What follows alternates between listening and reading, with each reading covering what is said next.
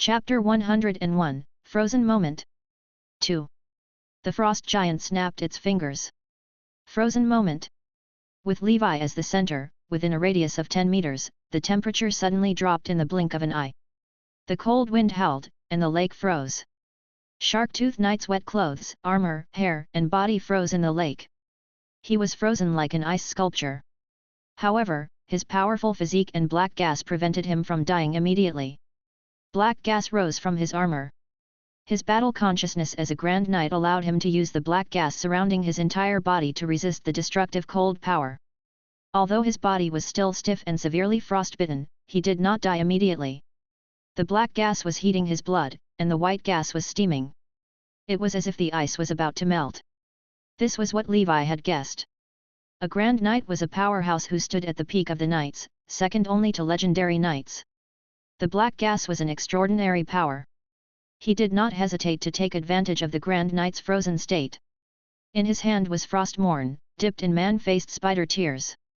Black snake seed, giant rhinoceros seed, siren seed, and the man-faced spider life seeds had given Levi strength and courage. Golden cross slash. Intermediate ripple. The perfect cross-shaped sword light was like the scythe of the Grim Reaper. Under the Grand Knight's shocked gaze, Levi arrived before him. Kaka. Levi had used all his strength to execute the intermediate ripple slash. It directly broke the iron helmet of the Grand Knight and pierced through it. Then, Frostmourne seemed to have stabbed into a thick fog, blocking Levi's attack. Levi did not panic. Instead, he released much of man-faced spider breath directly at the Grand Knight's face. The Grand Knight would surely breathe in the poison. Then, taking advantage of the final freezing time, Levi attacked with the Seal of Flames. Torrents of flames were blasted in front of his face.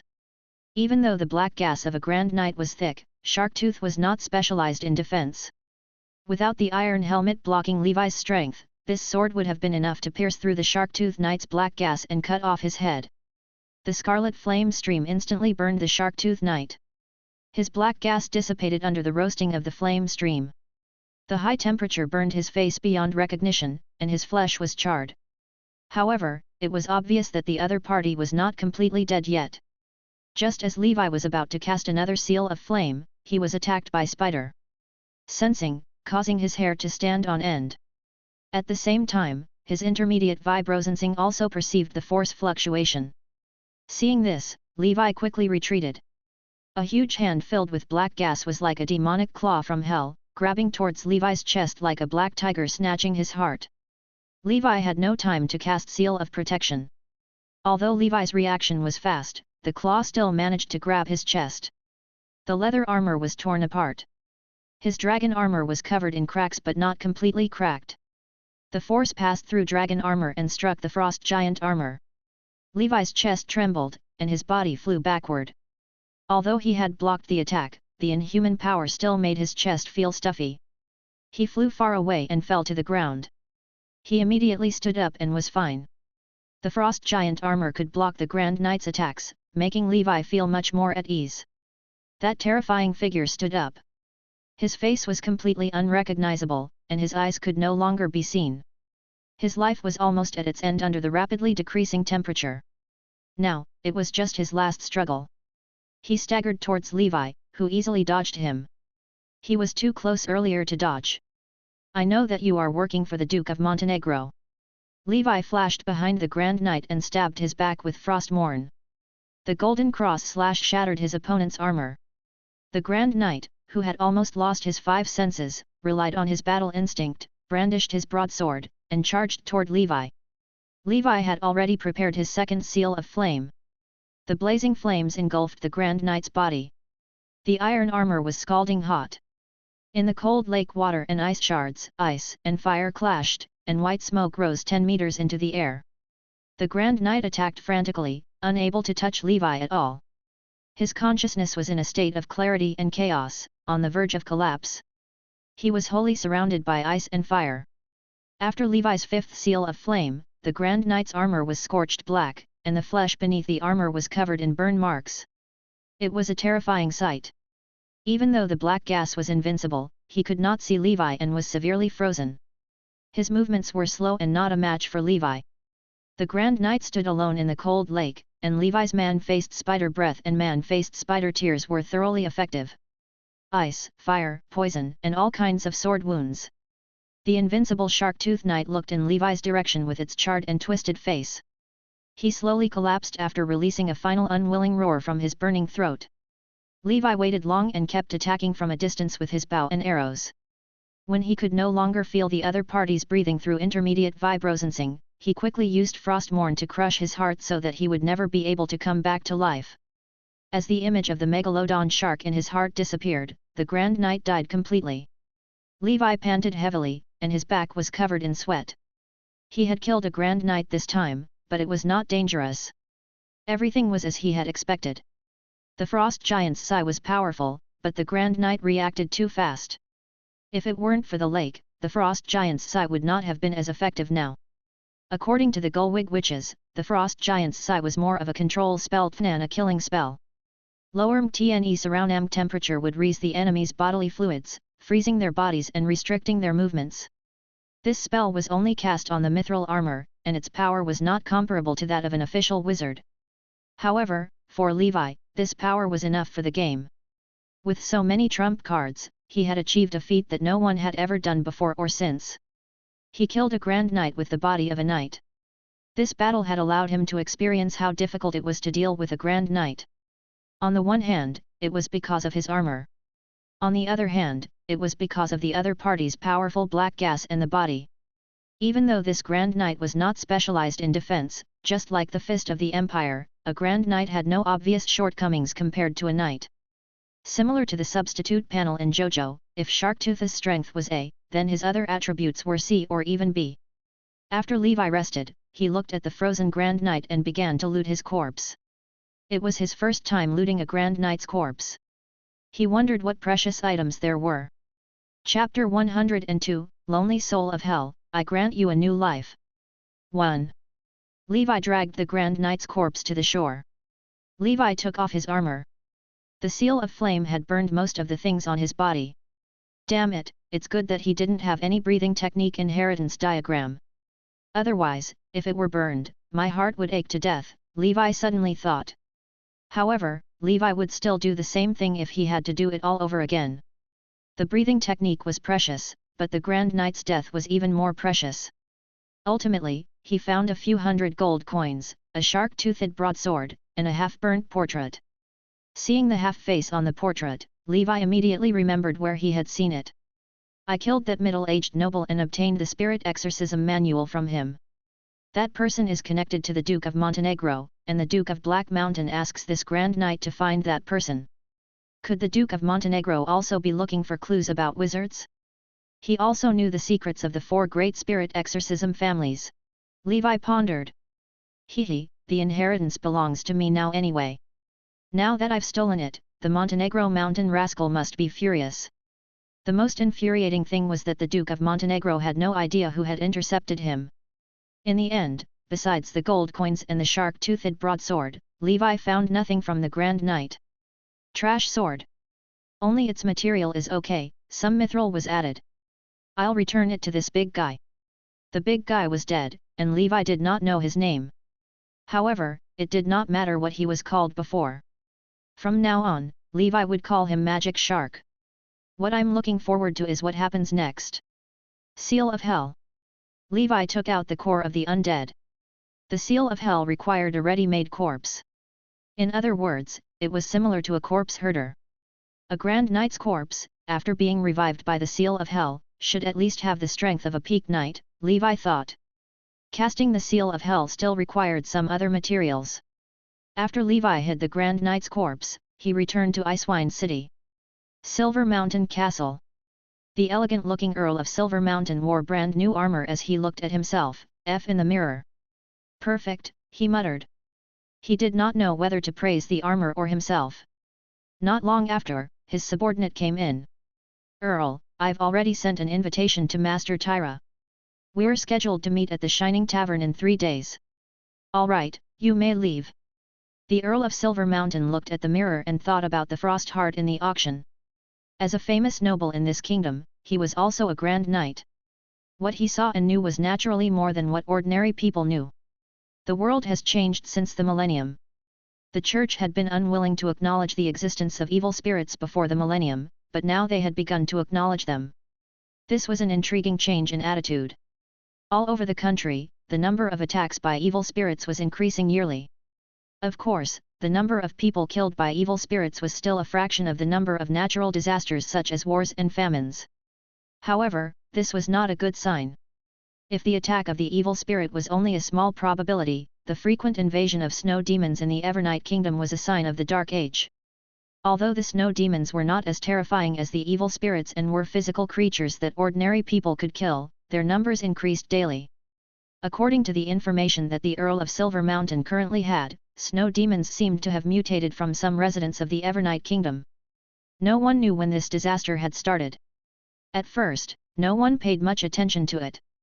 It was only when winter arrived that snow demons had already become a disaster. The entire Evernight Kingdom was in a mess because of these incredible undead creatures. The Snow Queen had often asked the neighboring Emerald Kingdom and Tuva Empire for help. Unfortunately, the Emerald Kingdom was old and timid. Its king sat on the dying throne and refused the Snow Queen's request. He wanted to spend his limited energy scheming against his nobles. The neighboring Tuva Empire was still in civil war since the rebellion at the end of last year. The Fist of the Empire had disappeared. Although the rebel army had temporarily occupied the Holy City, the passionate supporters of the Fist of the Empire were still fighting tenaciously. The two groups of people had spread the flames of war from the Holy City to the entire country. Therefore, no one helped the Snow Queen. However, the Earl of Silver Mountain, who had witnessed the terror of snow demons, knew that if the three countries near the extreme north could not unite now and eliminate snow demons in their infancy as soon as possible, this disaster would spread from the Evernight Kingdom to the Emerald Kingdom, the Tuva Empire, and even the entire 7 countries in the future. The closest kingdom was the Montenegro province, and the Icewind territory in the Montenegro province would be the first to be threatened. We have to do something. This rotten kingdom is too big to fall. It's like a millipede with its independent thoughts on each foot. Regardless of whether the kingdom took action, as a great noble in the north, he had to think for the sake of his thousands of subjects and the legacy of the Silver Mountain family. He knew that the Duke of Montenegro thought the same. The Earl of Silver Mountain had already accumulated a lot of mithril. Chapter 103, Lonely Soul of Hell, I grant you a new life. 2. He needed a truly skilled craftsman, like Master Tyra, to arm himself with an army fully equipped with the best mithril armor and weapons. Who would have thought that a tiny bit of mithril would be the key to fighting against undead creatures like snow demons? The Earl of Silver Mountain muttered to himself, waiting for the meeting with the Master 3 days later. In Icewind City, Levi quickly gathered all the materials from the Jade Chamber of Commerce and the Shining Tavern to cast the Seal of Hell. After confirming that no one was following him, he quickly returned to the small island of Heavenly Lake. Harris followed Levi and hovered in the sky, keeping watch for him. On the small island, the magic shark's corpse was already cold. However, the temperature was relatively cold, so it did not rot so quickly. This was especially so since the magic shark was a grand knight with an extremely powerful body. Preservatives, mercury. Levi counted the materials one by one. Before casting the Seal of Hell, the corpse must be embalmed first, filled with mercury, and wrapped up like mummification. After half a day, he was almost done. Levi took out the core of the undead. The blue mist, which resembled the soul fire in some undead skeletons' eyes in games, was beautiful. Levi had long since memorized the Seal of Hell's gestures. Soon, he finished forming the seals. At the same time, he muttered under his breath. He was using the Constantine family's special language to communicate with Hell. Lonely soul of Hell, I grant you a new life. Boom! Power came from the dark. The core of the undead slowly spun, emitting a dazzling blue light. Then, it drilled into the magic shark's head, which was beyond recognition due to the burns.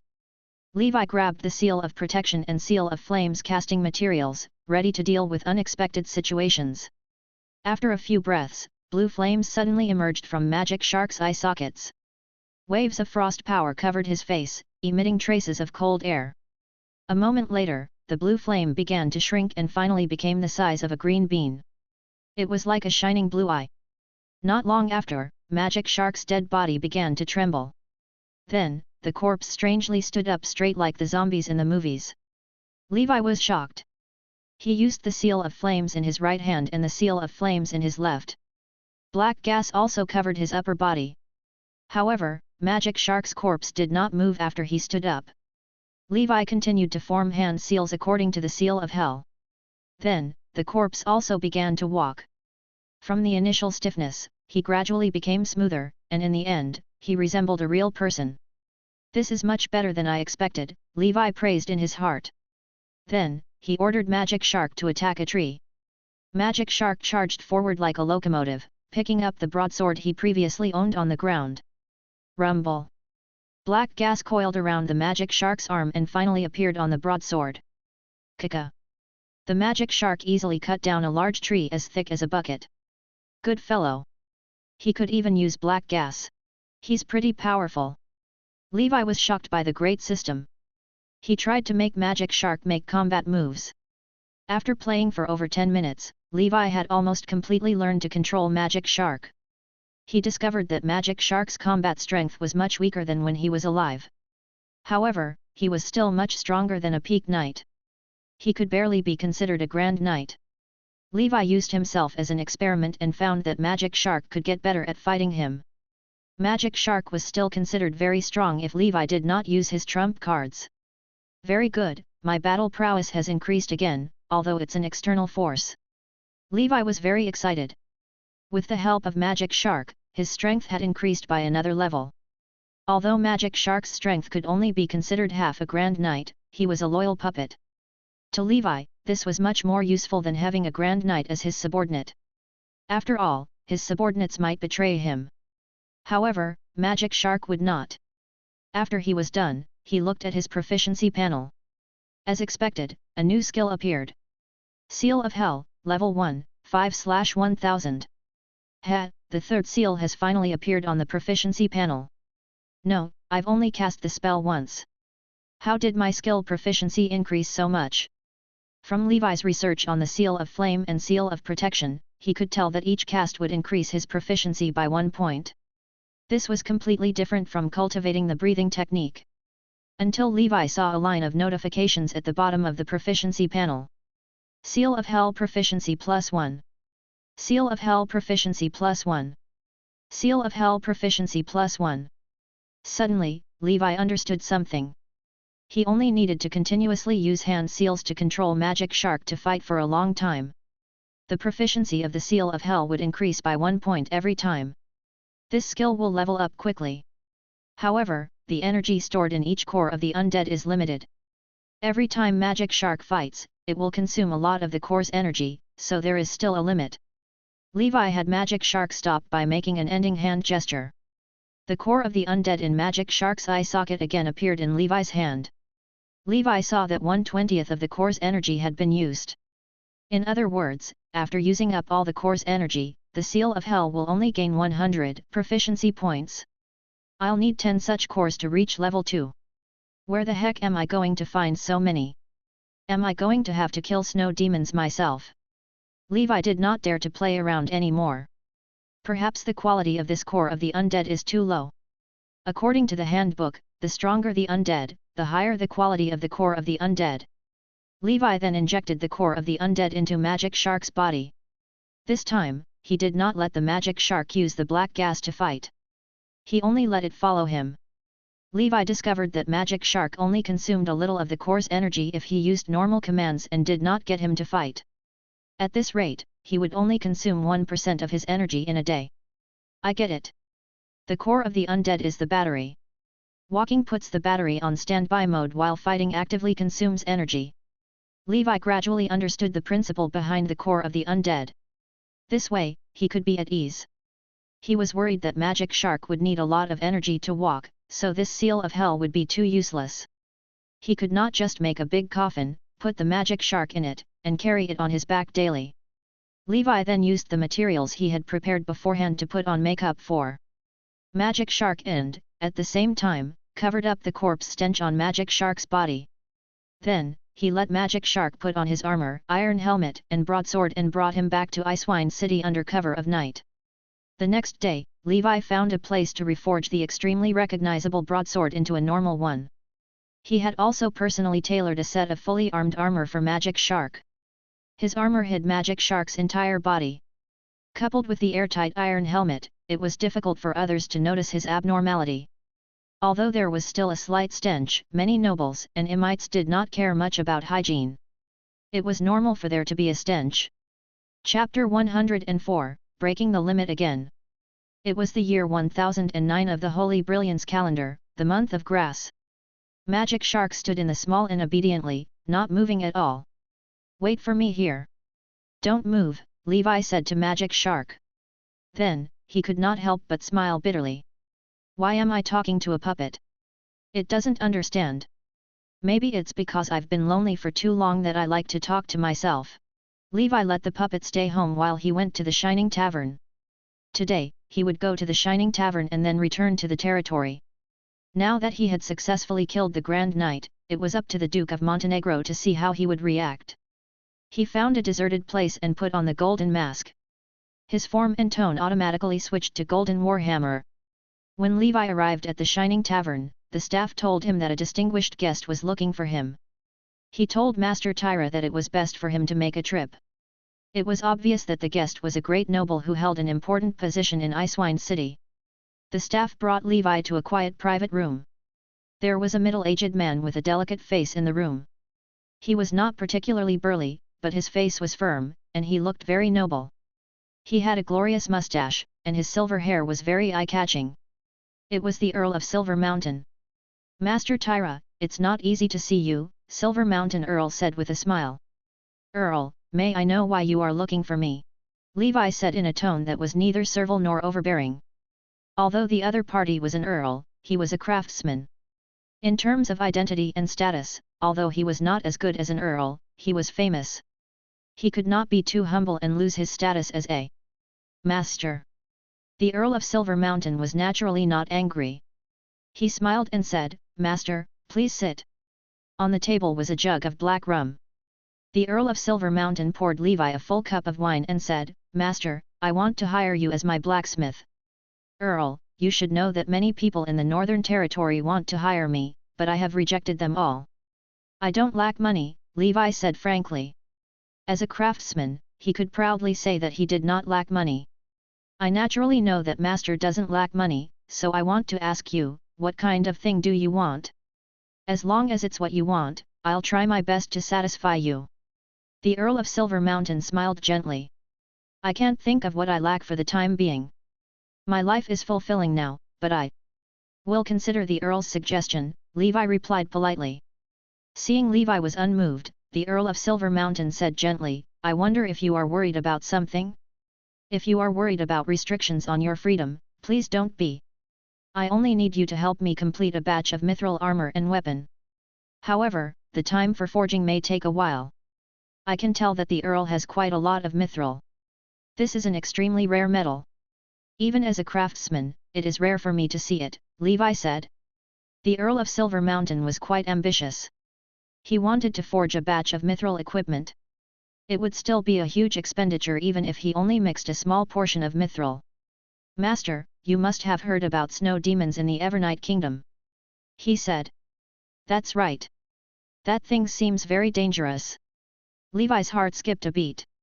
He did not know why the Earl of Silver Mountain told him this. The Earl of Silver Mountain asked solemnly, "Then does Master know that more than a dozen noble territories in Evernight Kingdom have been destroyed because of the snow demons?" "I don't." Levi was so engrossed in cultivation that he was already exhausted. He had no time to care about things like world peace. "To be honest with you, Master, I would like to forge this mithril equipment to prepare for the possible arrival of the Snow Demon Army. In the past winter, the Snow Demon Army displaced countless people. Unfortunately, many of the important figures in our kingdom have yet to realize the gravity of this matter. According to what I learned from the knight who fought against snow demons at the front line, undead creatures like snow demons are almost indestructible. These monsters are difficult to kill unless the frost heart in their bodies is completely shattered or removed. However, ordinary iron swords are inefficient and have limited damage to snow demons. So far, only one metal could cause considerable and efficient damage to snow demons, which is Mithril. Master, winter has arrived. Snow demons from the extreme north will wreak havoc in the kingdom's northern region sooner or later. The entire Montenegro province will be attacked at that time. Master, you are a respected craftsman, but you must gain the support of a respected noble. In the entire northern region, other than the Duke of Montenegro, you won't be able to find another greater support than me, the Silver Mountain Knight. The Earl of Silver Mountain looked at Levi with bright eyes. He was so confident and exuded a powerful aura. Levi had just killed Magic Shark, a Grand Knight, so he felt strongly that Silver Mountain's strength had surpassed Magic Shark's. Although there was no difference in the realm between Grand Knights, it did not mean that there was no difference in strength. At this stage, there was no difference in the realm, but there was a difference in breathing techniques, combat techniques, and personal talent. The Grand Knight with better breathing techniques, better equipment, better combat techniques, and more talent would naturally be stronger. Therefore, even though they were Grand Knights, the Fist of the Empire could still fight two Grand Knights simultaneously even though he was injured. He could suppress the military minister and Pale Shadow by himself. Although the Earl of Silver Mountain was not as powerful as the Fist of the Empire, he was one of the Northern Seven Flying Cavalry, a figure on the same level as his father. His strength was naturally extraordinary. Levi fell into deep thought. From what the Earl of Silver Mountain had said, there was a high chance this was true. Snow demons were indeed a problem that troubled the Evernight Kingdom. Moreover, Levi knew the origins of these snow demons better than Silver Mountain. It's the return of the Dark Wave. Levi recalled the opening paragraph of the Spirit Exorcism Manual, and his heart stirred. The world was getting more and more unstable. Whether it was the evil spirits or the snow demons, they were all cannon fodder in the foreplay of the Dark Wave's return. Sooner or later, more powerful beings would descend upon this world in the long process of the Dark Wave's return. At that time, the fragile human civilization, the Grand Knights that everyone was proud of, would be as fragile as paper. However, Levi was not worried about anything. After all, the return of the Dark Wave was marked by thousands of years. By then, if he did not embark on the path of a wizard and did not become a very successful wizard, there was a high chance that he would have died of old age. Therefore, it was useless to worry about that. However, the chaos of snow demons and the evil spirits were indeed problems that Levi had to face. Silver Mountain Knight was very powerful. It might be a good choice if he could build a relationship with him through forging. Thinking of this, Levi took a deep breath as if he was making a difficult decision. How about this, Earl? Please give me some time to consider, Levi said with a heavy tone. Very well, I look forward to Master's reply. You are also welcome to visit my residence at any time. After the Earl of Silver Mountain finished speaking, he left elegantly. The Earl of Silver Mountain believed that no one was not afraid of death. Although the master did not lack money and seemed to have a certain level of strength, wanting to protect himself in front of the upcoming snow demon calamity was still very difficult. Even the Earl of Silver Mountain came personally. Master Tyra, you're something. Levi looked at the disappearing figure of the Earl of Silver Mountain and mocked himself. From the information he had gathered, the Earl of Silver Mountain seemed to be a good person. He had a good reputation among the nobles and even the commoners. However, Levi had his territory and naturally did not want to be employed by others. It was uncomfortable to live under someone else's roof. However, the Earl of Silver Mountain's words had indeed moved Levi. I didn't expect mithril to be useful. I guess many nobles know about it. Mithril has recently become increasingly difficult to buy in the northern region. Levi's heart skipped a beat. However, I have a full set of frost giant armor forged from mithril. I should be able to protect myself against snow demons. My Frostmourne is also a mithril sword that can cause damage to snow demons. Levi was not too nervous. If the snow demon calamity swept the northern territory, he would pack up and run away, and the Blackwater Valley could only be abandoned. To put it bluntly, the Blackwater Valley was just an asset. As far as Levi could, he would protect his property. However, if his life were threatened, he had to break it off. As for the conditions of cooperation with the Earl of Silver Mountain, I still have to think about it. I can't rush it. After walking around the Shining Tavern, Levi did not find what he wanted. He returned to the tavern and brought Magic Shark back to Blackwater Valley. To prevent Magic Shark from scaring others, he let him stay in the shelter. After all, his valuables were all in the shelter. It was most important to guard this place. In conclusion, this trip to Icewine City yielded many gains. He earned over 1,000 gold coins and received a few large orders. The most important thing was that he had obtained the core of the undead and created Magic Shark, a puppet monster that could barely be considered a grand knight. Right. He also obtained a breathing technique. Levi took out the breathing technique, the red pig breathing technique. On the inheritance diagram, a huge blood-red pig was lying on the red soil like a small mountain, enjoying the worship of 20 small people. One of the worst of the shallow breathing techniques. Better than nothing, Levi commented. He used a few days to master this breathing technique. The secret medicine for this breathing technique was the simplest secret medicine that Levi had ever seen, wild hormeat. Many of them were in the Montenegro mountain range, and they often went down the mountain to destroy cultivated lands. Levi accumulated a lot after killing them. With the help of the secret medicine, a month later, during the month of flowers in the year 1009 of the Holy Brilliance calendar, Levi quickly pushed this breathing technique to its maximum 4th level. At Levi's heart, the giant rhinoceros used its horn to stab the red boar that had just appeared to die. The horn was like a straw, swallowing the red boar. The spiritual energy and physical strength consumed by this fusion were not much for Levi. After resting, he opened the proficiency panel. The progress of the giant rhinoceros seed's breakthrough had also increased from 2/3 to 3/3. It had successfully broken through the limit. Giant Rhinoceros Breathing Technique, Level 5, 1/30,000, Special Effect. Intermediate Strength. Very good. Next, it's Level 6. Levi was in a good mood.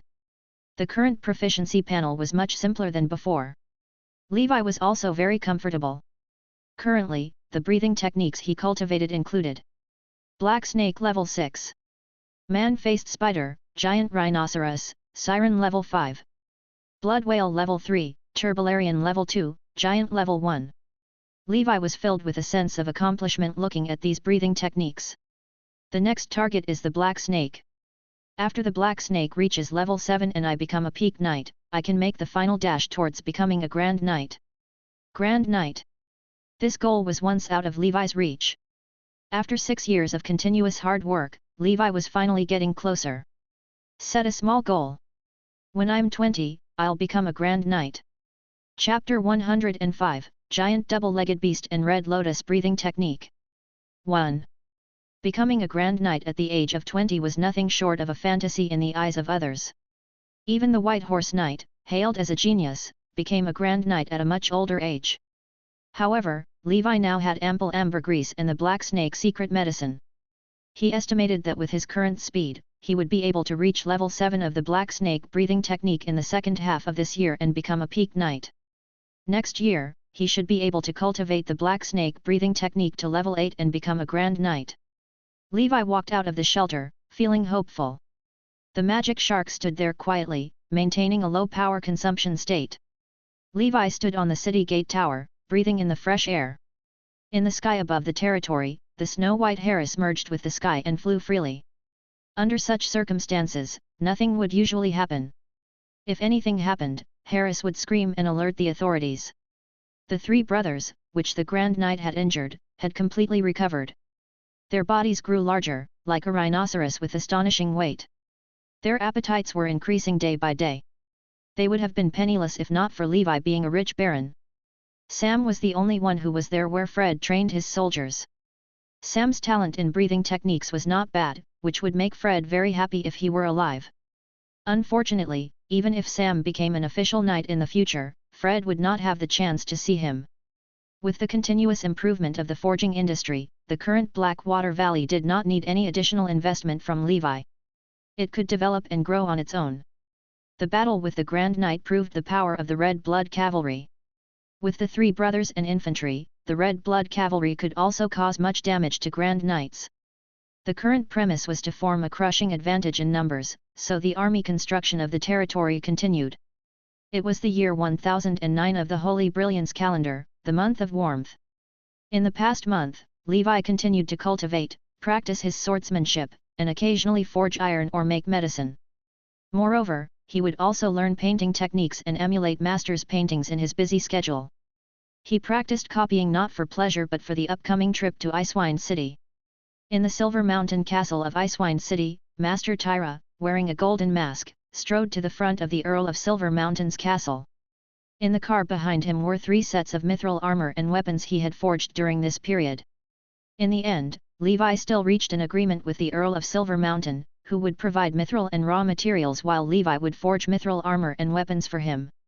The volume was 3 sets per month, which was the limit of an ordinary blacksmith. Of course, the truth was that Levi had finished forging in 5 days. Meanwhile, the Earl of Silver Mountain would provide a fee of 300 gold coins for each set of custom-made equipment. 100 sets of custom-made equipment would be required across 3 years. 300 gold coins were the discounted price Levi gave the Earl of Silver Mountain. After all, it was a large order, and the Earl of Silver Mountain provided all the materials. It was not good to ask for too much. In return for Levi's preferential treatment, the Earl of Silver Mountain had to give Levi the blueprints of the bloodline breathing technique inheritance diagrams he had collected.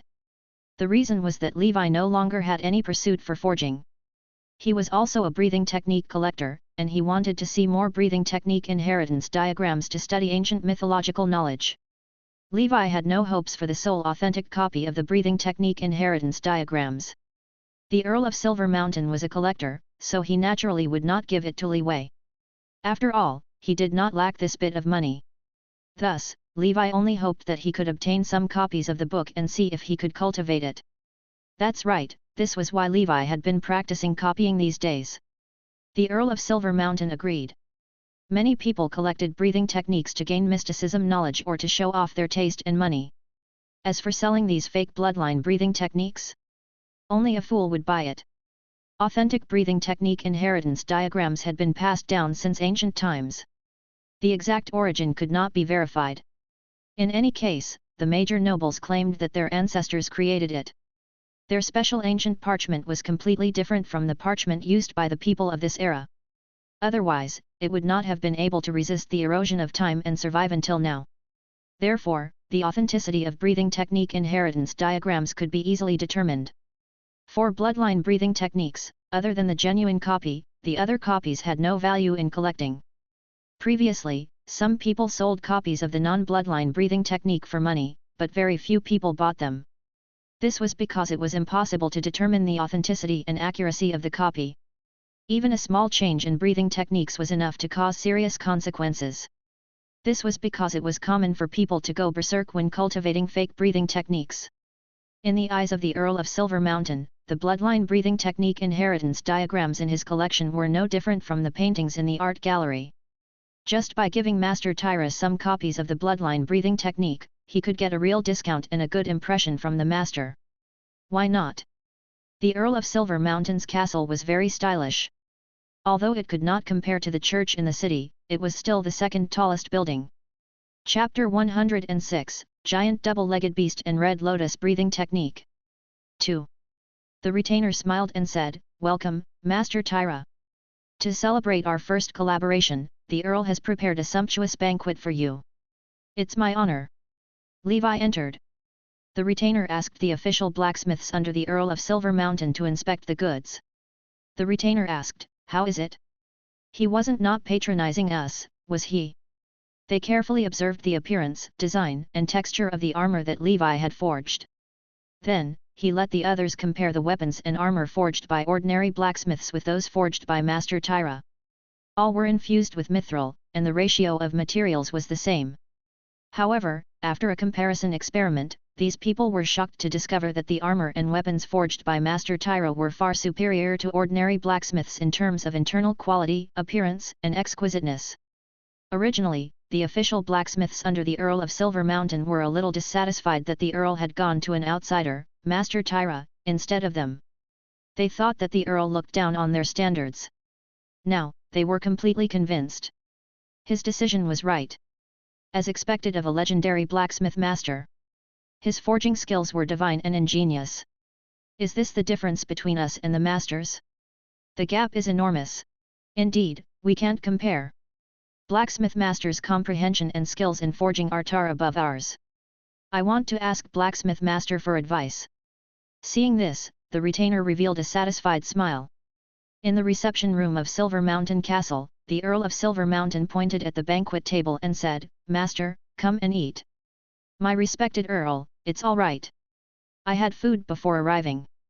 "I am very full," Levi said helplessly. The Earl of Silver Mountain stood up and smiled. "All right, then, Master, follow me. I'll let you see my great collection." Levi followed him through a long corridor before arriving at a large round hall. There were many breathing technique inheritance diagrams on the walls in exquisite frames, like oil paintings hanging on the walls. Levi was very excited. He looked at the breathing technique inheritance diagrams. This was heaven for him. Sensing Levi's excitement, the Earl of Silver Mountain was quite pleased. To be able to make a blacksmith master so excited, it seemed that his collection was quite good. "Master, I, Silver Mountain, have collected 22 breathing technique inheritance diagrams." The Earl of Silver Mountain asked with a smile as if he was communicating with his peers, "I wonder how many sets Master has in his collection." "Me? I only have a few pieces. I just started this line of work, so it can't be compared to the Earl's collection," Levi said helplessly. "Damn it, if only I had a camera. I could take pictures of these inheritance diagrams individually and bring them back to cultivate. There's no need to copy them at all." Levi's heart skipped a beat. Bloodline breathing techniques, which others regarded as useless and could only keep as a collection, was Levi's most precious treasure. The Earl of Silver Mountain smiled and said, "Master, the 17 breathing techniques displayed outside are shallow bloodline breathing techniques. They're not worth mentioning. Let me show you something good." The Earl of Silver Mountain finally met a breathing technique collector who shared his hobby. He wanted to show off, so he gently pressed a button and brought Levi to the hall's center. Then, a stone platform slowly rose. There were a total of 5 breathing technique inheritance diagrams on it. Of these 5 breathing technique inheritance diagrams, 4 are of excellent quality, and 1 is of perfect quality. They belong to the 5 great families no weaker than our Silver Mountain family in history. The Earl of Silver Mountain sighed, "Time has passed, and the world has changed. Now, these families have long disappeared into the dust of history. The majority of the nobles in this world valued family inheritance more." Levi's thoughts were a minority. Levi looked at the perfect grade breathing technique and saw a 2-legged beast breathing flames on it, enjoying the worship of hundreds of small people. Good heavens, there were more than 100 tiny figures. Was this a perfect grade breathing technique? It was indeed extraordinary. "This is the Red Lotus breathing technique, the best one I have in my collection. The bloodline breathing technique of the Red Lotus family, who perished 600 years ago. Their family produced many legendary Grand Knights, including the Red Lotus Knight. Unfortunately, the Grand Knight had only appeared briefly before disappearing. If the Red Lotus Knight had successfully advanced to the legendary level, then the Red Lotus breathing technique would no longer be of perfect quality but legendary. In other words, one who was a legendary knight achieved the legendary breathing technique, not vice versa. There was no essential difference between a perfect and legendary grade breathing technique. Master Tyra, you might not know this, but my Silver Mountain family's bloodline breathing technique is also of excellent grade. If one day I become legendary, then my Silver Mountain family will be legendary. Therefore, I sincerely invite you to join our Silver Mountain Castle. Only a legendary family can support such an outstanding legendary blacksmith master like you. If Master is willing to join me, I will give you 1 or 2 excellent breathing techniques here." The Silver Mountain Knight exuded a powerful aura, like a proud and confident silver beast. Li Wei was slightly stunned. This Silver Mountain Knight was not just a simple earl. He did not expect that the Silver Mountain family's breathing technique was actually at the perfect grade. This was even more advanced than his Black Snake family's breathing technique. As far as Levi knew, only the Duke of Montenegro's family's breathing technique was perfect among the Northern 7 Flying Cavalry. From the looks of it, there was another, the Earl of Silver Mountain. "Dear Earl, I appreciate your kindness. However, although I am only a blacksmith master, I do not like to depend on others. I have always believed that heroes create families, not that families create heroes," Levi said. This stunned the Earl of Silver Mountain, then he smiled and said, "All right, it seems that Master's ambition isn't here, so I won't force it." The Earl of Silver Mountain put down the display with the 5 breathing techniques. In his deal with Levi, he only asked Levi to copy the shallow bloodline breathing technique inheritance diagrams, not including these 5. The Earl's collection is really rich. I might need a lot of time to finish copying these diagrams, Levi praised. The Earl of Silver Mountain said politely, although these breathing techniques are useless, I have spent a lot of effort collecting them. As long as they do not destroy my authentic collection, Master, you may copy them without worry. I will ask the servants to bring you food if you are hungry. If you are sleepy, there are also many rooms in the castle for you to sleep in. Thank you, Earl. Accompanied by the Silver Mountain Knight, Levi looked at the other 17 breathing techniques. Most were strength and speed type breathing techniques, and a small portion was physique and defense. However, there was no perception type breathing technique like the man-faced spider breathing technique. From this, one could infer its uniqueness. After admiring the diagrams, Levi took out the drawing board, parchment and pen he had prepared beforehand. He sat on the ground and began to draw under the Silver Mountain Knight's gaze. Initially, Levi wanted to find a random painter in Icewind City. Only after he witnessed the painter's level did he decide to do it himself to prevent himself from going insane from cultivating fake breathing techniques. He was confident in himself since he had personally come to do this. With a thought, the proficiency panel appeared in Levi's mind. Besides forging, pharmacy and beast-taming lifestyle skills, there was a new lifestyle skill. Emulation, Level 2, 1/5000. Previously, Levi had practiced copying at home and had already reached the second stage of this skill. Chapter 107, Level 7 Black Snake. 1. Emulation refers to copying calligraphy and paintings from the original. Breathing technique inheritance diagrams were essentially unique paintings. However, they were rather complicated paintings. Not only did one have to draw the lifelike ancient beast, but most importantly, one had to copy every posture, movement and rhythm of the small people around the beast. This was the key to cultivating breathing techniques in the future. Levi was unsure if he could cultivate the breathing technique inheritance diagrams he had copied. Up until now, all the breathing techniques he had cultivated were authentic copies of the breathing technique inheritance diagrams. He had never cultivated a counterfeit before. Everyone had a common rule: one must cultivate authentic breathing techniques and not fake ones or be taught by others. Breathing techniques were different from combat techniques. If one learned a combat technique wrongly, it would be nothing more than taking a detour and going in the opposite direction, not being able to unleash the power of the combat technique. If he learned the wrong breathing technique, it would be a light punishment. Levi's attempt was bold. Collecting breathing techniques through conventional means was too slow. In the future, whether it was the black snake breathing technique or other types of breathing techniques, he would need many shallow breathing techniques to break through the limit. Only then would he be able to continuously deduce and break through the limit, evolving it to the highest realm. After he learned that the Earl of Silver Mountain was a breathing technique collector, Levi agreed to cooperate with him. However, he made some changes to the terms of cooperation. From becoming the retainer of the Earl of Silver Mountain and working in the Silver Mountain Castle, Levi now only needed to deliver goods to the Earl every month. Put bluntly, Levi would work with him but not under him. In this life, Levi would never go to work. Most importantly, Levi did not dare to cultivate in someone else's territory. After a long time, finding clues and flaws would be easy, especially when Levi was using the alias of Master Tyra. The perception of a Grand Knight was not something ordinary people could compare to. Levi could sense that the Earl of Silver Mountain should be able to see through his strength, but he was discreet and did not care about this. Levi began to copy. He wanted to finish it as soon as possible and return to cultivate. As long as there were no problems with copying the breathing techniques, it would be much easier for Levi to cultivate in the future.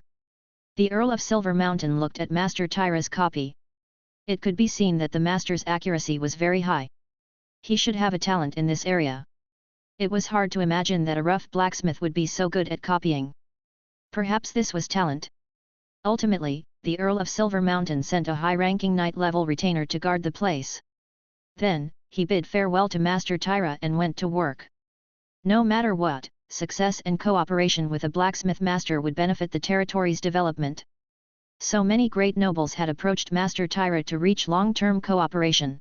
He had all rejected them. He was the only one who had reached long-term cooperation with Master Tyra. It could be seen that the blacksmith master did not lack money and was only interested in the breathing technique inheritance diagrams. This made the Earl of Silver Mountain feel quite proud. His hobby of collecting breathing technique inheritance diagrams was useful. The Earl of Silver Mountain had finally left? I won't pretend any more. In the collection room, only the knight watched him from afar. He quickly replied on the proficiency panel and began the boring copying. Emulation proficiency plus 67. Emulation proficiency plus 54. The copying took more than half a month. Levi stayed in Icewine City to emulate the diagrams. During the day, he would be thick-skinned and copied in Silver Mountain Castle. Apart from copying, he would also take the initiative to give pointers to the official blacksmiths in Silver Mountain Castle. With Levi's skill as a blacksmith master, they felt thoroughly enlightened under Levi's guidance. They were also very respectful towards Levi. At night, Levi would return to his hotel in Icewine City and continue his cultivation. The Earl of Silver Mountain was very pleased to see Master Tyra's careful guidance to the blacksmiths in his territory. Therefore, he did not say anything about Levi's shamelessness. After all, copying would not cause him any losses. Most of the time, the Earl of Silver Mountain was busy and had long forgotten about Master Tyra. After all, he was an earl, a big shot. Many things were happening in his territory and the circle of nobles. He was different from a small baron like Levi. Just like that, Levi's emulation lifestyle skill reached its limit. In the end, Levi, with dark circles under his golden mask, looked at the extreme copy skill and revealed a confident and gratified smile. There's nothing that can't be done. If there's anything, you haven't done enough. Emulation, Level 3, Maximum, Special Effect, Fake or Genuine. Fake or genuine, your emulation skills have peaked. There is no difference between the fake and the original. There was a big difference in the work's material, texture, and color, but no noticeable differences in the content and lines. Levi felt that it should not affect his cultivation. Now I can copy it without worry. Next, I'll show you what copying and pasting manually means. Chapter 108, Level 7 Black Snake. 2. Levi looked at the 17 breathing technique inheritance diagrams and began to copy them. The first breathing technique was the rock dragon breathing technique. It was a shallow bloodline breathing technique that focused on defense. The rock dragon was an ancient giant beast similar to a giant lizard. The only thing that was related to the legendary giant dragon was that it had scales. There were only 16 small human patterns on it. Levi used an hour to finish copying. The second breathing technique, wind cat breathing technique, was a bloodline breathing technique focused on speed. There were 20 small figures on it, and it took him an hour and a half to copy. In the end, Levi finished copying all 17 breathing techniques within a few days. He finally left Silver Mountain Castle with satisfaction. This month's weapon and equipment forging work had been delayed because of Levi's copying. Levi promised the Earl of Silver Mountain that he would gradually make up for it in the next few months, so Silver Mountain Earl did not say anything. Levi, who had succeeded, returned to the Blackwater Valley after bidding farewell to the Earl of Silver Mountain. I'm exhausted. After Levi returned to the shelter, he lay on his bed, exhausted. Although it was only a life skill, pushing a special effect to the limit within a month was difficult. After all, copying a painting requires a lot of time.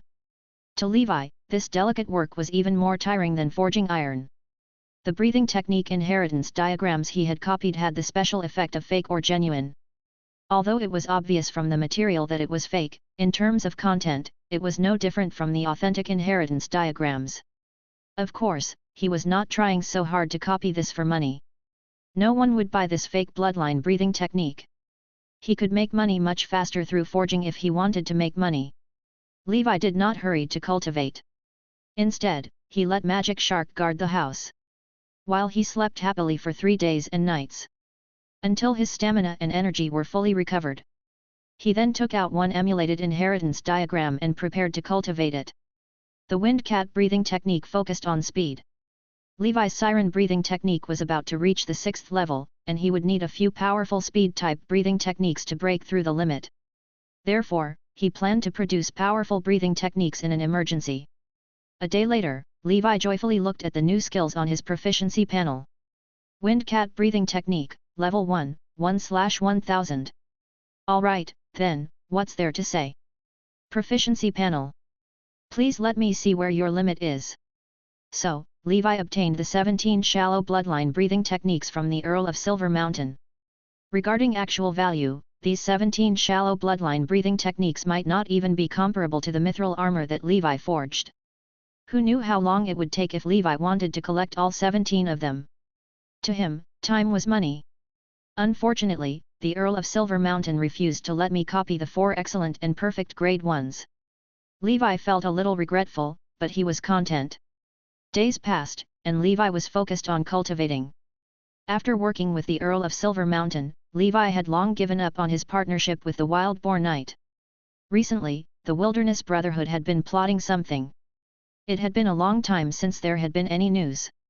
If not for fulfilling his promise to Little Milan, Levi could not be bothered to settle the score with the Wild Boar Knight. With his current strength, dealing with the Wild Boar Knight was like bullying a kindergarten child. He did not feel any sense of accomplishment. Besides, Blackwater Valley was developing so fast that it did not matter if there was an official blacksmith like Old Toby in the territory. However, he still had to take revenge. It's not about profit, it's about understanding. Besides, he had promised little Toby he would bring his father back, and Levi had to keep his promise. It was not as if Levi did not have the strength to do so. However, after Levi asked his subordinates to investigate, they found that the Wild Boar Gang's base that Fred had mentioned had been abandoned. There seemed to be traces of a battle at the scene. The most painful thing in the world was when he wanted revenge, only to find out that his enemy had disappeared. Levi helplessly retracted the idea of vengeance. Levi picked up a tattered piece of parchment and added a note. The note said, "Wait a little longer." On this parchment, other than Wild Boar Knight, there were also names of some people who had offended Levi in the past. This was to prevent himself from being too busy and forgetting about taking vengeance. Levi had specially listed out the revenge list. This was to constantly remind himself not to forget his past humiliation and work hard to gain experience. The first person on the list was the Duke of Montenegro, whom Levi marked undefeatable for now. The second and the third were the Earl of Blood and the Earl of Siler Silk, respectively. Levi marked them with the same note as the Duke of Montenegro. There was also the Bird of Death's Voice, Priest Abraham, etc. In short, anyone recorded in this book by Levi was not an ordinary person. As the days passed, Levi gradually became stronger. It was the harvest period again in the month of harvest of the year 1009 of the Holy Brilliance calendar. The serfs in the territory were carrying out the autumn harvest work. This year was another bumper harvest year. However, Levi knew such a good year might not last long, given the cold wave gradually moving south and the undead snow demon creatures in the cold wind. They could easily destroy everything that seemed beautiful. If these problems could not be solved, his territory would be gone. At that time, Levi would have to save himself. Of course, it would take some time for these problems to reach the Blackwater Valley. Moreover, with the Evernight Kingdom and the great nobles in the north handling them, the Blackwater Valley would not have to deal with them for the time being. In the past few months, Levi had pushed himself to the limits of 3 speed-type breathing techniques. They were the Wind Cat breathing technique, the Moon Rabbit breathing technique, and the Flying Snake breathing technique, whose maximum limits were level 4, and level 5, respectively. Now that he had cultivated these shallow breathing techniques to their limit, it was difficult for Levi to feel any sense of accomplishment. It was just like a max-level account abusing noobs in a novice village. It was boring. After the wheat harvest was completed and before the month of the northern wind, Levi's siren breathing technique and giant rhinoceros breathing technique were both at the peak of level 6. Siren breathing technique, level 6, maximum, breakthrough available, current progress 0/4, special effect, advanced speed. Giant rhinoceros breathing technique, level 6, maximum. The effects of Levi's 3-speed type breathing techniques were displayed at this moment. However, Levi was not in a hurry to break the limit of the siren breathing technique. His black snake breathing technique had not reached level 7 yet. What if the siren breathing technique fought with the black snake after reaching level 6? Levi wanted the black snake breathing technique to suppress the other breathing techniques to a certain level before breaking through. Accompanied by Magic Shark, Levi cultivated for another month. The north wind howled, and the cold arrived as expected. Levi's Black Snake breathing technique had successfully broken through to level 7. Black Snake breathing technique, level 7, 1/50,000, special effect, top tier defense. Level 7 is top tier defense? Then what should we call it? Levi was curious. Levi came out of his cultivation state. At his heart, the black snake seed grew more potent. Levi could even feel that on its surface, there seemed to be scales that were beginning to appear. This was a sign that the life seed had reached a very high level. Black gas much larger than before surged out continuously within the black snake seed. Levi's upper body, including his waist, which was previously unprotected, was covered in black gas.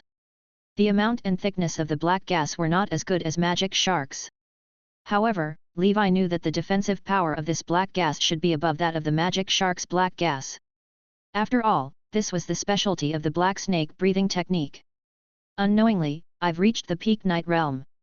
I'm only 50,000 proficiency points away from becoming a Grand Knight. Chapter 109, Advanced Waves. 1. Peak Knight. In the entire kingdom, it was an extremely rare existence.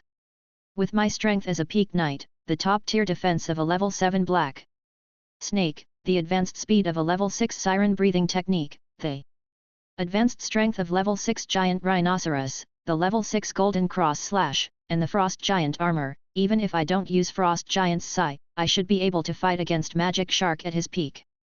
Of course, this was only Levi's assumption. He would use frost giant's sai in actual combat. He would be a fool not to use a spell. Other than the 7th level of the black snake breathing technique during this period, the other 3 were still in the same state. The golden cross slash that Knight Fred had taught him had reached level 6, and the intermediate ripple had become advanced waves. Next up was the most difficult skill, revolving force. Levi was not in a hurry. The intermediate ripple alone, coupled with mithril-fused frostmorn, could achieve the effect of cutting through iron. The advanced waves could even cut through iron like mud.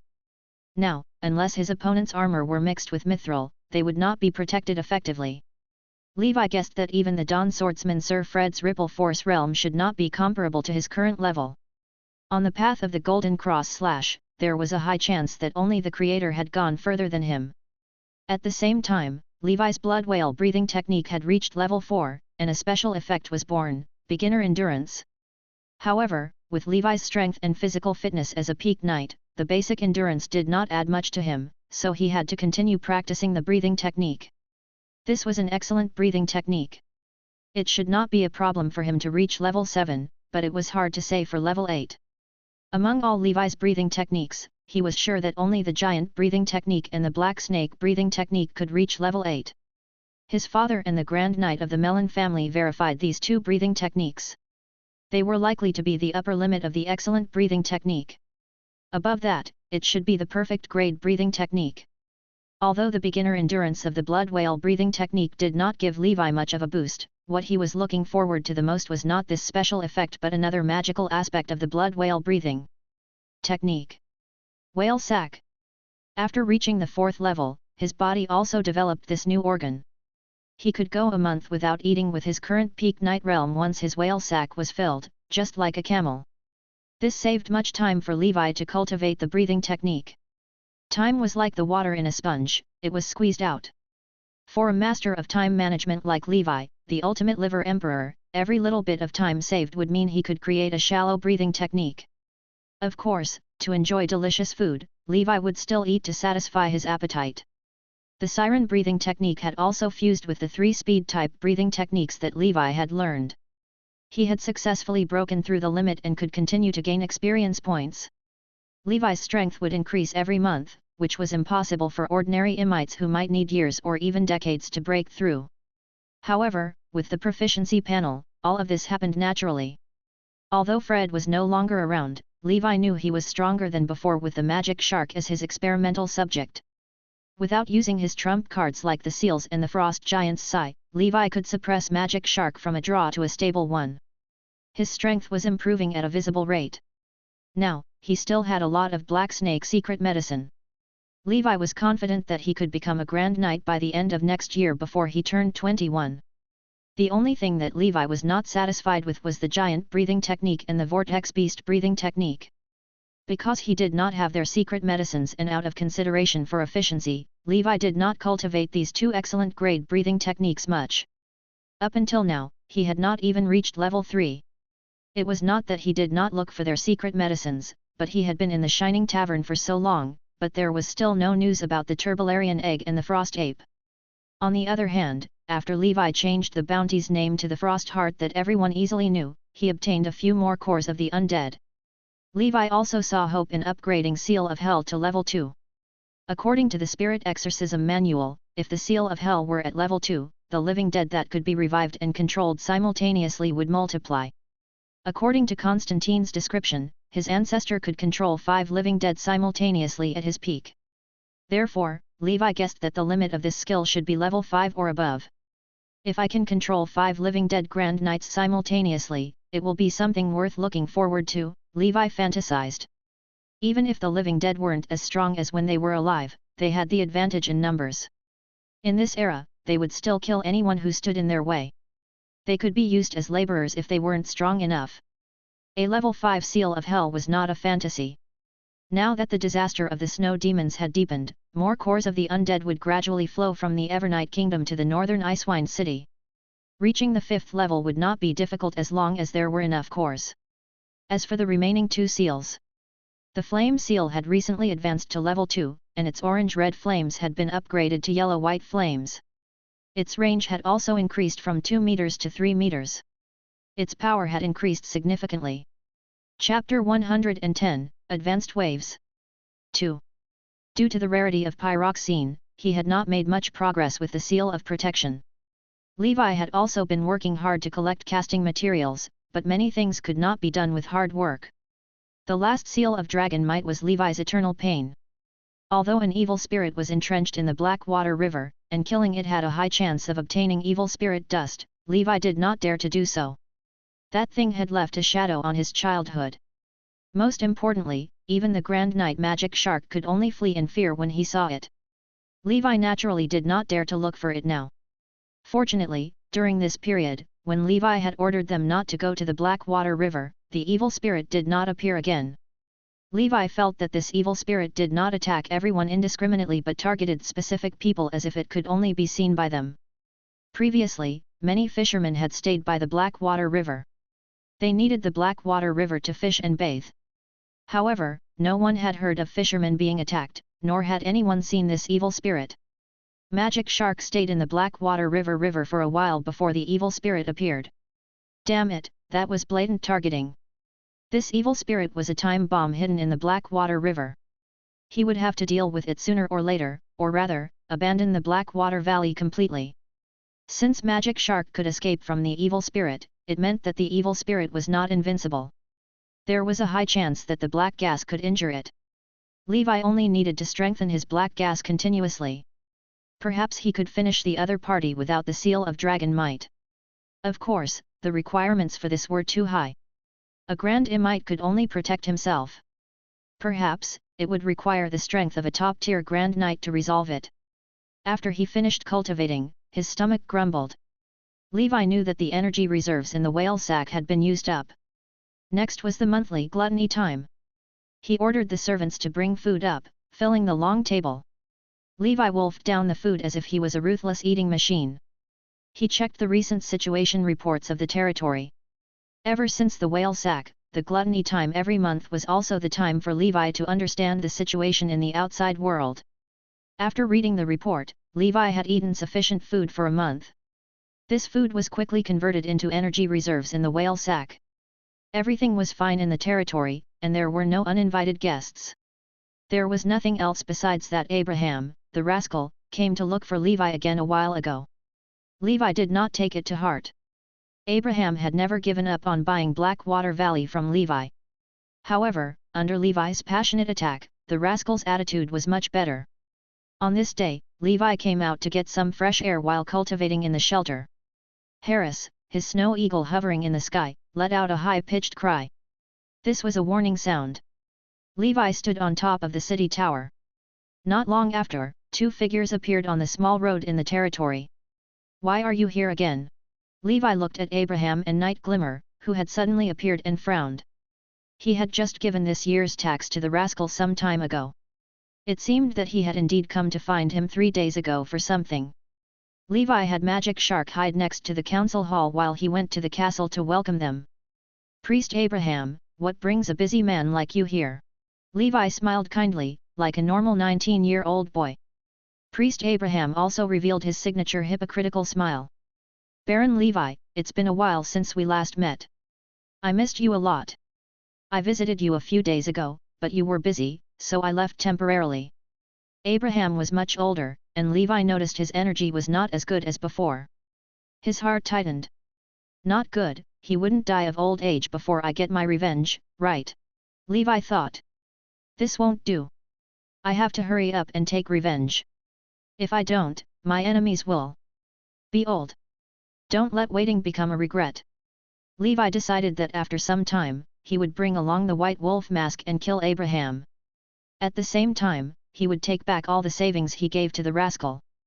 "Baron Levi, thank you for your selfless help to the church and me during this period. Oh, Heavenly Father, having such a kind noble like you is the kingdom's pride.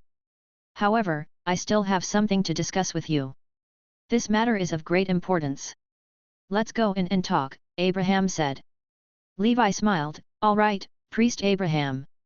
Night Glimmer stood beside Abraham in the meeting hall, his head held high and his chest puffing out.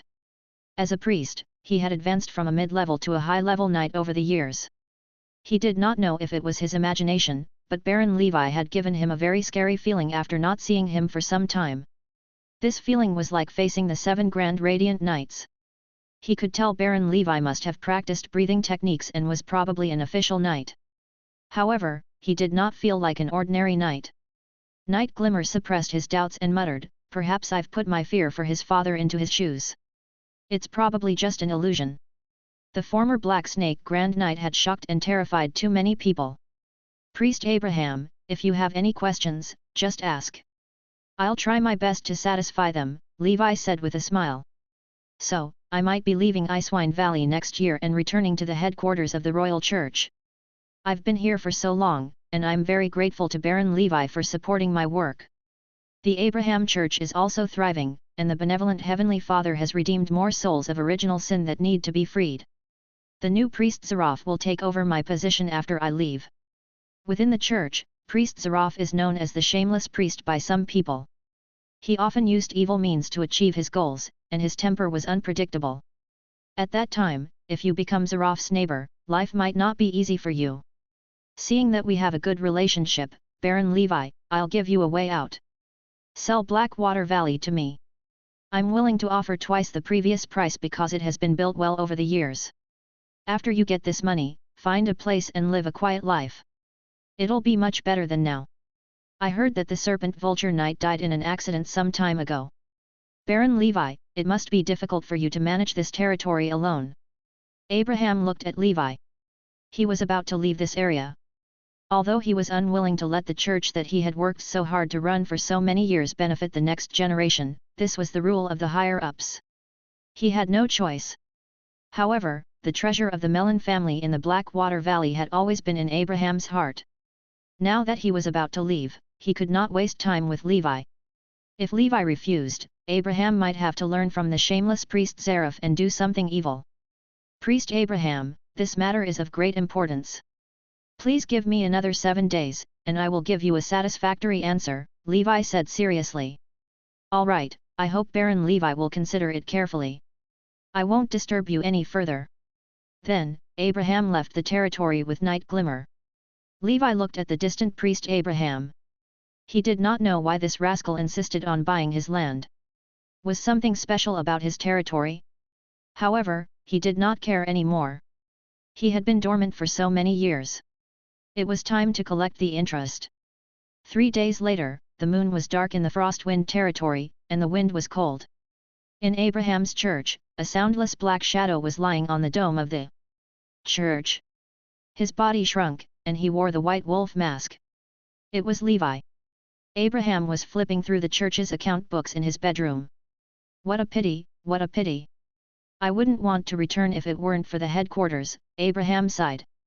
"But as long as we can find the Melon family's treasure before Zaraf arrives, it will be fine," he muttered. This was a secret that belonged to him alone. It was also why he was so obsessed with Blackwater Valley. A figure appeared behind Abraham, silent. He was holding Night Glimmer's head in his hand.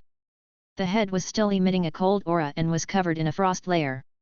The next moment, Abraham's head was grabbed by a large hand. With a gentle twist, Levi took it off like he was plucking a watermelon. "Bastard, take care!" Levi silently mourned in his heart. Chapter 111, Chaos, Insanity. 1. Abraham Church. The night was cold. A church clergyman woke up and went to the toilet at night. He found a thin figure wearing a blackbird's beak mask running out of Abraham's priest's room and disappearing into the night. He immediately realized something was wrong and shouted, "Someone! An assassin! Catch the assassin! Send help!" Immediately, the clergymen of the church woke up from their sleep. They picked up their weapons and got up to look for the assassin. In the end, they searched for a while but found nothing. "Where is the assassin? Who said there was an assassin?" The assassin, Levi, had left the Abraham Church long ago. After destroying the corpse, he quickly returned to Blackwater Valley. After returning to the shelter, Levi placed his loot on the ground and counted it. He was overjoyed. This time, he had obtained a total of 6,000 gold coins, as well as some of Abraham's treasures. The total value should be over 10,000 gold coins. It's only been a few years, and you've earned so much. Damn it, being a priest is profitable. But what's the use of this rascal earning so much money if he doesn't have the life to spend it? If possible, Levi did not want to make a move so early. He still wanted to wait a while longer. However, Abraham had done this before he left. He could not hold it in any longer and acted in advance. The church's ability to make money far exceeded his territory. It was far more profitable than the money Levi made from construction. No matter the era, honest money making was inferior to the other illegal ways to earn money. Levi's assassination was very secretive. No one knew about the infiltration after he infiltrated the church beside the victims, Night Glimmer and priest Abraham. As for the clergyman who discovered it in the end, Levi did it on purpose. Abraham. As for the clergyman who discovered it in the end, Levi did it on purpose. He wanted to give the other church staff members a wrong hint that a Bird of Death's voice assassin had assassinated priest Abraham. With his strength as a grand knight, assassinating a mere priest without anyone noticing was a piece of cake. He deliberately waited for someone to wake up at night, creating a coincidence. Frost Giant's Sigh is useful. Night Glimmer was a high-level knight, after all, but he was instantly killed by Levi's Frost Giant's Sigh and frozen into an ice sculpture. He did not even make a move. This was the power of the Frost Giant armor. Even the Grand Imite, Magic Shark, was beaten, let alone a high-level knight. The rascal Abraham was not even worth mentioning. Levi crossed out the name Abraham on his revenge list. Levi dared not confront the church directly, but he could still kill one of the leaders. Abraham must have made many enemies outside over the years. It was reasonable for someone to hire an assassin from the Bird of Death's voice to assassinate him. The church should be in a mess now. But what does it have to do with me? I'm just a kind noble who donates to the church yearly. I'm a noble friend of priest Abraham. If you want to blame someone, blame that damned Bird of Death's voice, Levi muttered. Besides gold coins, Levi found a piece of parchment in Abraham's residence. The parchment was not a breathing technique inheritance diagram. It was a treasure map. Levi looked at it. The location of this treasure map seemed to be his territory. Was this why Abraham was so obsessed with the Blackwater Valley? The treasure map wasn't very accurate, and there were many mistakes. Curious, Levi wandered around his territory for the next few days according to the treasure map. In the end, he found a treasure trove that he could match. This place was the Wolf King's lair that Levi had been to before. Levi did not know whether to laugh or cry. He gradually understood everything. Abraham, that rascal, schemed to get my Blackwater Valley. So it was for this. I thought it was some kind of treasure. Before Abraham died, he would never have thought of it. He was trying his best to get the Mellon family's treasure, which Levi had obtained. With the power of the Frost Giant armor, it was not an exaggeration to call it a treasure. To mortals, this was priceless. 3 days later, the news of priest Abraham and Night Glimmer's disappearance spread to Blackwater Valley. Levi immediately sent his sincere condolences to the church, expressing his deep sympathy for such a tragedy and severely condemning the murderer's actions. A few days later, this matter reached the church branch in Icewine City. The branch reported to the headquarters while sending people to the Abraham Church to investigate. Abraham's status was relatively high as a priest sent by the headquarters. He always had radiant knights like Knight Glimmer to protect him. But now, the priest and knight had both been killed. Such a thing had not happened for many years, so the church had to investigate it thoroughly. However, Levi had done it without anyone noticing. With the criminal investigation technology of this era, it was impossible to find out where Levi was. And even if they did find out, Levi was not afraid. Given his current strength, where could he not go? The world was his oyster. Chapter 112, Chaos, Insanity. 2. The chaotic Tuva Empire was a good place to go. No matter how powerful the Church of Holy Light is, one could not reach the Tuva Empire. That was the territory of the Church of Storm. On this day, Levi was cultivating in the shelter. Suddenly, Harris's alarm sounded in the sky above the shelter, and Levi's sharp perception picked it up. Who is it this time? Levi was puzzled. He appeared on top of the castle and saw a group of people slowly approaching from afar. This group of people was dressed in the church's clothes. They seemed to be from the church. Levi immediately went down to welcome him. Not long after, a fat priest with a round head and big ears rode a horse toward Levi. Beside this priest were 2 official knights and a dozen cavalrymen. Baron Levi, I am the priest of the church, Zaraf. I am taking up the role of the priest of the Abraham Church and am here to investigate the cause of priest Abraham's death. Levi's heart skipped a beat. He did not expect Zaraf to come early because of Abraham's death. Welcome, Priest Zaraf. I've also just heard the tragic news of my good friend, Priest Abraham. Please, Priest Zarafo, catch the murderer and bring him to justice, giving the kind priest Abraham in heaven an explanation, Levi said, looking sad. I will. However, the bodies of Priest Abraham and Knight Glimmer have not been found yet, so the investigation is a little difficult. The church's vault has also been robbed clean by the murderer. I don't even have the money to hire a detective, Zaraf rubbed his belly and said indifferently. Levi thought, the corpse was burned to ashes by my seal of flame so you wouldn't find it. However, you damn fat pig just took office and already want to extort money from me. Sure, sure. As long as we can find the murderer and avenge Priest Abraham, if there's anything I can help you with, just let me know, Levi sighed heavily. Zaraf smiled, thinking to himself that Baron Levi was not bad. He liked understanding people. Ultimately, Levi asked his servants to bring over a dozen gold coins as the investigation funds for Priest Zaraf.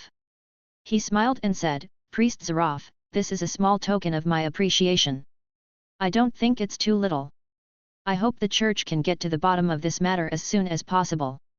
Zaraf took the gold coin satisfactorily and said, we'll be neighbors from now on. By the way, Baron Levi, I've checked the church's account books. Blackwater Valley's taxes haven't been paid off yet. Don't forget. Of course, I won't. Don't worry, Priest Zaraf. We've already paid this year's taxes. Before next year's due date, I'll pay in full, Levi responded. Zaraf patted his belly and left Blackwater Valley with his subordinates. Damn it, after Abraham died, Zaraf came. It's endless, Levi cursed in his heart. Fortunately, I snatched 6,000 gold in advance. You may earn, but I definitely won't lose. Judging from Zaraf's appearance, it was likely that Priest Abraham's case was destined to be buried in the dust. Anyway, they wouldn't be able to track me down. I wore the Bird of Death's voice mask, and my body size was completely different.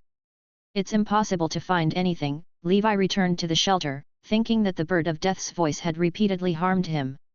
This time, he had made them take the blame. This was Levi's way of returning the favor. In the New Year's first month of the year 1010 of the Holy Brilliance calendar, just when Levi thought his life would be peaceful, something big happened. The White Horse Knight's wife found her husband's withered corpse, where he usually cultivated. White Horse Knight was dead. Moreover, his death did not happen this year. It had happened last year, but the royal family had been hiding it. Many citizens thought White Horse Knight was breaking through to the legendary realm. Little did they know that he had died long ago. It was not until this period that they could not suppress it any more. In just a month, this matter swept through the entire Emerald Kingdom. Levi found it unbelievable. How could that be? Even if he failed to break through to the legendary realm, he shouldn't have died. Levi couldn't understand. He stood at the era's peak, comparable to the fist of the empire.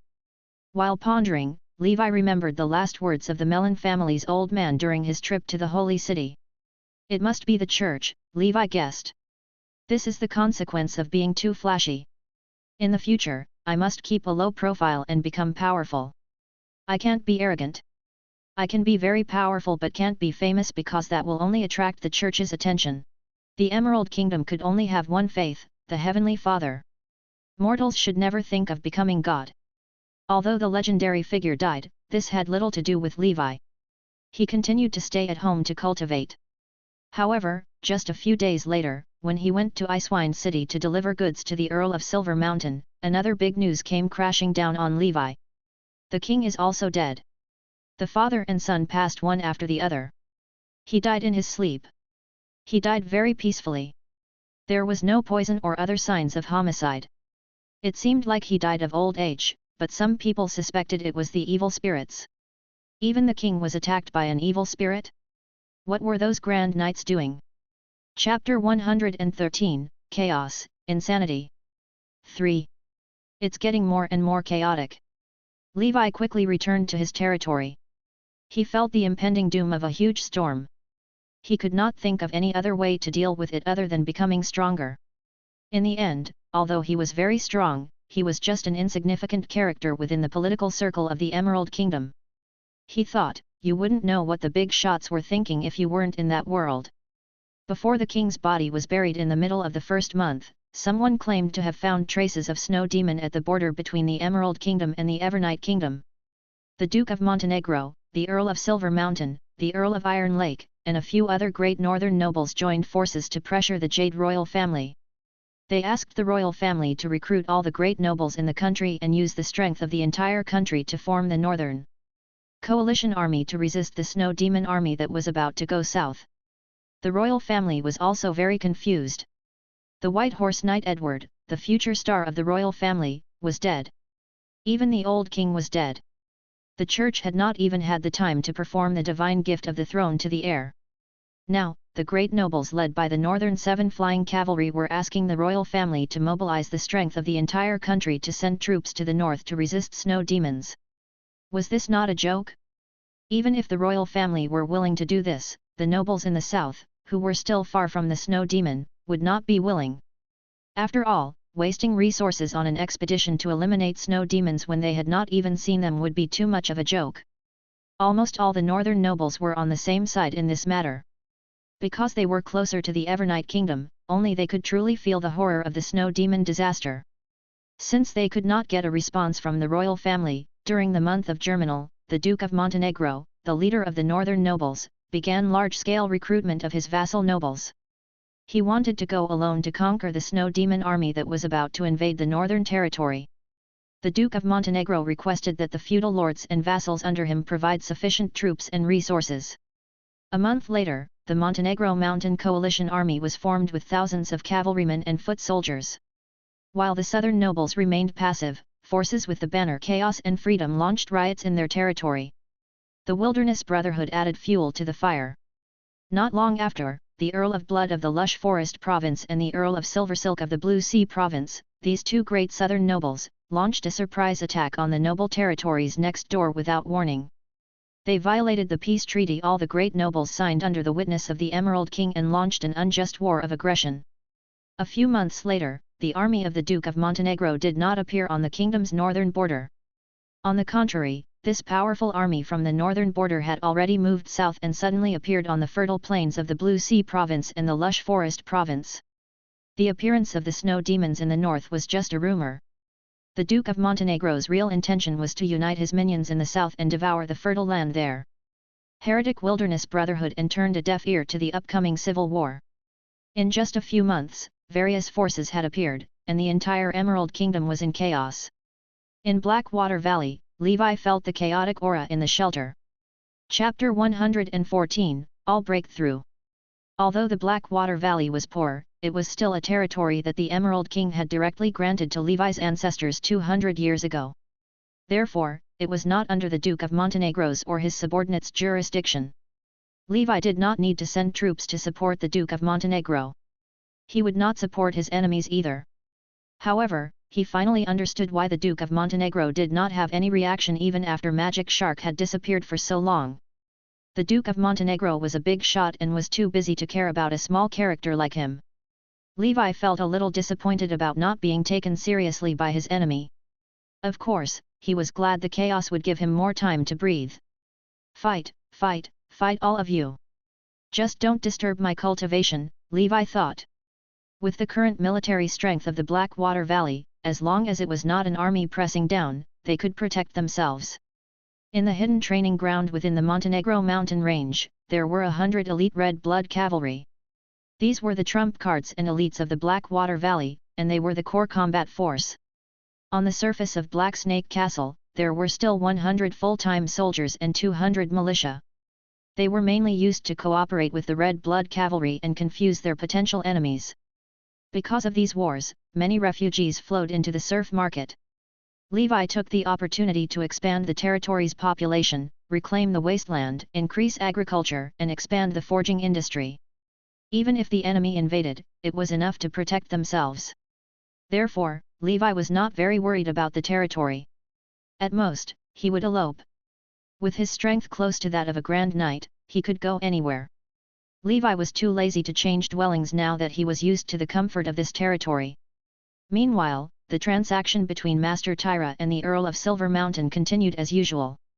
The Earl of Silver Mountain did not participate in the expedition of the Montenegro Mountain Army. He thought the Duke of Montenegro was like him, worrying about the upcoming snow demon disaster daily. Only when the Duke of Black Mountain suddenly played this trick did he realize he and the other great nobles in the north were just fools the Duke used. The Duke of Montenegro did not care about the snow demons. His goal was to imitate the Tuva Empire and use his iron cavalry and iron fists to establish a peerless Montenegro Mountain Empire and replace the Emerald Kingdom. The Earl of Blood of Lush Forest Province and the Earl of Silver Silk of Blue Sea Province were pawns of the Duke of Montenegro to take over the south.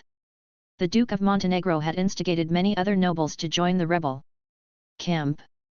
He had planned this for a long time.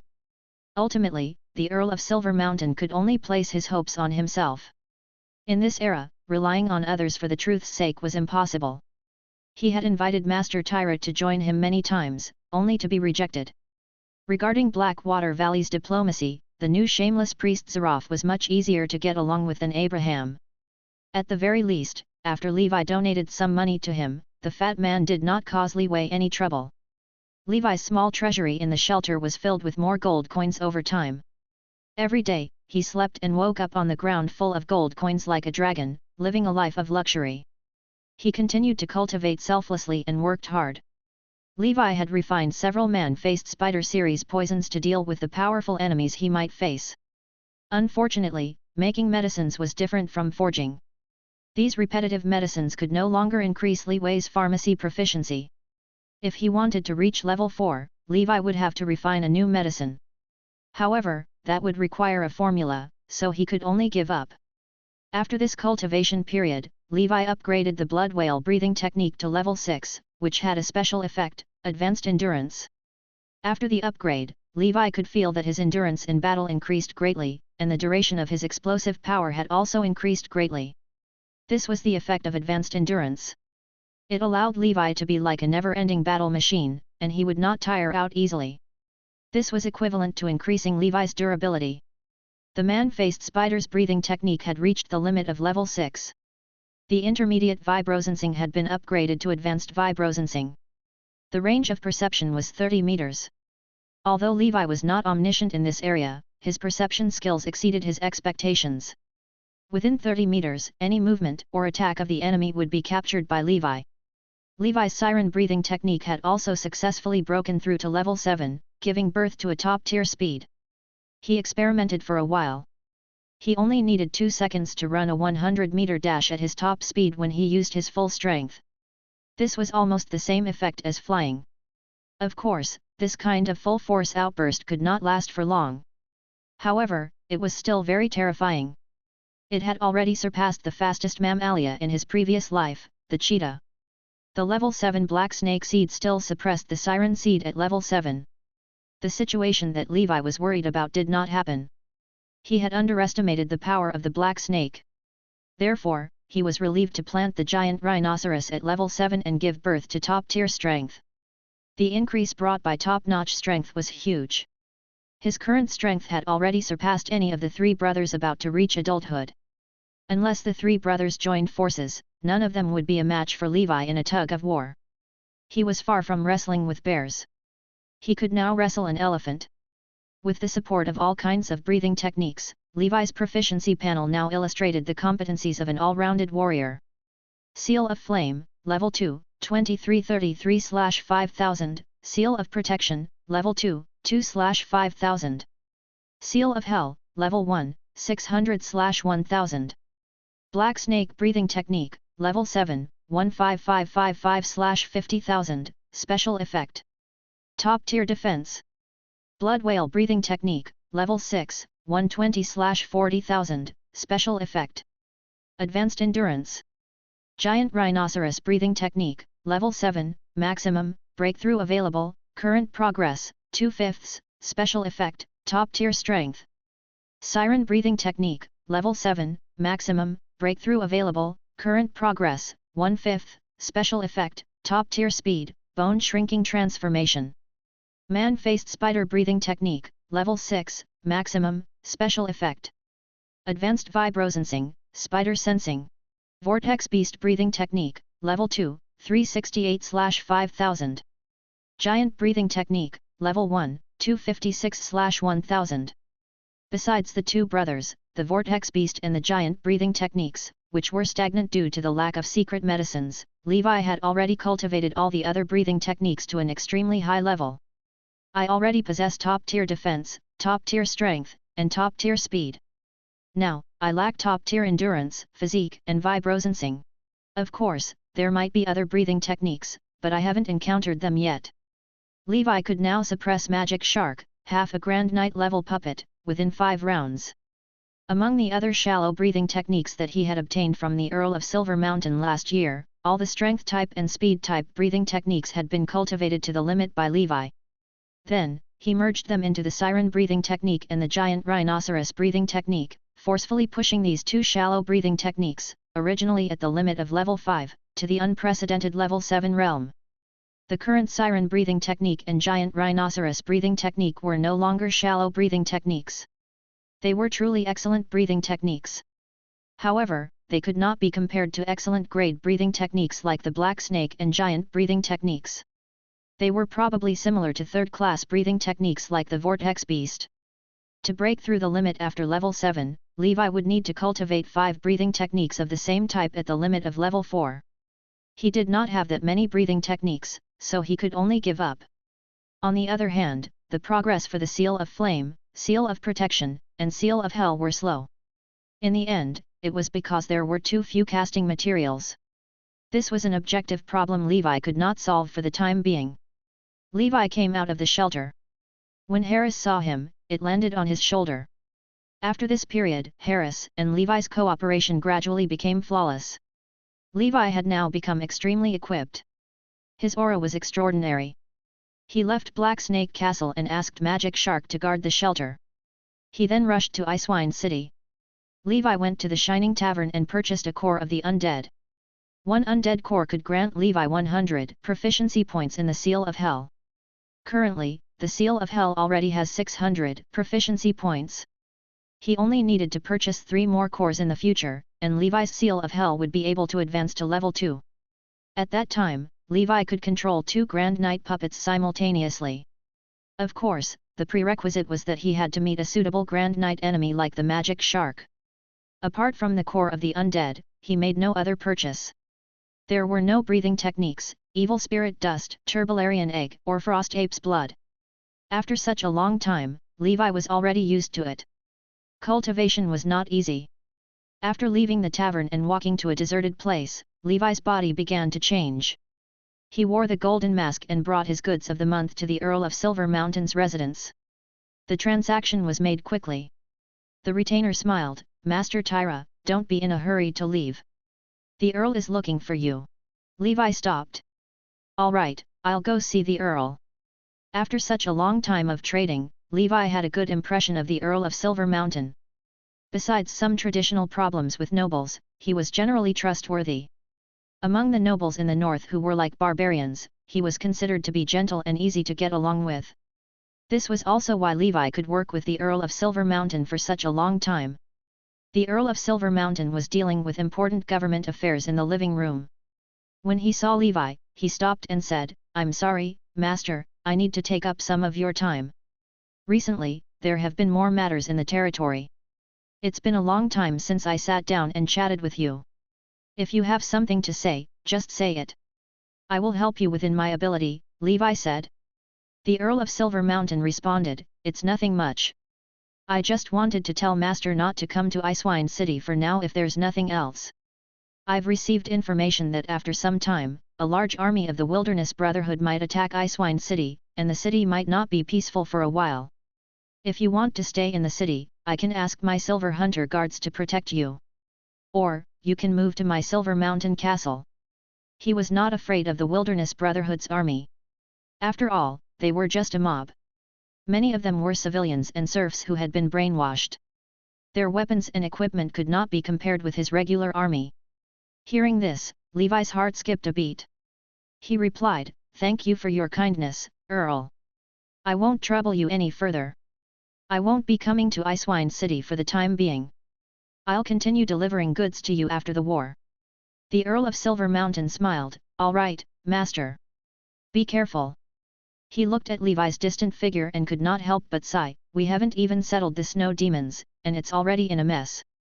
On the other side, after Levi left the city, he found that some fortifications had already been built.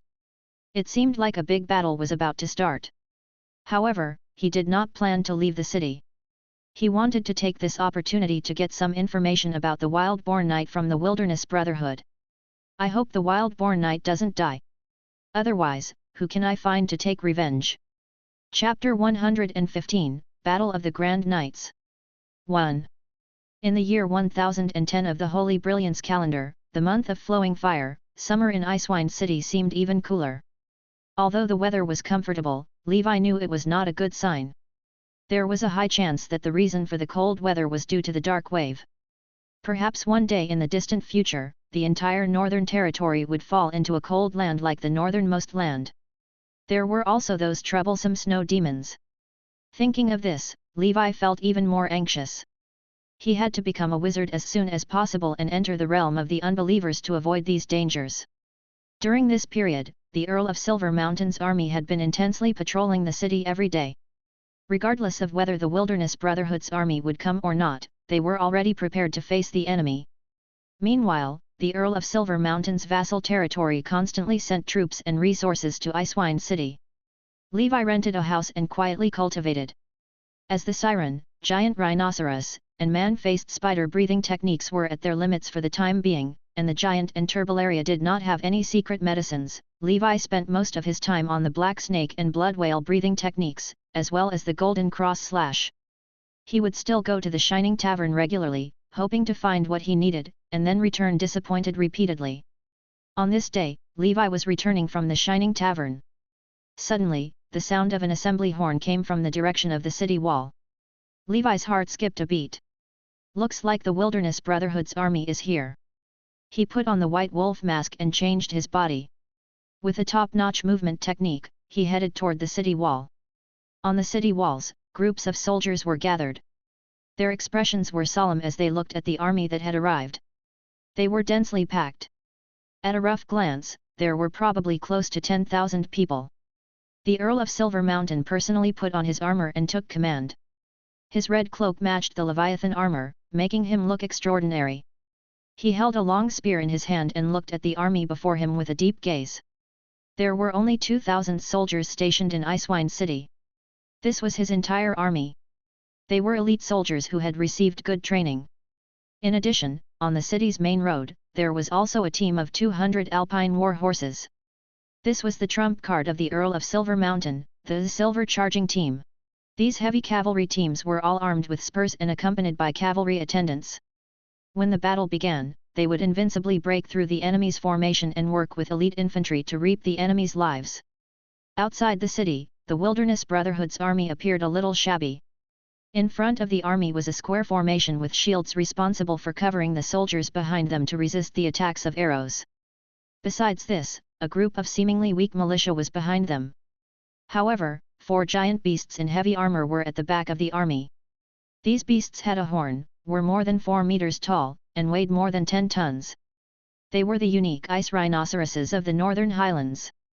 These 4 ice rhinoceroses were all Weiran's heavy armor that was tailor-made for them.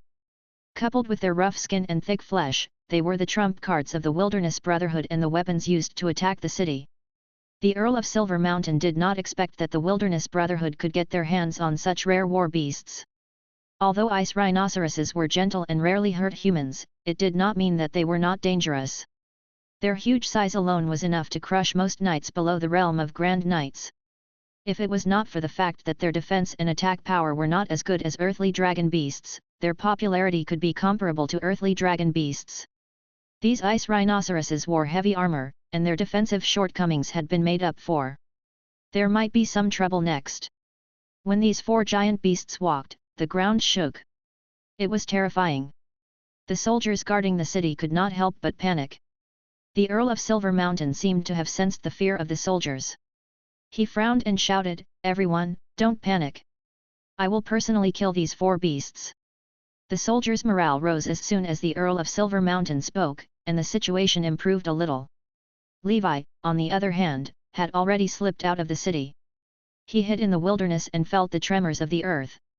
Good Lord, the wilderness operation is quite powerful.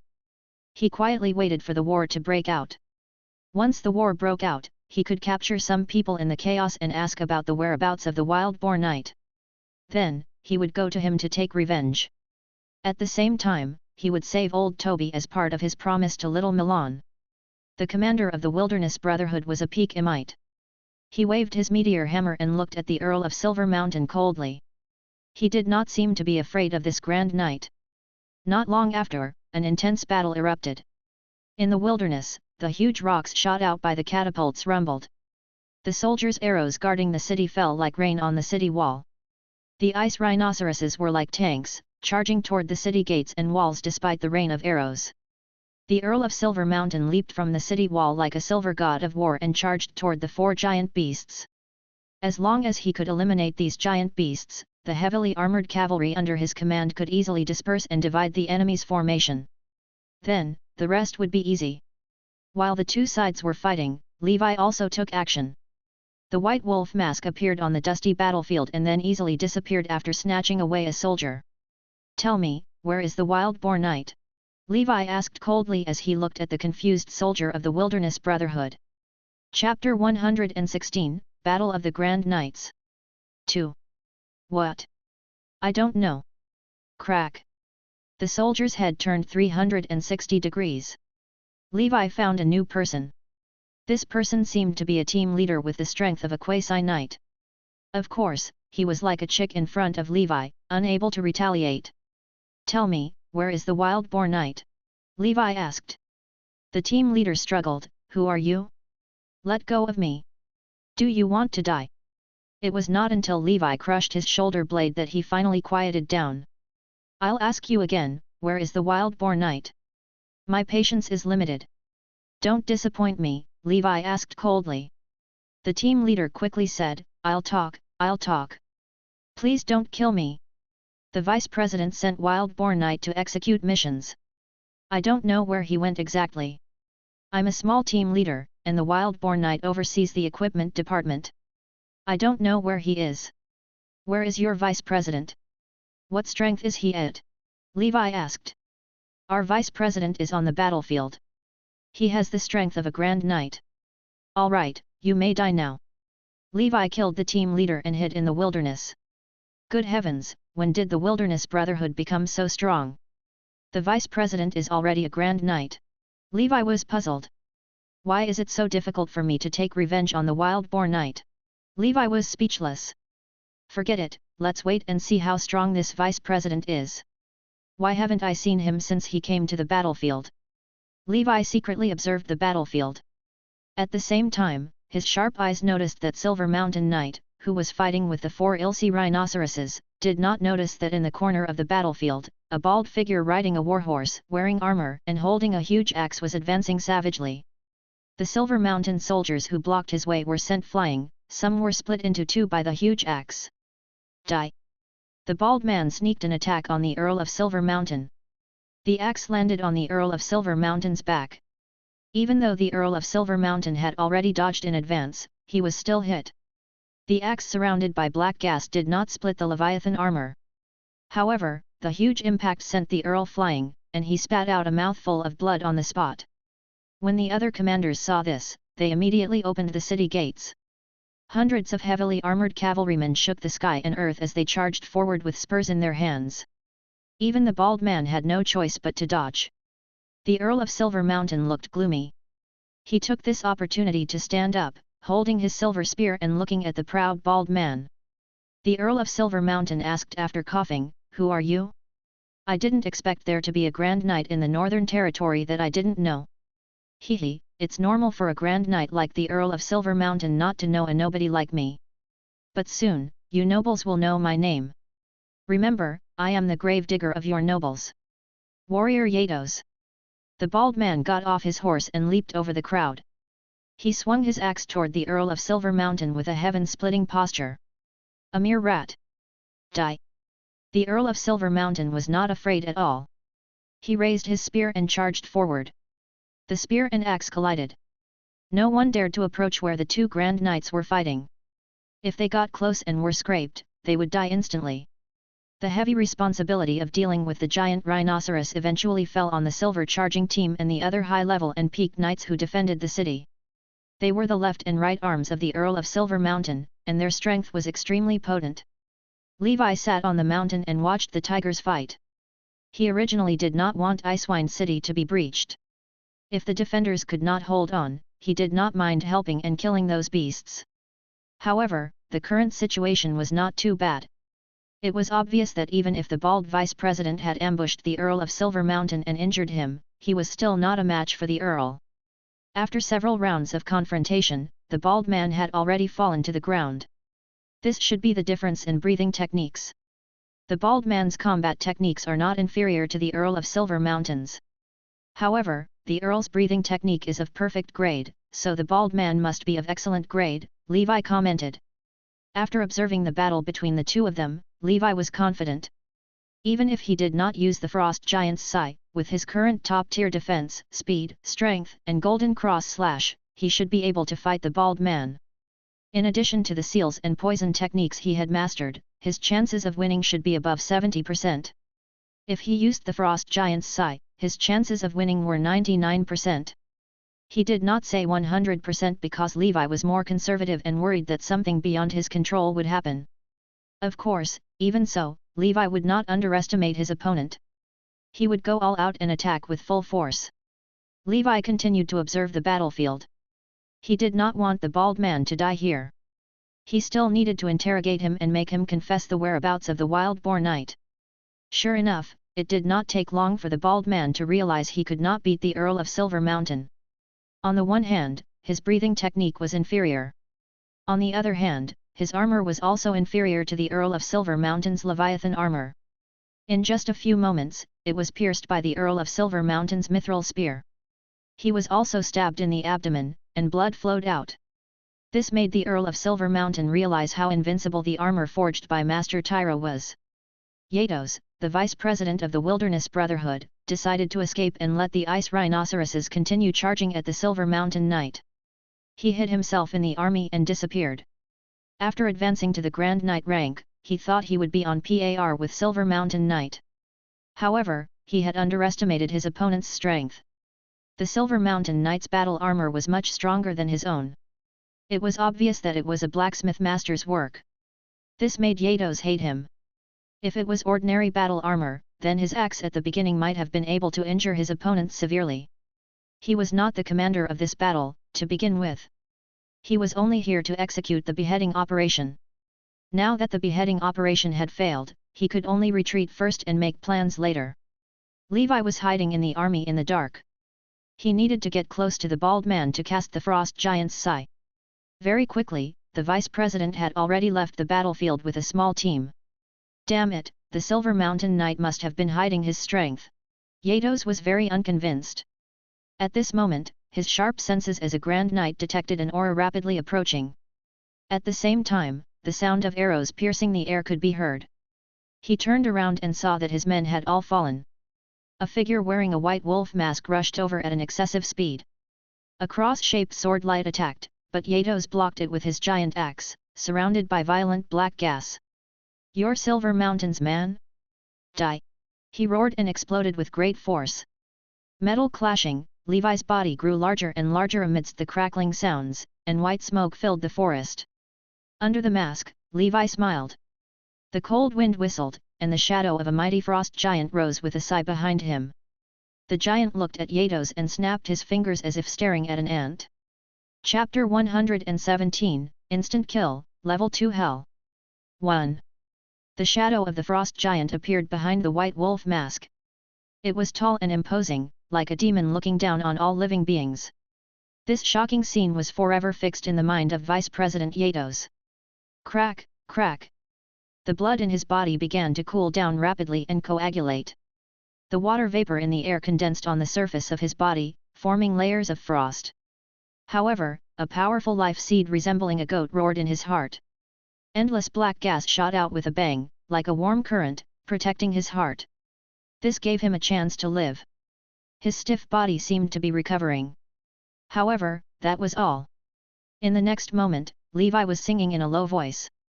The scorching yellow-white flames carried a burning airflow, and the high temperature assaulted his face. Yados struggled desperately, trying to avoid all this, but his body did not listen. This feeling of watching danger come but not being able to dodge it was too terrifying.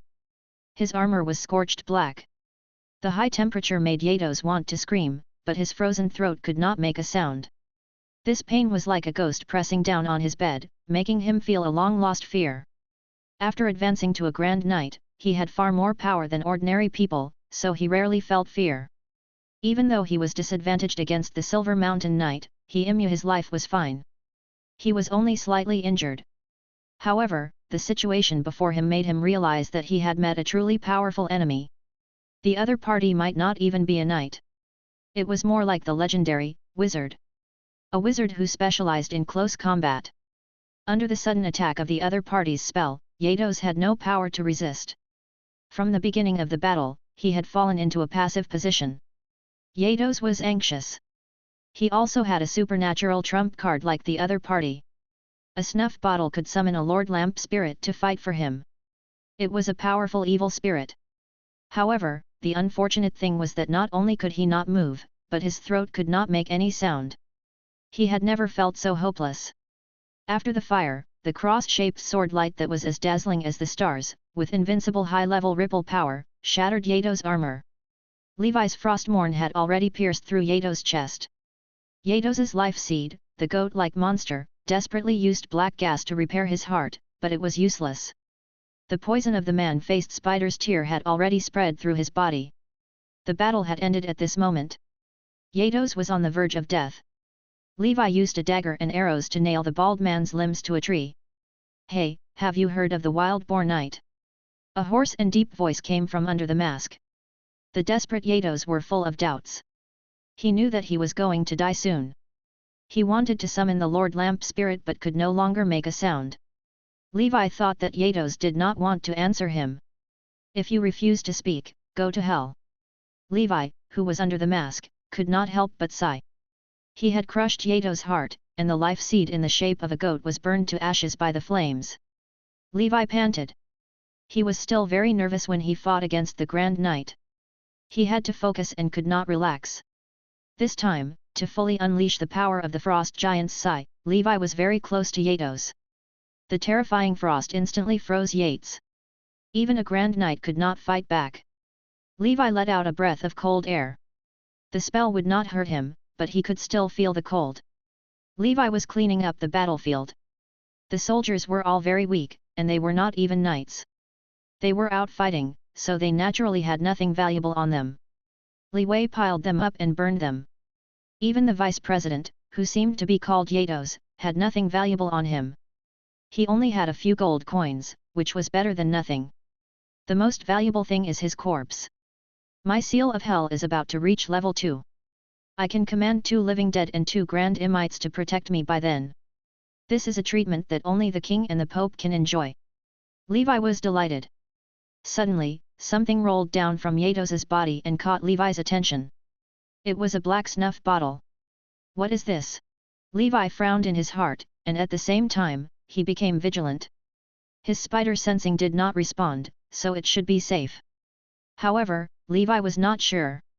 After all, spider sensing was not completely accurate.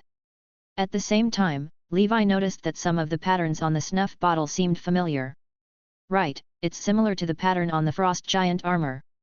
Levi lifted the bottle and compared it to the frost giant armor. As expected, although the content of the picture was different, the style was indeed the same. This snuff bottle seems to have been enchanted with a spell. This could be a wizard's item? Thinking of this, Levi became extra cautious. He could not stay here for long. He prepared the seal of protection and left with the snuff bottle and Yato's corpse. The battle lasted for a day and a night. Without Yatos, the Grand Knight, to hold the line, Silver Mountain Knight and his armor-breaking crossbow on the city wall successfully took care of the 4 ice rhinoceroses. Chapter 118, Instant Kill. Level 2 Hell. 2. The death of such a strategic siege beast disadvantaged the Wilderness Brotherhood's army. Ultimately, the commander did not wait for the vice president to come to his aid. He sounded the bell and withdrew his troops. The army began to withdraw, leaving behind a pile of corpses. The other side had a Grand Knight, heavy cavalry, and a well-trained army. It would be difficult to break through the city without a Grand Knight on their side. They could only think of other ways. Of course, the Earl of Silver Mountain's side also suffered many losses. However, he had a large family and business and could still bear this loss. The Earl of Silver Mountain had also suffered a lot of injuries. There was no winner in the war. Within Silver Mountain Castle, the Earl of Silver Mountain was healing his wounds and listening to his subordinates' report. You didn't find Yatos? Silver Mountain frowned and asked. Yes, but our spies have discovered that Yatos didn't appear in the Wilderness Brotherhood these days. He disappeared mysteriously, including the team he led. Then, we found traces of a huge battle in the direction where Yatos was running. Although the traces were erased, we could still see it was a battle between Grand Knights. We suspect that when Yatos was retreating, he encountered an enemy who was a Grand Knight. He is very likely dead. As the subordinate spoke, he felt incredulous. A Grand Knight died in a small forest for no reason. It was indeed shocking. The Earl of Silver Mountain said, "Continue to investigate. We must find out where Yatos is." He was enduring the pain of healing himself. If Yatos is dead, who in Icewine City has the strength to kill Yatos? Shining Tavern. It was unclear whether this unknown Grand Knight was a friend or foe, so the Earl of Silver Mountain did not dare to let his guard down. He would not naively think the other party was his friend just because he killed Yates. In this world, there were no friends, only benefits. Levi did not return to Icewine City. The Icewine City had recently been too chaotic, and he had achieved his goal, so he returned to the territory. He used antiseptic, mercury, and other materials to treat the Grand Knight Yato's body. He was prepared to turn it into a living dead after the Seal of Hell reached the 2nd level.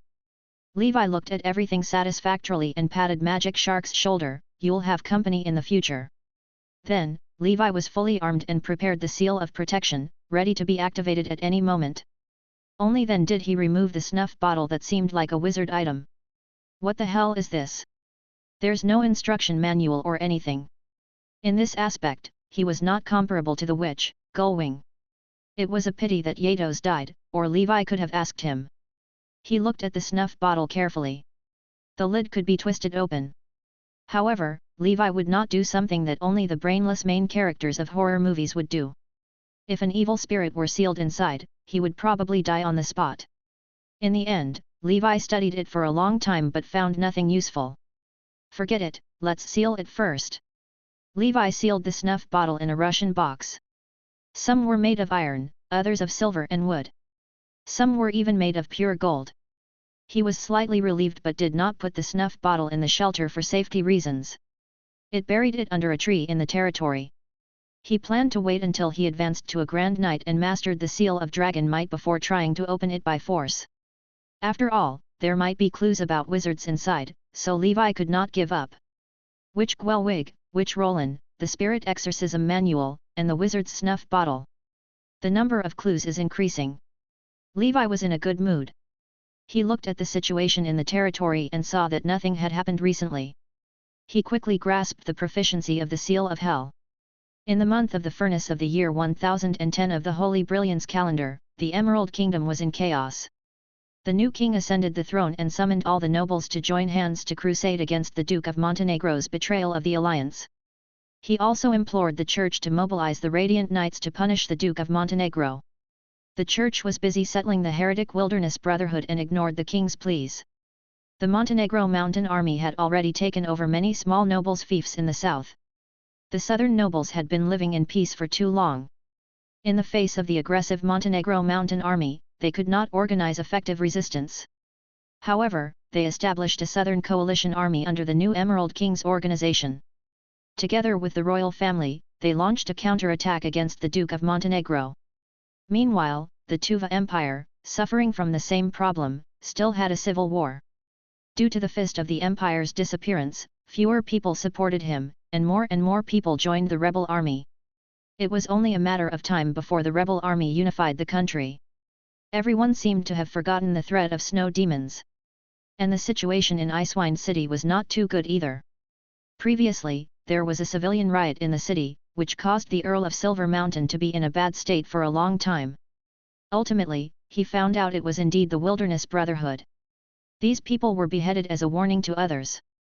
However, the subsequent riots did not decrease, as the Wilderness Brotherhood attacked everywhere. The Lord of the Wilderness, a heretic god that the church viewed as evil, began appearing in everyone's sights.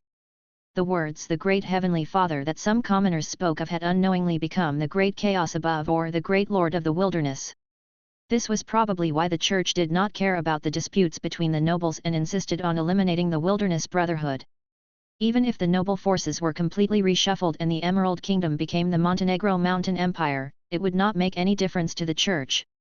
The Heavenly Father was still the only true God of this new kingdom. However, the rise of the Lord of the Wilderness undoubtedly took away the foundation of the church's faith. To the Church of Holy Light, cultists who spread heretical beliefs were their primary enemies. After many twists and turns, Levi Nolwy round out Tne Unari Bouts Ottne Wildborn Knight, who had died in the process of being sent out by Yatos to carry out a mission. "Damn it, why can't you wait for me?" Levi sighed in regret. Although Levi did not kill the Wildborn Knight himself, after much effort, he finally managed to bring back old Toby, who was doing quite well in the Wilderness Brotherhood. He also learned a lot about the Wilderness Brotherhood from old Toby. Old Toby was older now, so Levi did not let him continue forging. Instead, he asked him to guide the newcomers. Little Milan was already able to take charge of his affairs. He should also enjoy his later years. Levi did not have any thoughts of revenge against the Wilderness Brotherhood. That was the church's business. He did not want the church to take advantage of his labor for free. In this chaotic world, bandits ran amok. Bandits and wandering knights had invaded even the previously peaceful Blackwater Valley. However, in the face of Levi's red blood cavalry and his combat power close to that of a Grand Knight, they were all easily annihilated. Even the Abraham Church had been burned, killed, and looted by the thugs under the Wilderness Brotherhood.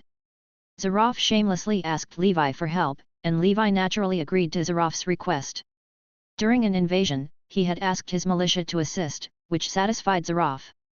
Then, 3 days later, a group of rioters, led by a masked villain, released poison in the middle of the night, killing a group of clergymen, burning, killing, and looting, causing the church to suffer heavy losses.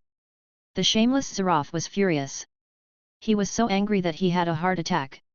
He was in bed for a few days before he recovered. In response, his good neighbor, Baron Levi, strongly condemned the villains and encouraged Priest Zaroff to face all the difficulties with a smile. In this chaotic world, absurd things were happening every day. Levi was thriving in the cultivation realm. He progressed daily and achieved great heights. Finally, Levi upgraded the Seal of Hell to level 2 during the month of Wheatfield. Chapter 119, Level 7 Blood Whale, Black Snake Transformation. Levi held the core of the undead inside the shelter and chanted an incantation. Levi could control 2 living dead with the level 2 Seal of Hell. Lonely soul of hell, I grant you a new life. The core of the undead slowly fused into Yato's skull. The mysterious power filled his body. Blue ghost fire burned in his empty eye sockets. It was more like an icy blue frosty aura. Perhaps because snow demons were ice-type undead, the core of the undead that was born had such an effect. Levi looked at Yato's body, which was as sturdy as Magic Shark, and exclaimed, "Magic Shark, come and meet your friend, Magic Shark." If there were 4 of them in the future, they would be the Transcendence version of the 4 heavenly kings. Let me see if you 2 brothers can fight. Levi had the 2 brothers fight hand to hand. The 2 muscular monsters collided with each other, and black gas surrounded them. Both were strength-type Grand Knights, and their strength was about the same. They were slightly inferior to Silver Mountain of the Northern 7 Flying Cavalry and to the veteran Grand Knight, the Duke of Montenegro. However, with the 2 brothers and Levi's strength and trump cards, it was still uncertain who would win against the Duke of Montenegro. Of course, I can't do it now. I'll have to wait until I have the power of a Grand Knight before considering taking revenge on the Duke of Montenegro. The Duke of Montenegro had been busy with the war against the Southern Alliance, so he could not care less about Levi. For a big shot like him, there were more important things to do than killing Levi. Levi took this opportunity to develop quietly. Although he already had the strength to stand at the top of this era, he lacked the corresponding popularity and influence. This was exactly what Levi wanted to achieve. He did not want to be a dead legend. He just wanted to live well. In the month of Northern Wind of the year 1010 of the Holy Brilliance calendar, the flames of war that the Duke of Montenegro had started had already engulfed the entire country. After forming the Southern Coalition Army, they finally stopped the Duke of Montenegro's unstoppable attack. The other dukes who had been neutral all this while also joined the battle. After learning about the Duke of Montenegro's ambitions, they had no choice but to act. However, not long after, these dukes left the stage. Something unexpected happened. First, a duke in the western region suddenly died in his home. His death was terrifying, and an evil spirit was suspected of attacking him. Not long after, another duke of the south suddenly went crazy on the battlefield. He attacked randomly and injured his army and the Black Mountain Army. After that, he disappeared. An evil spirit had also attacked him. For a moment, everyone was in a state of panic. These 2 dukes were both Grand Knights. Furthermore, they were not weak. Their breathing techniques were first class as one of the most powerful duke families. Such an existence still died or went wild from the attacks of evil spirits. Moreover, they had all been fighting the Duke of Montenegro not long after. This did not seem like a coincidence. Only then did everyone remember that the Emerald King and Knight Edward also died a strange death. Gradually, rumors started to spread. The Duke of Montenegro controls the power of a terrifying evil spirit. He will let the evil spirit invade anyone who dares to disobey his will and torture them to death. Even the Grand Knights would be killed. No one could imagine what kind of existence could stop the evil spirit and the powerful Duke of Montenegro. In the Southern Coalition Army camp, there were frequent rumors of the invasion of evil spirits. However, the Montenegro Mountain Army did not seem to be affected at all. This undoubtedly confirmed everyone's guess. The Duke of Montenegro was now known as the Devil Duke. Someone said the Duke of Montenegro had made a deal with the legendary Devil of Hell, who bewitched the people's hearts. So he launched an unjust invasion. Others said that the devil wants to create chaos and fear in the human world through evil spirits and eventually turn the human world into hell. The soldiers of the Southern Coalition Army were in a constant state of panic. Now that the evil spirit and snow demons had appeared, everything sounded logical, even the Devil Lord. The unknown was the most terrifying. Evil spirits, to most soldiers, were an unknown terror. Most would not even know they were attacked by one until they died. The Duke of Montenegro neither acknowledged nor denied the title of Devil Duke. He continued to do his own thing, recruiting more troops and investing more resources into the war. Since ancient times, most of the battles between nobles were small fights. It was nothing money could not solve. The conflicts between the 2 parties were generally not trivial. This time, everyone could tell that the Duke of Montenegro was serious. Those captured soldiers would surrender, fight with their former comrades or die. The nobles condemned the Duke of Montenegro for his crimes, but that was all they did. The Duke's power made them feel terrified. After that, the giant Iron Crocodile Aryan family joined the Montenegro Mountain Coalition army, and the Iron Knights personally went to the south. This seemed to be a signal. Half of the nobles in the north had chosen to join the Duke of Montenegro's coalition army in just a short month. The nobles in the north could see that the nobles and royal families in the south would not send troops to rescue them unless they saw snow demons invading their territory. Everyone knew the severity of the matter, but no actions had been taken. With the speed at which snow demons moved southward, it was only a matter of time before the northern territory was invaded. Therefore, the nobles of the north had also thought things through. Since the south was unwilling to send troops, the people of the north moved to the south to seek refuge. They would join the south in waiting for the arrival of snow demons. This was the product of their ignorance and unwillingness to help. Snow demons were undead creatures. Unless they were completely killed, their numbers would increase as they continued to move south. Everyone would be finished when the Evernight Kingdom fell.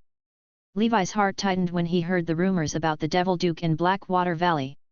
Could the Duke of Montenegro have mastered the power of the undead? Damn it! Even a top-tier Grand Knight died at the hands of an evil spirit. The Duke of Montenegro has such a trump card. How did he prevent the evil spirits from attacking him? These were the doubts in Levi's heart. This time, he had steeled his heart. He would not act rashly until he became a Grand Knight. The three brothers and Harris were on sentry duty, accompanied by Magic Shark and his living dead companion, whom Levi named Demon Mountain. Levi hid in the shelter to cultivate. His role as a lord in the Blackwater Valley territory was getting smaller. To cultivate, Levi became more hands-off. His status was similar to that of a shareholder in a modern company. He only needed to listen to the butler's report every once in a while. At the end of the month of northern wind, inside Levi's body, the giant blood whale floating above his heart opened its bloody mouth and swallowed the water. Boom! The giant whale's body expanded. After that, as the thick blood whale black gas entered Levi's limbs and organs, he stretched his body and let out a breath of turbid air. Level 7. Blood whale breathing technique, level 7, 1/50,000. Special effect, top-tier endurance. Top-tier endurance is the limit of a human. If I break through this barrier, I can become an almost inhuman existence like a Grand Knight. Top-tier defense, top-tier endurance, top-tier strength, top-tier speed.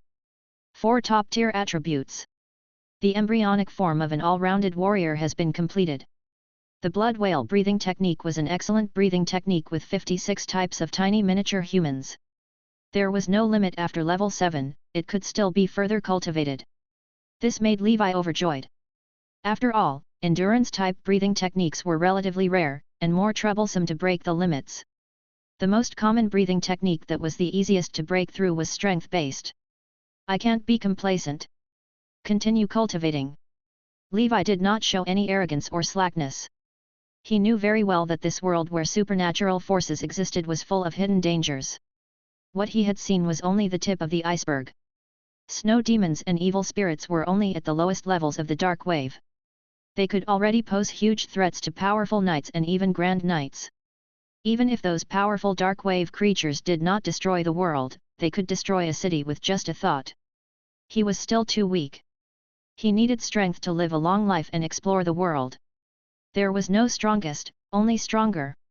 Whether it was a knight, wizard, or animal, as long as it could make Levi stronger, he would not reject it. The Blackwater Valley was covered in snow and ice as the winter month arrived. A thick layer of ice formed on the Blackwater River. Besides the trade with the Earl of Silver Mountain, Levi spent all his time cultivating the black snake breathing technique. With enough black snake secret medicine, he finally managed to reach the limit of level 7 of the black snake breathing technique before the new year arrived. Black snake breathing technique, level 7, maximum, breakthrough available, special effect, top-tier defense. At Levi's heart, the black snake seed stood tall and upright, like a giant python circling the world. The black snake seed at the peak of level 7 was no longer a vague snake-shaped mist. Levi could see the imaginary scales and the powerful snake body.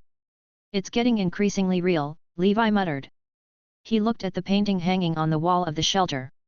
The black snake, holding a candle, coiled majestically in the painting, illuminating all directions. The current black snake seed was like a miniature version of the black snake with a candle.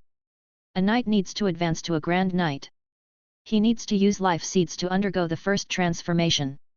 After this transformation, the quantity and quality of black gas will upgrade. He can release the black gas. He can even separate the body from the enemy. He can also wrap black gas around the weapon if he has cultivated enough. He can even transform the black gas into a weapon. For example, Pale Shadow has a very good grasp of the black gas. He can release the black gas into a ghost claw and even condense the black gas into a dagger. Shoot it out to kill the enemy. As for Magic Shark and Yados, their application of the black gas is relatively shallow. They can only wrap black gas around their weapons for combat, which is much worse than Pale Shadow. From the information I obtained in the Shining Tavern, a combat technique uses black gas. However, this combat technique is rare. Even the Earl of Silver Mountain hasn't mastered a specialized black gas combat technique. If I want to obtain the combat techniques of the black gas, I might have to learn from Pale Shadow. Now, let's begin the transformation. Levi looked at the black snake seed in his heart. The next moment, countless black gas emerged from its body and enveloped it, turning it into a black cocoon. Come on, let me see where the black snake's limit is. Chapter 120, Advance to Grand Knight. 1. The black snake's cocoon in Levi's heart was dormant. A terrifying aura came from within the black cocoon, causing the giant rhinoceros, man-faced spider, siren, and blood whale's life seeds outside to worship it. It was as if something terrifying was brewing in the black cocoon, suppressing others. Levi sat still, waiting for the day when the black snake broke out of its cocoon. He had already stored a month's worth of food in the whale sack, enough to complete the transformation without eating or drinking. If the transformation were short, it would take 1 day, if it were long, it would take 7 days. If the transformation were not completed after 7 days, the transformation would fail. The process also requires a lot of energy. Many knights did not accumulate enough energy before going through the transformation. As a result, they failed at the last step. Some of them even became lunatic knights. However, for Levi, who had the whale sack, this was not a problem. With the whale sack in hand, this was never happening to Levi. He firmly believed that his transformation would succeed. He had spent 7 years working steadily to get to this stage. With the help of his reliable panel, the breakthrough would not fail. If a mere knight failed, wouldn't it be even more difficult for a wizard in the future? However, the failure of the black snake seed's transformation was not as life-threatening as the condensation of the life seed. However, it would be even more difficult to transform again. The path of a knight was like this. One had to work hard.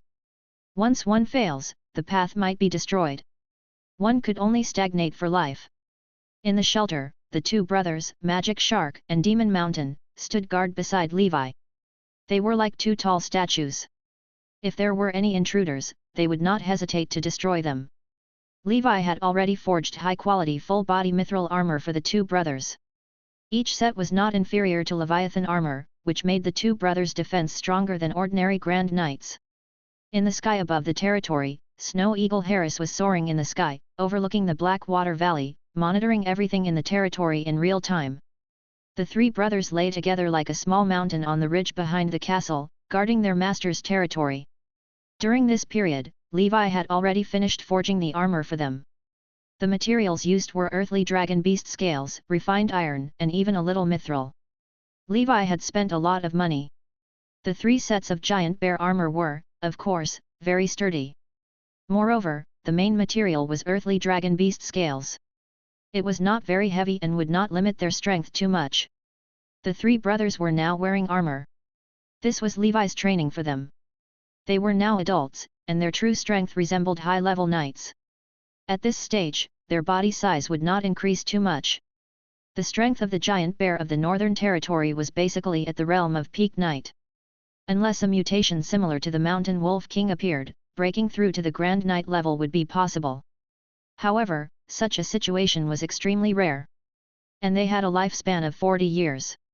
They were in their prime, and when the 3 brothers joined forces, no one below the Grand Knight could match them.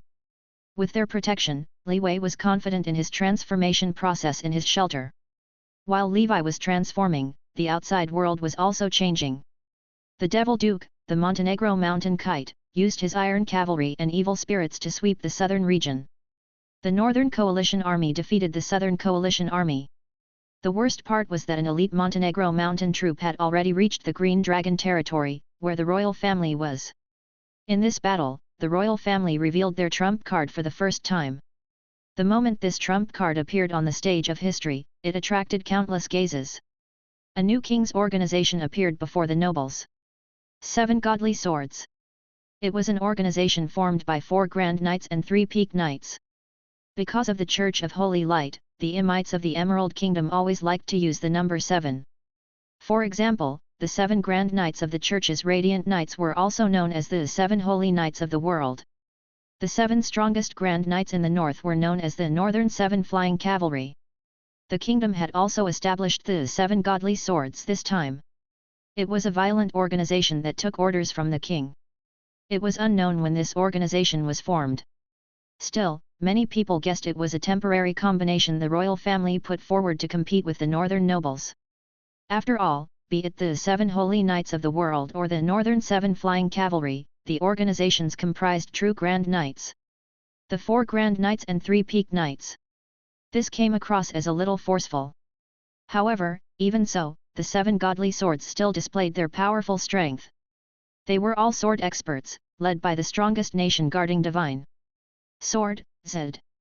Zed was also the captain of the royal guards, but the White Horse Knight, the strongest member of the royal family, had suppressed him. As the second most powerful member of the royal family, his reputation was not prominent before. And now, the 7 Godly Swords were indeed extraordinary. This was the first major victory for the Southern Army and the royal family since the outbreak of the Civil War, and it boosted the morale of the Southern nobles. All sorts of names started to spread. Some aristocrats tried to replicate the 7 Godly Swords. In this era of chaos, they could use war to gain fame and honor. This way, after dealing with the Duke of Montenegro, they could boost their reputation when the higher-ups gave out war merits. Chapter 121, Advance to Grand Knight. 2. The Green Forest's 7 sons, Blue Sea's 7 heroes, and all sorts of strange names were endless, and behind them might be some ordinary knights. In short, chasing fame and fortune was human nature. This was especially true for mortals, whose lives only lasted 100 years. The average lifespan of people in this era might not even be 50 years old. Hence, most people preferred to lead timid and mediocre lives. No heroic and epic characters could make major contributions and become legendary in such a short time. As people often said, there were only dead legends in this world. As the war gradually intensified, the royal family began to recruit remote areas, asking their vassals to support their troops and financial resources. The remote Blackwater Valley was no exception. Baron Blacksnake was the king's direct vassal. Naturally, they had to provide support for the royal family. The emissary from the kingdom quickly sent the news of the conscription to the Blackwater Valley. Generally speaking, given its size and wealth, Blacksnake needed to provide 10 to 30 cavalrymen or several times the number of foot soldiers to support the king during wartime. Or 50 to 100 gold coins per cavalryman. Levi had told the butler before he entered seclusion for his transformation process. If the higher UPS came to recruit soldiers, they would have to pay the money accordingly. With Levi's current wealth and strength, he would happily hand over the money to not cause trouble. In front of Blacksnake Castle, the emissary frowned at the butler and asked, "Where is Baron Blacksnake?" The butler looked at the official knight and smiled apologetically, "My lord has something on recently and is busy. He said that our territory doesn't have that many people for now, so we can only provide financial support." This emissary was a high-level knight. He also brought a small team to prevent nobles who harbored evil intentions from trying to get away with it or refused to fulfill this sacred obligation. The emissary said coldly, "This war is different from the past. His Majesty has said that all the vassals under His Majesty must personally lead the troops to battle." The butler stuttered, "But our lord." The envoy questioned loudly, "Shut up. Your lord was conferred by His Majesty. His Majesty also conferred this land. Go and call Baron Blacksnake out immediately. Otherwise, we will punish him for desertion during wartime and strip him of his title." Can you bear the consequences?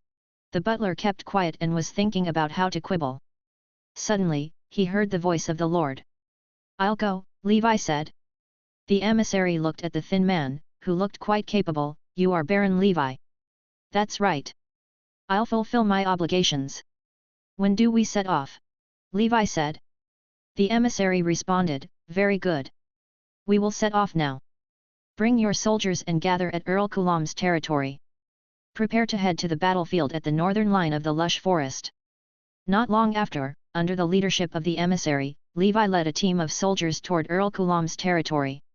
Levi looked at the emissary in front of him. He was a high-level knight with a team of cavalrymen who were quasi-knights. When the Black Snake Castle had disappeared behind them, the team came to a small road in the wilderness. In front of them, two stalwart figures in heavy armor blocked their way. These two figures did not say a word as they silently watched the emissary and the others. Who are you? Why are you blocking my way? I'm the kingdom's emissary, quickly move aside. The emissary's expression changed drastically. The two figures blocking the way did not hide their powerful auras at all, as well as their sinister and cold auras. These might be two grand knights. How is this possible? How could we meet two grand knights on the way? There might not even be 100 grand knights in the entire Emerald Kingdom. Two grand knights blocked him on this secluded path. Moreover, these two people looked dead. Their deep blue eyes stared at him, making his hair stand on end. In the next moment, the two grand knights suddenly exerted their strength. Boom! The two giants swung their great swords and axes. The high-level knight narrowly dodged the attack. The cavalrymen behind him were not so lucky. Enemy attack! Retreat! Levi shouted at the soldier. The soldiers had never seen Magic Shark and Demon Mountain before, so they thought some random enemy had come to attack them. Under the Lord's orders, they quickly fled. Those two people were too terrifying. They were even more terrifying than the giant bears of the Northern Territory Levi raised. Levi also slowly retreated. He watched as the two brothers, Demon Shark and Demon Mountain, tore the emissaries and the cavalrymen into pieces. In the end, none of them survived. Initially, I wanted just to pay the money peacefully. But why do you have to force me? My father was a powerful Grand Knight, and his brave soldiers all died on the battlefield of the Holy War. How can I repeat the same mistake? Money is fine. But to sacrifice lives? That's impossible. I'm a Grand Knight now. The world is so big, I can go anywhere. Levi used the seal of flame to burn the corpses to ashes. His philosophy was clear. He would never go to war for the king. Today, he had successfully advanced into a Grand Knight. A black snake broke out of the cocoon at his heart, and a mighty and extraordinarily large black snake seed coiled around Levi's heart like a dormant dragon. The level 8 black snake seed had a powerful aura and was incomparable. In front of the black snake seed, whether it was the blood whale, the giant rhinoceros, siren, or the man-faced spider, all paled in comparison. They feared and worshipped the transformed black snake seed, their king. The black gas wrapped around Frostmourne, making it as black as ink. The viscous fluid flowed, shining with the luster of asphalt. I've mastered the black gas entwined skill. Levi looked at all of this and felt his powerful self. After becoming a Grand Knight, his strength underwent a tremendous change.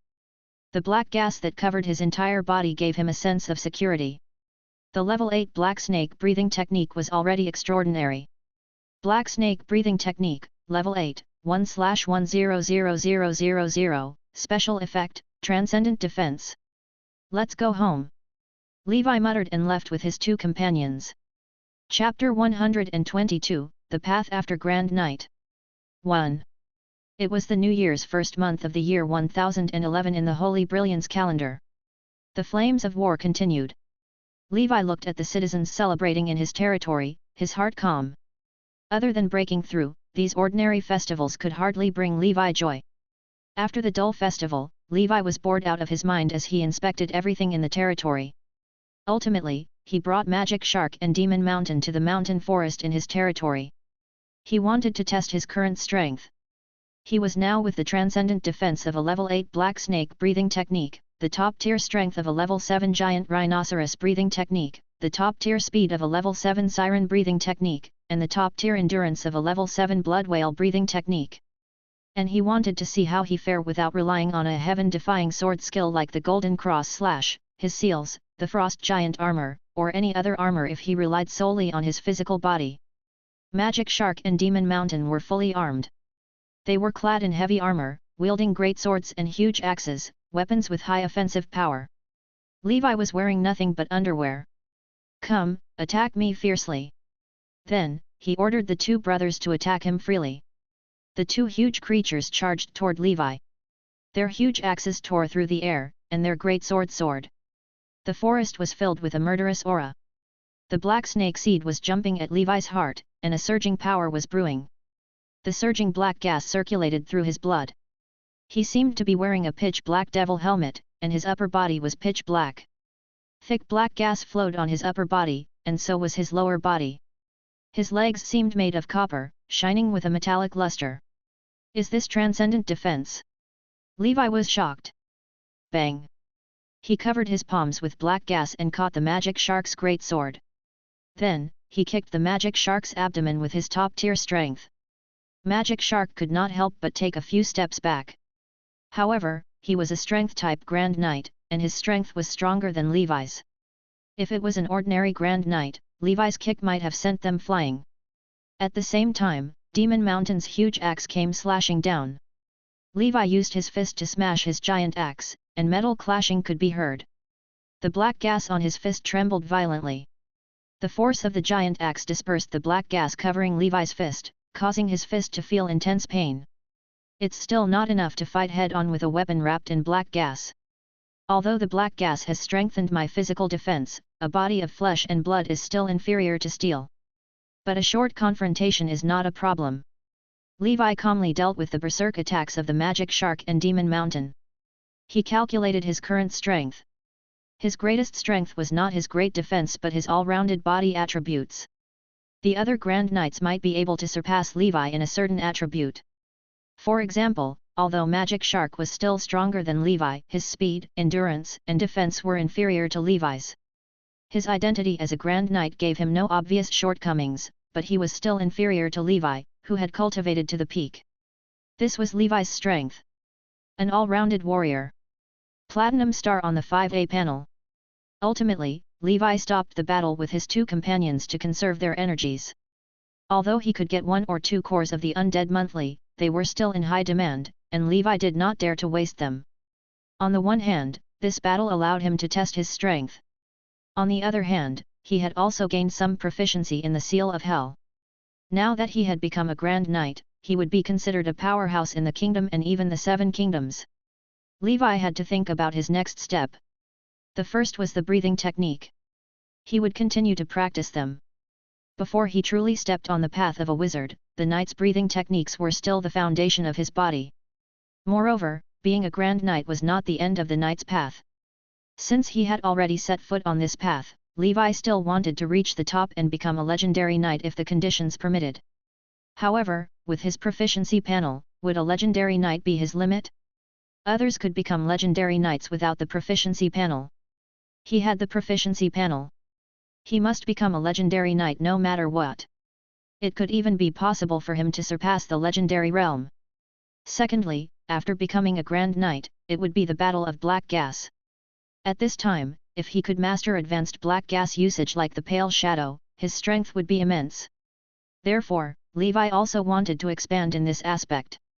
Finally, there was the wizard path Levi had always considered. So far, among all the clues that Levi had found, Witch Gulwig and Ms. Roland were both suspected to be wizards. Although they had briefly appeared in the human world, it was still very difficult for Levi to find them. Most importantly, even if Levi found them, he was unsure if they were friends or foes. The uncertainty was too great.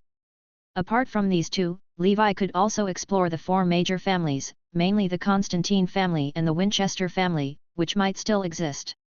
Chapter 123, The Path After Grand Knight. 2. The last time these two families appeared was over 100 years ago. With their family's strong foundation, Levi felt that they should not be destroyed. However, these families were most likely a thorn in the church, so they did not dare to appear in the world and hid in the dark. Levi needed to find their descendants, and it might take some time. Levi used his identity as an informant with a one-way connection with his avatar to constantly inquire about clues regarding their families. However, up until now, there was still no news. It was evident that these two families had hidden themselves very well. Therefore, Levi could do nothing about the four families but wait quietly. Finally, there was the snuff bottle that he had recently obtained. There was no doubt that it was an item related to the wizard. Although Levi's spider sensing did not warn him, he was worried that it could be mistaken, so he did not dare open the snuff bottle.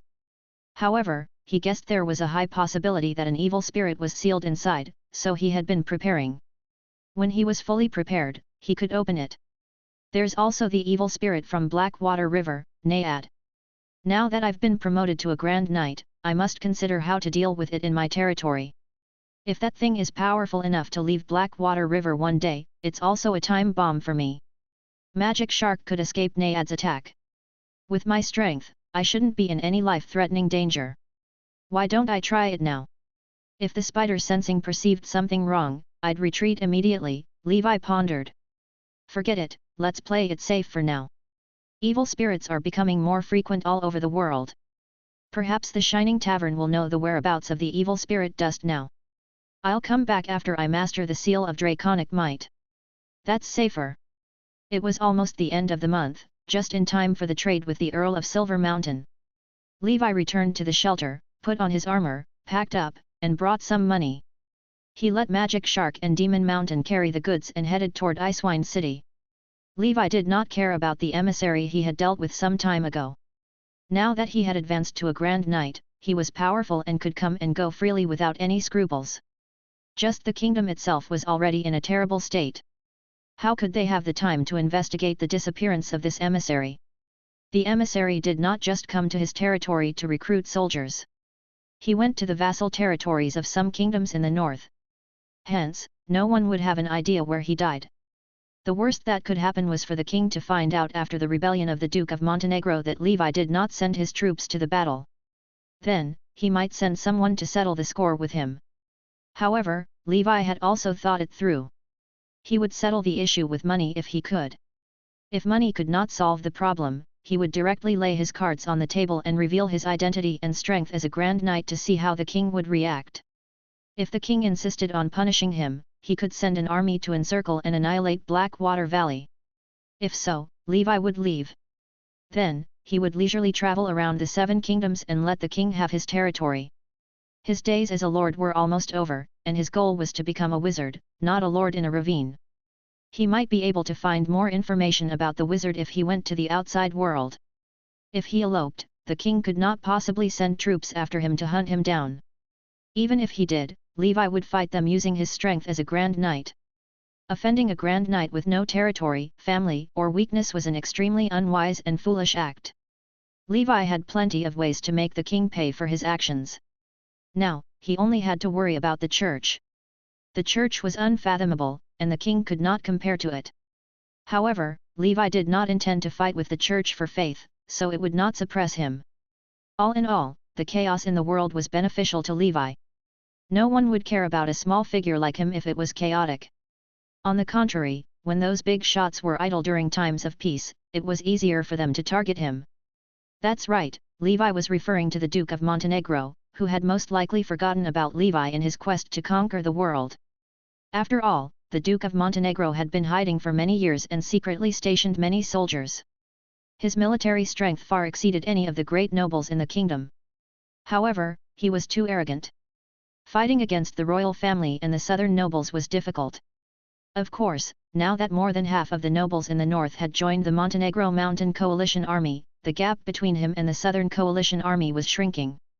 However, the Earl of Silver Mountain was not one of these nobles. After arriving at Icewine City, Levi hid Magic Shark and Demon Mountain in the wilderness and entered the city alone with his goods.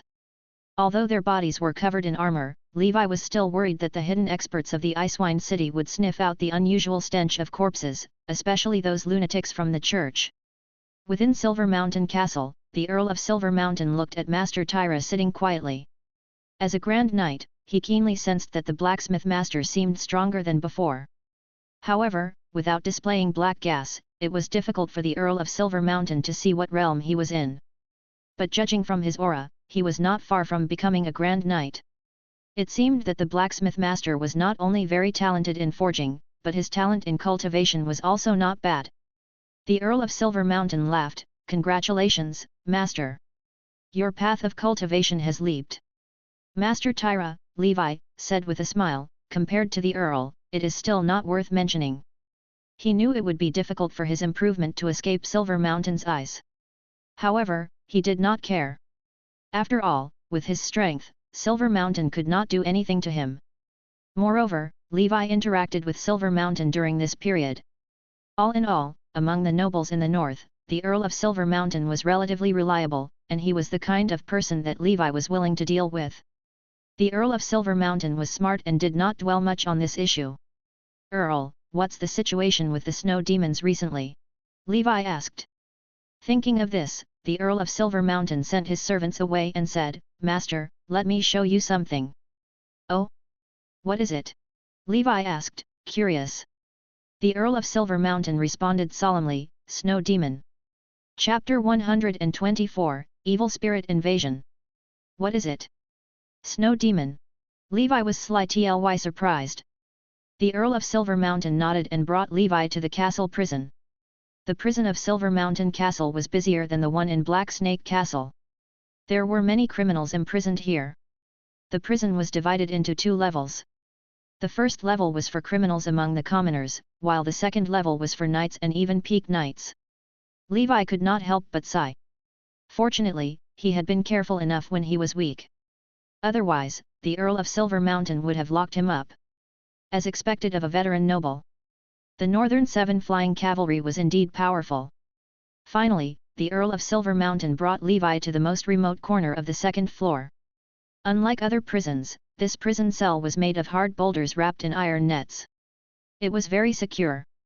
With Levi's skill as a blacksmith master, he could tell at a glance that a trace of mithril was mixed in the iron net.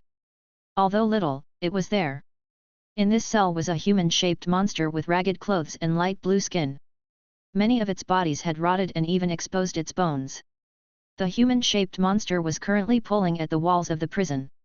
Occasionally, when it bumped into the mithril iron bars, it would emit a puff of green smoke and then shrink back. Levi looked carefully and saw the monster's face. It was not a face. It was more like the rotting zombies in Resident Evil or The Walking Dead. The light blue bones and teeth were exposed from the facial muscles. The monster's eyes were also emitting blue flames, similar to Levi's 2 companions. This terrifying undead monster had become pervasive in the Northern Territory. The Snow Demon. At first glance, it looked like a zombie.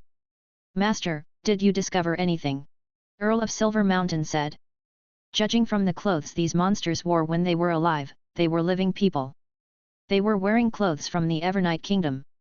Their power source should be the frost heart in their bodies, Levi said. "That's right, and after my experiments, these monsters are really afraid of mithril products.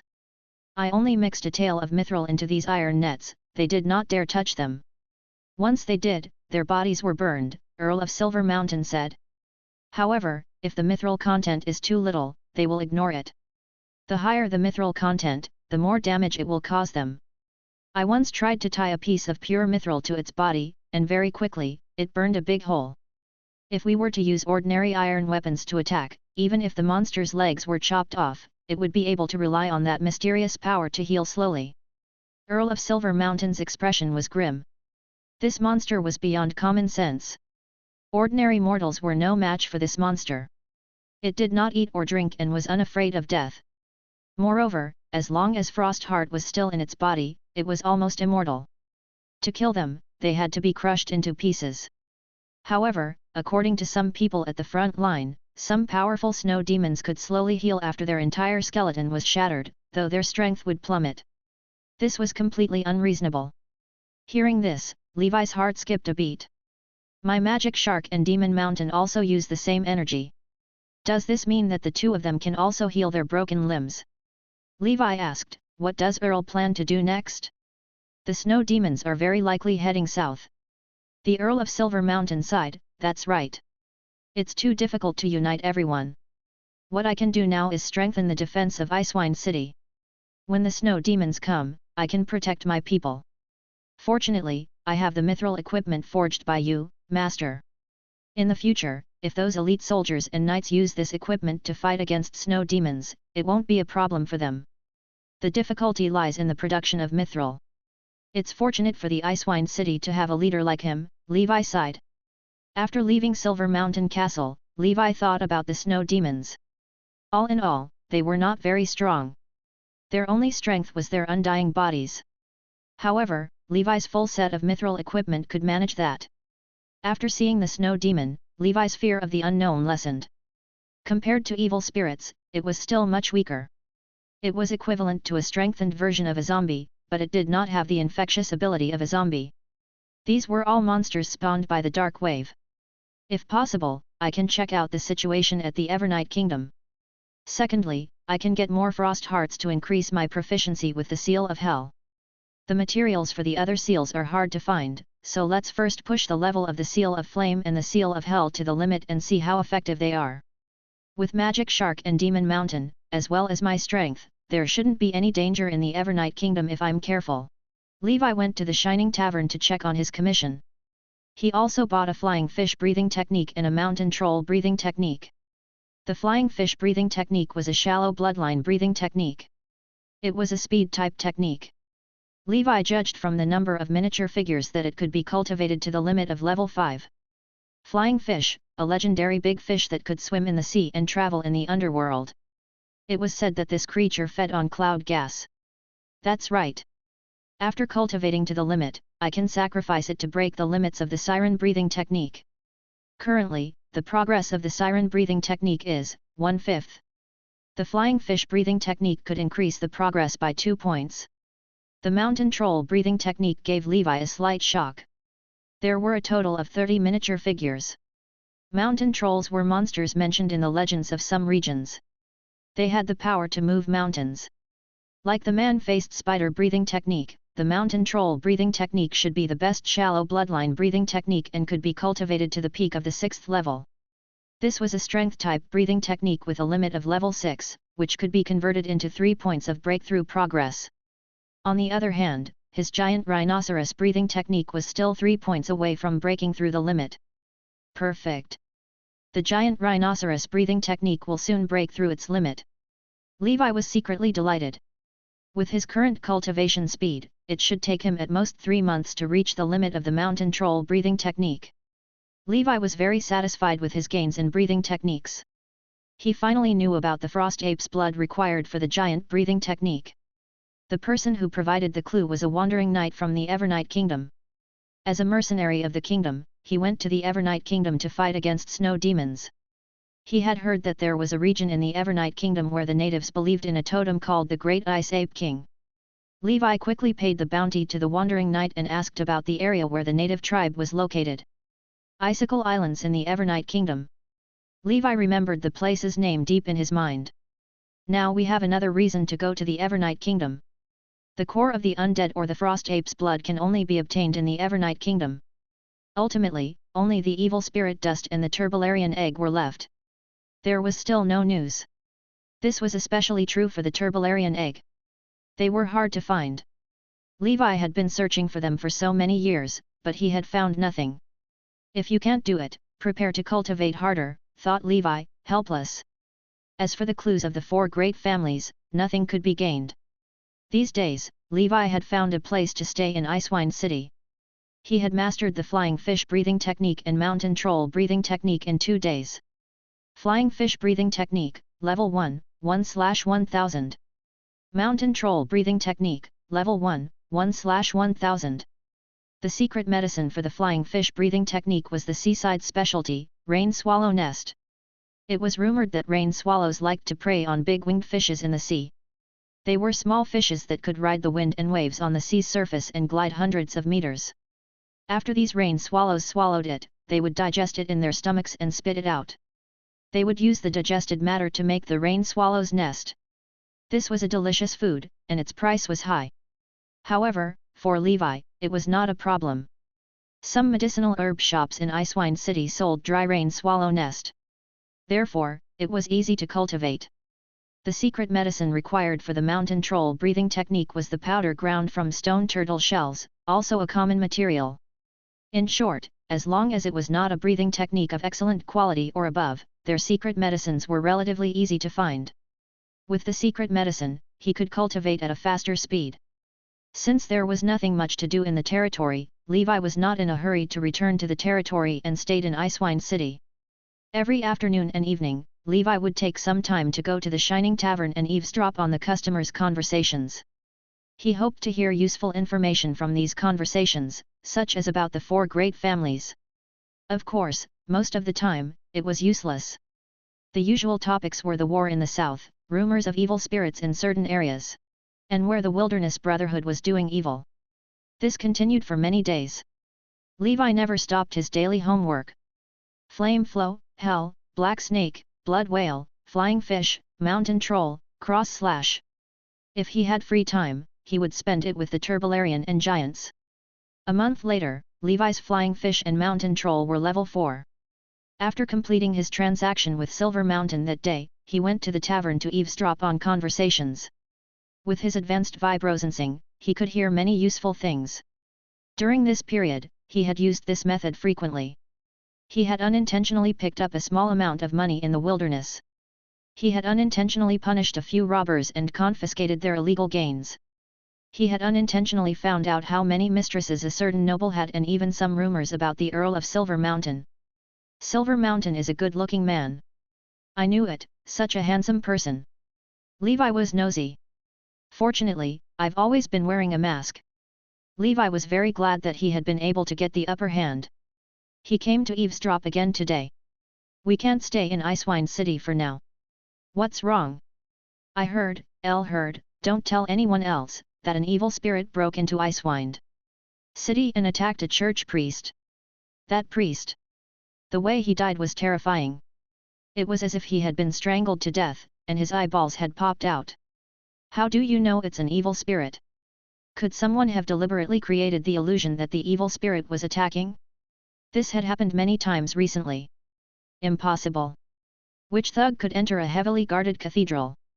Moreover, the head priest of the Icewind Church is said to have personally taken action. That evil spirit wanted to possess the head priest but was severely injured by him. Now that the evil spirit has escaped, I don't know who it has possessed. Damn it, this is the terrifying thing. Because after the evil spirit successfully possesses someone, if it doesn't act up, you won't be able to see any difference. There's such a thing? Then I'll have to leave for a while. On the other side, Levi suddenly frowned, drinking alone in a private room. An evil spirit. It appeared in Icewind City. Thinking of this, Levi immediately returned to the hotel, packed his luggage, and prepared to leave. Chapter 125, Adolf and Chained Prisoner, 1. In Icewind City, Levi suddenly stopped after packing his things and preparing to leave. Wait, if the head priest can severely injure the evil spirit, why can't I? I remember that he only has the strength of a grand knight. That's right, even though the church boasted that they were omnipotent and created the 7 knights of the sky, even many churches' head priests still cultivated to become knights. There was no such thing as clergy with divine power. The head priest of churches in big cities like this was usually at the level of a grand or peak knight. Otherwise, having power without strength might not be enough to suppress others. However, based on some rumors, Levi was unsure if the information about the evil spirit was true. Now that he had so many trump cards, he felt it would not be a problem to protect himself in Icewind City. Perhaps this is also an opportunity to obtain the evil spirit dust, Levi thought. There had to be a start. Who knew when the evil spirit dust would appear? Without it, there was no way to cultivate the seal of dragon might. If that was the case, there was no way to deal with Nayad and the evil spirit that might be hiding in the snuff bottle. Let's wait and ask around, Levi thought. The next day, he went to Icewind City for a stroll. He realized that the city gates were already tightly shut. He learned from the Earl of Silver Mountain that the church had ordered him to seal all the exits. He did not say why, but Levi had guessed. It must be because the church was worried that the person possessed by the evil spirit would slip out of Icewind City. This also further confirmed the fact that evil spirits roamed. The church cared about its reputation. They would not let the world know that the spokesperson of the Heavenly Father could not even defeat an evil spirit. However, Levi did not mind. With his strength as a Grand Knight, it would be easy for him to get out. In the middle of Icewine City stood a magnificent Gothic church. A gentle-looking grey-robed older man was reading ancient books in the church library. Finally, he found a book in the corner. After flipping through it, the older man muttered, "The evil spirit, chained prisoner. Restricted level evil spirit." The older man smiled bitterly, "Sigh, I must be old. Otherwise, why would I let a mere restricted level evil spirit escape?" He was the head priest of the Icewine City Church, the grey-robed sage, Adolf. According to the records, a chained prisoner's possession will not last more than 7 days. After 7 days, the host must be changed, or it will be forever imprisoned in the host's body.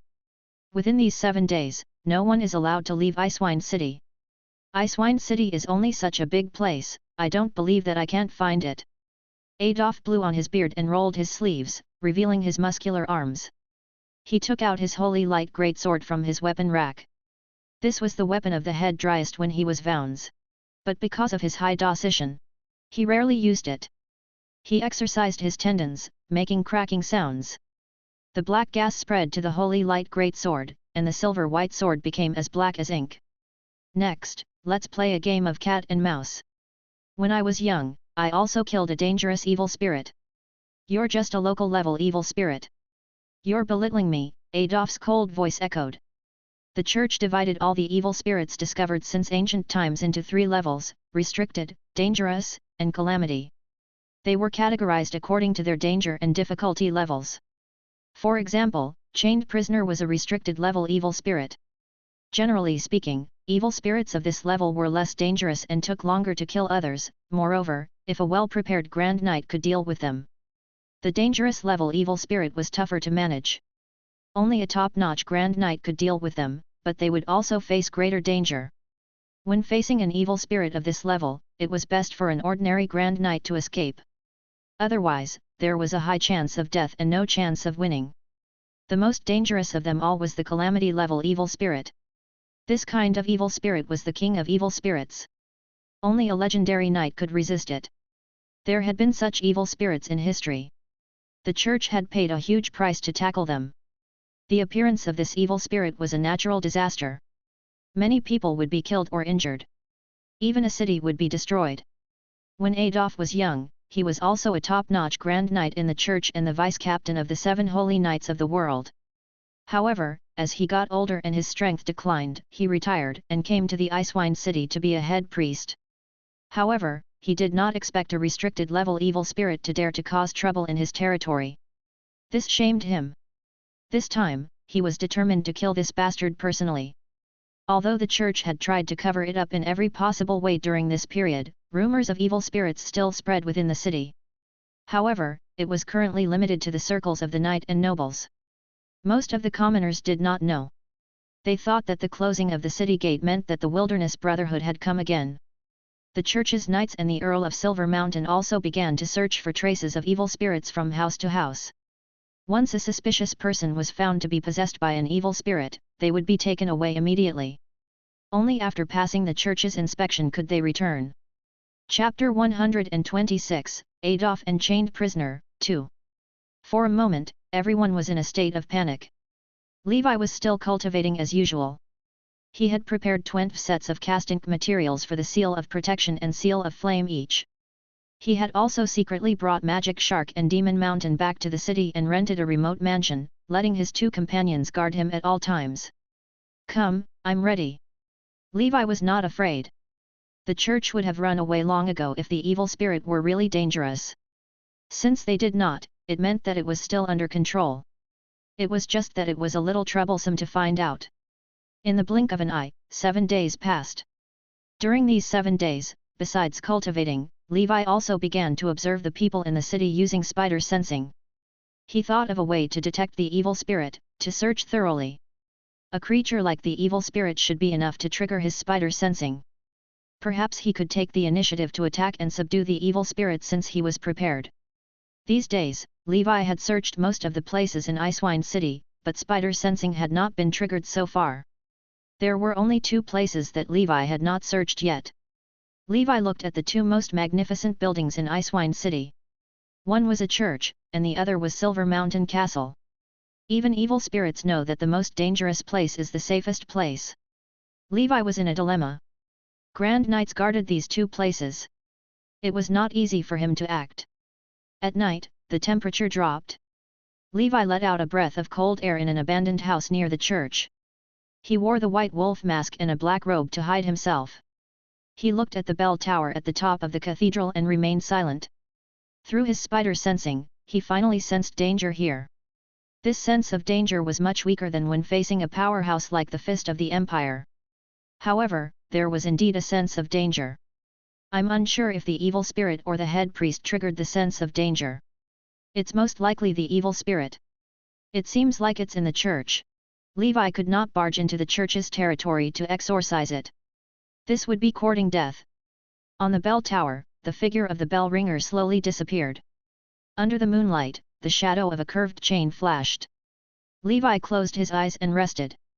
No matter what, he had to try and see if he could obtain the evil spirit dust. He needed a good start to activate the seal of dragon might. Otherwise, the seal would never be able to be cultivated. Inside the church, a clergyman who had just eaten his fill patted his belly in satisfaction. He looked at the ugly bell ringer who was passing by. The latter was sallow and skinny. The clergyman joked, "Maxie, I heard you went on a date with a noble lady some time ago. Was this for real? Was the lady blind?" Ha ha ha ha. Every day, many church clergymen would laugh at Maxie's appearance. It was hard to imagine such unjust and immoral behavior appearing in a place like the church.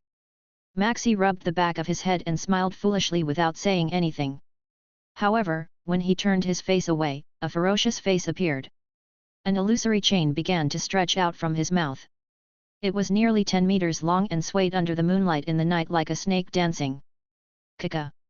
The next moment, something pierced through the clergyman.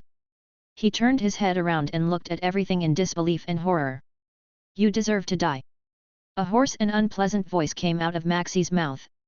Maxie seemed to have completely changed. Behind him was a 2-meter-tall slender figure with chains all over his body. This figure was very illusory and emitted a white light. Maxie mumbled mechanically, "Damn it!" The slender figure left, and Maxie's ugly face lost luster. He fell to the ground, dead. Just as the chained prisoner was about to enter the clergyman's body, a roar sounded. It sounded like the roar of a ferocious beast. An old man in a grey robe with black gas surging around him slashed at him with a holy light greatsword. The old man's body was covered in muscles, and his robe fluttered. "Evil spirit, die!" Adolf's holy light greatsword came at him. The chained prisoner was unable to dodge in time and was slashed. The huge sword surrounded by black gas instantly faded its figure. "Hee, your movements have slowed down. It seems that the few days of hiding have weakened you," Adolf sneered. The chained prisoner could not speak. As an evil spirit, it instinctively sensed that Adolf was dangerous. Thus, its illusory figure began to float backward. Adolf immediately chased after him, and the chained prisoner went straight out of the cathedral. Adolf could not walk through walls, so he kicked the door away and chased after him. His grey robe was already torn to shreds. "Where are you escaping to?" The chained prisoner continued passing through the walls, and Adolf chased them relentlessly. Like a human-shaped bulldozer, he kicked down the walls one by one. He was even more terrifying than the evil spirit on this dark night. A pitch-black human figure with a beard that stood on end. Levi, who had been on guard, suddenly felt movement inside the house. Before he could figure out what was happening, he saw an illusory thin figure bound by chains rushing towards him. Then, it stopped halfway as if it instinctively felt fear. It forcefully stopped its body and floated forward as if it was passing by. "Damn, evil spirit! What's going on?" Levi's spider sensing had faintly sensed danger once he entered, so he did not expect the evil spirit to appear in front of him suddenly. Levi stood up and was about to chase after it. Suddenly, there was a bang. The wall suddenly collapsed, and dust flew everywhere. Levi dodged the flying stones and spat out a mouthful of dust. He saw an older man with a bare upper body and black gas swirling around him. He looked like he had just come out of a coal mine, holding a huge sword the size of a door. He looked at Levi in a daze, then immediately chased after the evil spirit without stopping. The old man cursed, "Stop, you damned evil spirit! You don't even dare to face an old man like myself." Levi was dumbfounded, but he instantly understood something. "This evil spirit belongs to me." With a loud bang, Levi shot out, his speed much faster than the older man. The evil spirit was floating ahead when it suddenly noticed two figures. Behind was the older man from before, chasing relentlessly. The other person in front was the masked man it had wanted to possess but felt it could not. The masked man did not say a word. His large hand was wrapped in black gas that covered every inch of his body. It was like a demonic claw that attacked directly, making people suffocate. Chapter 127, Eternal Golden Vertical Pupil. 1. At night, in Icewind City, the cold wind whistled like an unsheathed blade. The slender chained prisoner was almost caught by the man's large hand covered in a black robe. Levi's hand grabbed nothing. Just as the evil spirit was about to be caught, it used its long chain to hook itself onto the chimney of a house. Then, it gently flew towards the chimney. Trying to run. Levi sneered in his heart. His entire body shot up like a cannonball, and he jumped onto the roof with a boom. The evil spirit relied on its body to walk through walls and hide in the house below. Damn, it's so tiring. Levi stomped on the roof and shattered it. He fell straight into the room below. Unlike the other rooms, which were all abandoned, a couple was in the room, just about to get intimate. The man exclaimed, "Ah! What are you doing?" The lady hid under the blanket, not daring to show her face. Levi ignored the two of them and looked at the evil spirit about to pass through the wall again. Golden cross slash. The black gas entwined Frostmourne. Break. Levi slashed out with his sword like a lightning bolt and a rainbow pierced through the sun. It was so brilliant that one could not look straight at his sword. Boom. The cross-shaped slash wrapped in thick black gas cut the house's walls into 4 pieces. The evil spirit's body became even more illusory after being slashed. It was like a candle flame that could be extinguished anytime in the wind. It became even weaker. Levi would have already used the seal of flame if not for the head priest behind them. The flames were the same as the black gas. They both had a certain damage effect on the evil spirit. Boom. The house collapsed, and Levi's figure had long disappeared. The man looked at Levi's disappearing back and heaved a sigh of relief. The lady also heaved a sigh of relief. The male owner stood in the courtyard and could not help but sigh in relief. "It's okay. I thought it was your husband, Richard, who broke in." At the same time, a dark-skinned older man holding a great sword and dancing with black gas hurried past. The grey-robed wise man Adolf shouted angrily, "The two of you are naked in broad daylight. What a disgrace! Quickly put on your clothes." When did a grand knight appear in the Icewind City, and how could he be so fast? Could it be Silver Mountain? It doesn't look like him, though. Adolf chased after them, but he was still doubtful. On the other side, the evil spirit, attacked by Levi, was forced into a desperate state. It did not intend to escape anymore, and a faint low roar could be heard. At the same time, the sound of metal clashing could be heard. The 10-meter-long illusory chain charged toward Levi. Black gas surrounded Levi. His entire body was like a wriggling black fog. A large hand stretched out from the black fog and grabbed the chain. The sound of sizzling sounds rang out. The illusory chain started to smoke under Levi's thick black gas. This feeling is like snow demons meeting mithril. As expected, the black gas was useful. No wonder the evil spirit ran away when it saw me. It couldn't defeat me, Levi thought. He grabbed with force, and the evil spirit was dragged over by his large hand along the chain. Then, Levi's golden cross slash sent out another sword light. Ripple slash. Advanced ripple force bubbled, causing the black gas to become even more violent. It was like a black demonic sword. Kaka. Levi felt like he had stabbed a red-hot sword into a large piece of pork. The evil spirit's chest was burning. Its figure became even more illusory, and its aura became weaker. Levi did not let him off, slashing at him continuously. Not long after, the evil spirit's figure resembled toilet paper soaked in water. It broke with a poke and was extremely fragile. It used its ghost claws and chains in a futile attempt to break through the layer of black gas on Levi, but it was useless. The black gas was too thick. It felt like it was grabbing onto a sea of black gas. It was overestimating its strength. In the end, Levi used his black gas to tear the evil spirit's body apart, crumpling it into a ball and crushing it. The evil spirit's figure completely disappeared, and that extreme resentment finally dissipated. Just this. Levi was doubtful. Did I kill it or not? For a moment, Levi doubted his life. It was his first time killing an evil spirit, so he did not have much experience. Until Levi saw a pile of white powder on the ground, like ashes, scattered all over the ground.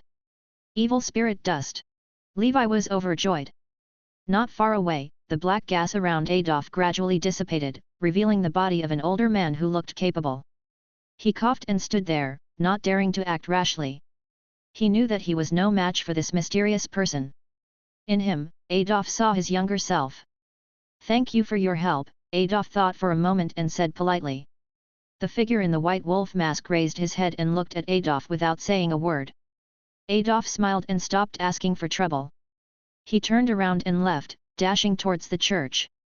Watching the older man disappear, Levi quickly collected the evil spirit dust and placed it in the prepared container. "With so much powder, I wonder if I can raise the seal of dragon might to level 2, Levi muttered, finally leaving the battlefield. He returned to his residence, called Magic Shark and Demon Mountain, and left Icewind City overnight. Because of the commotion from the battle last night, it was bound to attract the attention of the Earl of Silver Mountain. Levi did not want to go to jail for trespassing and intentional property damage. Chapter 128, Eternal Golden Vertical Pupil. 2. After all, he was doing the people a favor. After returning to Blackwater Valley, Levi reviewed the battle with the evil spirit. Overall, the battle was about as he had expected. No, the evil spirit was weaker than he had imagined. Perhaps this is the weakest evil spirit. Levi warned himself not to become arrogant because he killed an evil spirit. But no matter what, this is a good start. It means Grand Knights have the power to fight against evil spirits, especially a defensive Grand Knight like me. I have an advantage against evil spirits. Because my black gas defense is thicker than the others, I don't even need to use the seal of protection against evil spirits of this level. But I doubt this applies to other Grand Knights. To deal with evil spirits, you don't need much strength. You must have enough powerful black gas to capture the other party alive. Before you kill, you need a powerful defense to be immune to their attacks. As expected, stacked armors are the most powerful. Stacked armor style is the best. Levi felt lucky that his path was correct. After today's battle, Levi's fear of evil spirits gradually disappeared. He would still be cautious with them but was no longer terrified. Evil spirits were just that. Once I grasp the seal of dragon might, I'll kill Naiad. I want to see how powerful this evil spirit that once almost killed Magic Shark is. It was dangerous to keep an evil spirit company. Although Levi guessed that Nad could not leave the vicinity of the Blackwater River, it would be best if he could get rid of it completely. Levi prepared the materials beforehand to cast the seal of dragon might. He was also very familiar with its hand gestures and successfully executed the seal. Levi slapped his palm out into the air. Boom! In an instant, a mysterious power surged into Levi's body. The earthly dragon beast's blood and Levi's casting materials started to burn, turning into a raging fire. This fire had no temperature and was just an illusion. A pair of indifferent golden vertical pupils that would not extinguish slowly opened within the raging flames. It was as if golden flames were erupting. Then, a mental energy field rumbled out. Ang! It was like a dragon's roar. Under the dragon might, all living things submitted. The entire shelter seemed to tremble slightly because of this invisible spiritual fluctuation. Good heavens, how is this power so strong? A spiritual attack interfered with matter. This seal of dragon might is quite something. Im's seal is not simple. Levi looked at the slowly dissipating dragon shadow and was shocked. This was probably the legendary dragon. That golden pupil was soul-stirring and incomparably majestic. It was like a natural king, insufferably arrogant and invincible. After his excitement, Levi opened his proficiency panel. As expected, the seal of dragon might skill was already imprinted on the interface. Seal of dragon might, level 1, 1/1000. Another proficiency point, 1000 sets of casting materials to reach level 2, and then thousands of them. Levi estimated the amount of evil spirit dust he needed. The dust the chained prisoner provided was probably only enough for Levi to increase his proficiency by 1/10. Killing 10 evil spirits to reach level 2. Alright, let's leave this skill as it is. In any case, the power of the first level should be enough. Levi had no idea where to find evil spirits. Moreover, evil spirits had different levels. If he encountered a powerful evil spirit, such as the one that killed White Horse Knight, there was a high chance that he would fail. Therefore, the seal of dragon might cultivation had a lower priority. Instead of desperately killing evil spirits to obtain the seal of dragon might, it was better to work hard to improve the quality of his black gas. But no matter what, Levi had obtained the skill to counter evil spirits, so he was still happy. After more practice on the seal of dragon might, I can get Naiad. Then, Levi continued cultivating.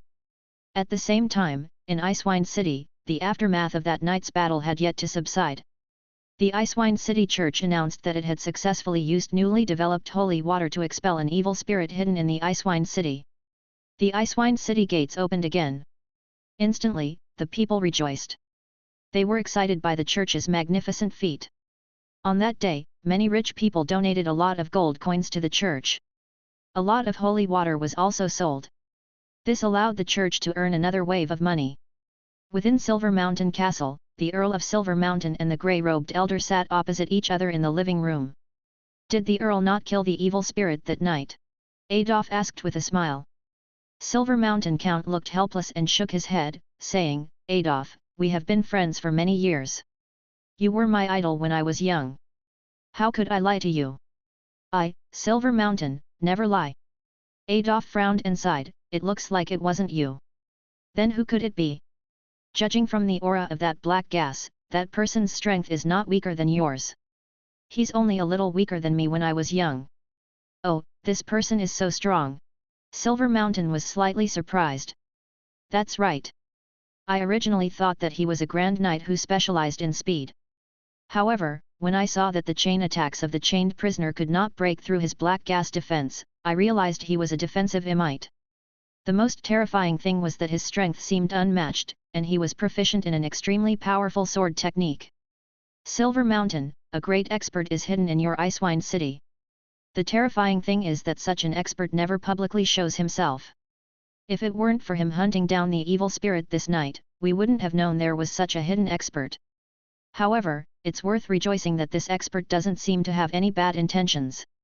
Instead, he helped me kill an evil spirit. Oh, Heavenly Father, if I were 10 years younger, no, even 5 years younger, I would use my fist to tell the damned evil spirit that this Icewind City is not a place where it can behave atrociously. The grey-robed sage had a regretful expression as he continued to talk about his past glory. Silver Mountain had already heard such words countless times. Silver Mountain frowned. He suddenly remembered that Yatos, the vice president of the Wilderness Brotherhood, had mysteriously disappeared some time ago. He was suspected of having been killed by a mysterious expert. Did he kill Yatos alone? He hoped not. Chapter 129, Giant Rhinoceros Breaks Limit. 1. Looking at the distracted Earl of Silver Mountain, Adolf sighed and said, Sigh, I'm old. I have to admit. Forget it, let's not disturb him. In short, this mysterious expert doesn't have any ill intentions. However, the church priests are so shameless. Holy water? What bullshit! But, it was us, the knights, who should take credit. The grey-robed wise man, Adolf, walked away unhappily. The Earl of Silver Mountain smiled bitterly. This head priest was probably the one with the most personality among all the members of the church that he had ever met. He was also one of his few church friends. When he was young, he was indeed a top-notch Grand Knight. The Earl of Silver Mountain sighed, Sigh, it's such a pity that such an expert doesn't go out and make a name for himself but hides in the secular world. Then, he went to study how to deal with snow demons. He was determined. The month of Germinal in the year 1011 of the Holy Brilliance calendar was chilly because the weather was getting colder in spring.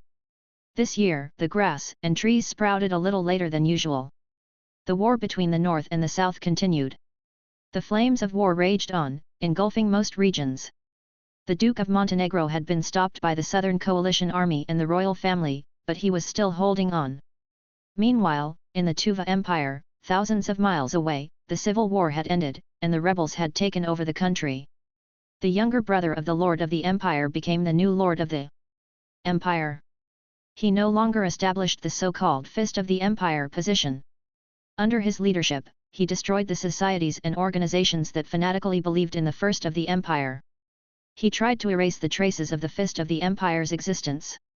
The Fist of the Empire was nowhere to be found. No one knew where he went. Some people speculated that the Fist of the Empire had already become a legend. Some people guessed that the Fist of the Empire had concealed his identity and gone to another country. In short, Fist of the Empire fans would never believe that he was dead. They believed that Storm's birth, the unparalleled god of war, would not die. The Wilderness Brotherhood could no longer hold on. The difference in strength between them and the Church was too great. They could only rely on guerrilla warfare to resist the Church and destroy some small churches in some places. Therefore, they returned to the wilderness and gradually disappeared from the public's sight. However, they were still secretly spreading the faith of the Lord of the Wilderness. Chaos would eventually return. Levi's enemy, the Bird of Death's voice, had no news. Levi had hoped that the Bird of Death's voice would continue to send assassins after him. It would be best if the Pale Shadow came personally. This way, he could get to know this damned organization better. After a month of cultivation, Levi's Seal of Dragon Might gained 50 proficiency points. The power was a little stronger than before. As for the remaining 50 sets of casting materials, Levi could no longer use them for cultivation. This was for actual combat. The cultivation of the seal itself was not very difficult. However, the speed of the cultivation depended on the amount of casting materials, so Levi could not fully display his subjective initiative. Therefore, Levi still preferred cultivation. This month, he reached level 5 of the Flying Fish Breathing Technique. After fusing with the Siren Breathing Technique, it achieved some breakthroughs in its limits. It had reached 3/5 of the breakthrough. The level 6 Mountain Troll Breathing Technique, which had also been pushed to the limit, had also successfully allowed the Giant Rhinoceros Breathing Technique to break through. Giant Rhinoceros Breathing Technique, Level 7, 1/50,000, Special Effect. Top Tier Strength. It won't be long before the Giant Rhinoceros Breathing Technique reaches the peak of Level 8. At that time, it will be another extraordinary power. I'm looking forward to it. Levi recalled the Fist of the Empire. It was obvious that the opponent had extraordinary powers. It was simply too exaggerated for a mortal to be on par with an earthly dragon beast. Although his current strength was great, it was still far inferior to the earthly dragon beast or the ice rhinoceroses. His strength was more similar to the three brothers. Even though both are strength-based breathing techniques, there is still a gap. Although Demon Shark and Demon Mountain are Grand Knights, their combined strength is still inferior to the Fist of Empire. Perhaps there is a difference in extraordinary power. My realm is too low, so I can't show it yet. It's about time to go and meet Naiad. If I can't beat it, I'll run. It's not that embarrassing. Naiad should be stronger than that evil spirit. This was Levi's instinct. Hence, Levi began to prepare the items to deal with the evil spirit. The mithril sword is effective against the undead, but it seems ineffective against evil spirits. Levi remembered how he had dealt with chained prisoner that night. He had tried it before. If the mithril sword were not wrapped in black gas, the physical attack of the mithril sword would be ineffective against the evil spirit. Therefore, he used the golden cross slash to kill the evil spirit not because of the mithril but because of the black gas. Mithril won't work, but I don't know if silver will work. After all, in some literary works in my previous life, a female warlock killed people with an iron sword and killed demons with a silver sword. Silver had always been a metal used by some cultures to deal with dark creatures such as evil spirits or vampires. We'll know once we try. Levi immediately forged a silver sword. Why don't we try using gold? What if silver doesn't work?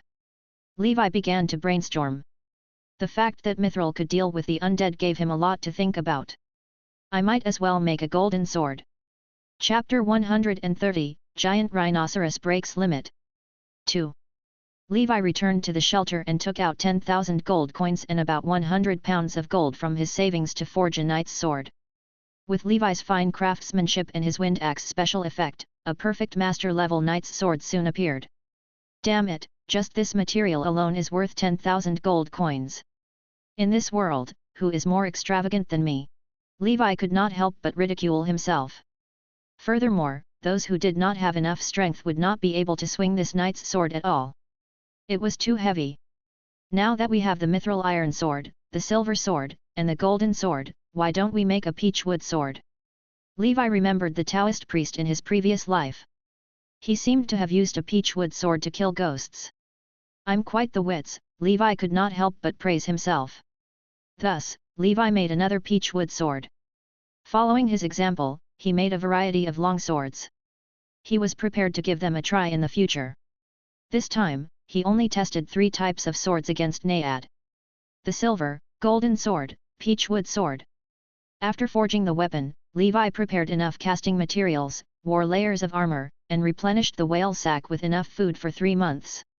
Then, he called his 2 companions and protectors. Magic Shark and the Demon Mountain were at the front. They would lure Nayad out and restrain her while Levi was in charge of attacking from the back. This should be good enough, Levi sighed in his heart. It would not make sense if this could not subdue the evil spirit. To be safe, Levi chose to fight during the day. Levi knew that Nayad could appear then. The next morning, cold air permeated the air. The Blackwater River had just thawed recently. The cold river water flowed slowly. Levi followed his memories and came to where the original owner had once fished. No one was here because the Lord forbade anyone from going to the river. Levi could not help but feel a little nervous when he thought about his childhood trauma, even though he had successfully killed an evil spirit.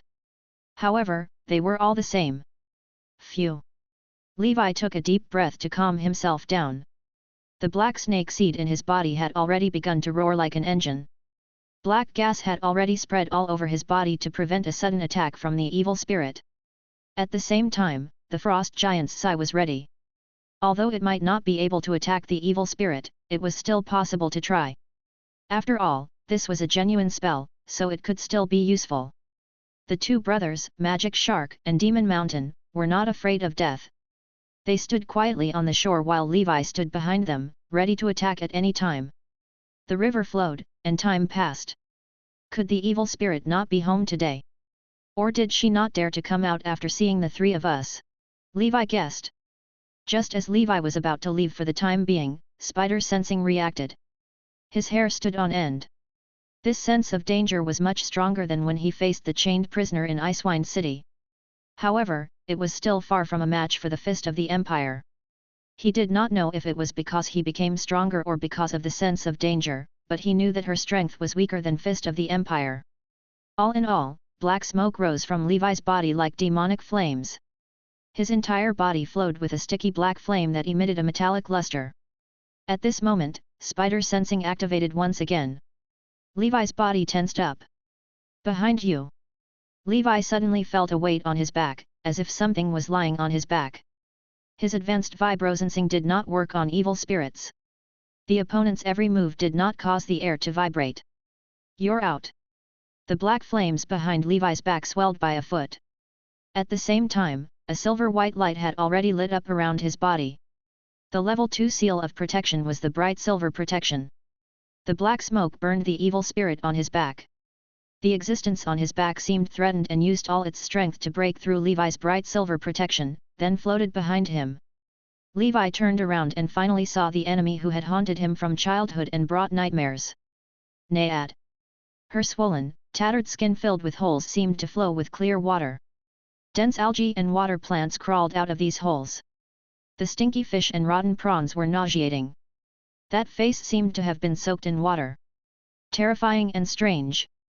For a moment, the surroundings seemed to have become even colder. This was not an ordinary coldness. The coldness made one's scalp numb, and their hair stood on end.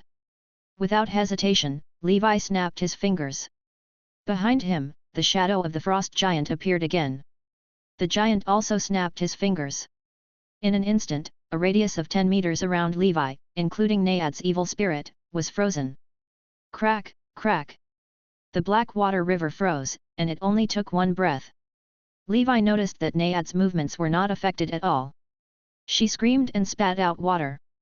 Countless green algae and seaweed grew in a complicated manner as she charged toward Li Wei. Although it was useless, Levi had expected it. Spells specialize in magic, and he probably needed a specific type of magic to deal with evil spirits. Chapter 131, Giant Rhinoceros Breaks Limit. 3. Good. Levi had cast the hand seal. A palm strike was thrown out, accompanied by Levi's low murmur. Dragon's Might. Boom. Golden flames erupted in the void behind Levi, and a pair of golden eyes appeared. A huge wave of mental energy shook the ice. Dust flew up from the ground and rolled backward. Countless water plants were instantly shattered, and Naiad, rushing over, was sent flying. Evil spirits were imaginary creatures, but spiritual power was illusory. The seal of dragon might was specifically targeted at evil spirits. Levi activated the seal of the dragon, and the effect was overwhelming. Naiad's body became lighter after that attack. Levi, who had fought against chained prisoner, knew this weakened its strength. He did not waste any time and unleashed a barrage of attacks. Please take advantage of its weakness and take its life. The second attack of the seal had already formed. Boom.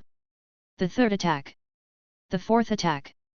5 solid seals of dragon might caught Naiad off guard. The seals shattered the water plants on her body as soon as they appeared. At this moment, her body was already broken into pieces. Levi continued to attack. The attack range of the seal of dragon might was very wide.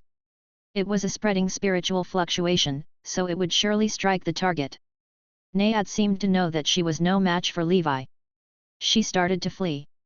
She floated and wanted to return to the Blackwater River. How could Levi allow her to escape? Who knew when he could find this fellow again if she escaped? Levi's speed burst forth, and the siren seed fully activated. Top-tier speed. Levi was like an arrow that had left the bow. Before Naiad jumped into the water, his large hand, covered in black gas, had already grabbed her neck. Get over here! Levi shouted. He grabbed Naiad's neck, and the surging black gas attacked her. Naiad's terrifying attacks continued to assault Levi. She wailed, disturbing Levi's mind. She even used his ghost claws to tear apart the black gas defense that Levi was so proud of, wanting to drill into Levi's body and possess him. Dream on! Levi again used the black gas he had released to clamp Naiad's claws but still felt a sharp pain in his chest. It was obvious that all the physical defense armor, leather armor, and even the frost giant armor he wore had no defensive effect. So far, only black gas could defend against evil spirits. The black snake seed was pushed to the limit by Levi, and the giant rhinoceros seed, siren seed, blood whale seed, and man-faced spider seed all exploded. These 5 types of black gas gathered together and attacked Naiad. This made Fairy wish she was dead. She was grabbed by Levi's large hand, which was covered in black gas. The terrifying attacks of the ghost claw continuously brought waves of pain to Levi's chest. Cold, pitch-black ghostly claw marks appeared on Levi's chest. Even though the black snake's transcendent defense was powerful, Naiad could not compare to weak, evil spirits like the chained prisoner. Thus, Levi's defense was still broken. Despite the immense pain, Levi would not let all his efforts go to waste. Massive amounts of black gas continuously attacked Naiad, and seal of dragon might have shot out one after another. After 10 dragon's might, Naiad's body was already extremely transparent, like a piece of paper that could be broken with a single touch. She was grabbed by Levi's large hand and no longer had the strength to resist. A terrifying evil spirit was subdued by Levi just like that. Now let me see what you are. Levi grabbed Naiad tightly with one hand. With his other hand, he pulled out a silver sword. Levi started stabbing Naiad.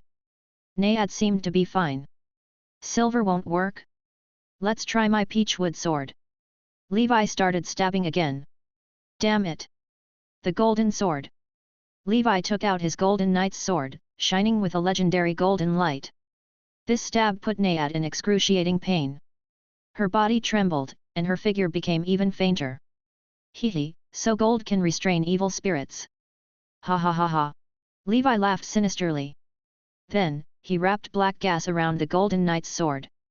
In just a few strikes, the evil spirit Naiad, already on the verge of death and could not move, was under the double of gold and black gas. Ultimately, she completely dissipated, leaving behind a pile of pale white powder that slid down Levi's fingertips, leaving a huge pile on the ground. Levi quickly packed up the powder. Otherwise, the wind would blow it away, which would be a huge loss.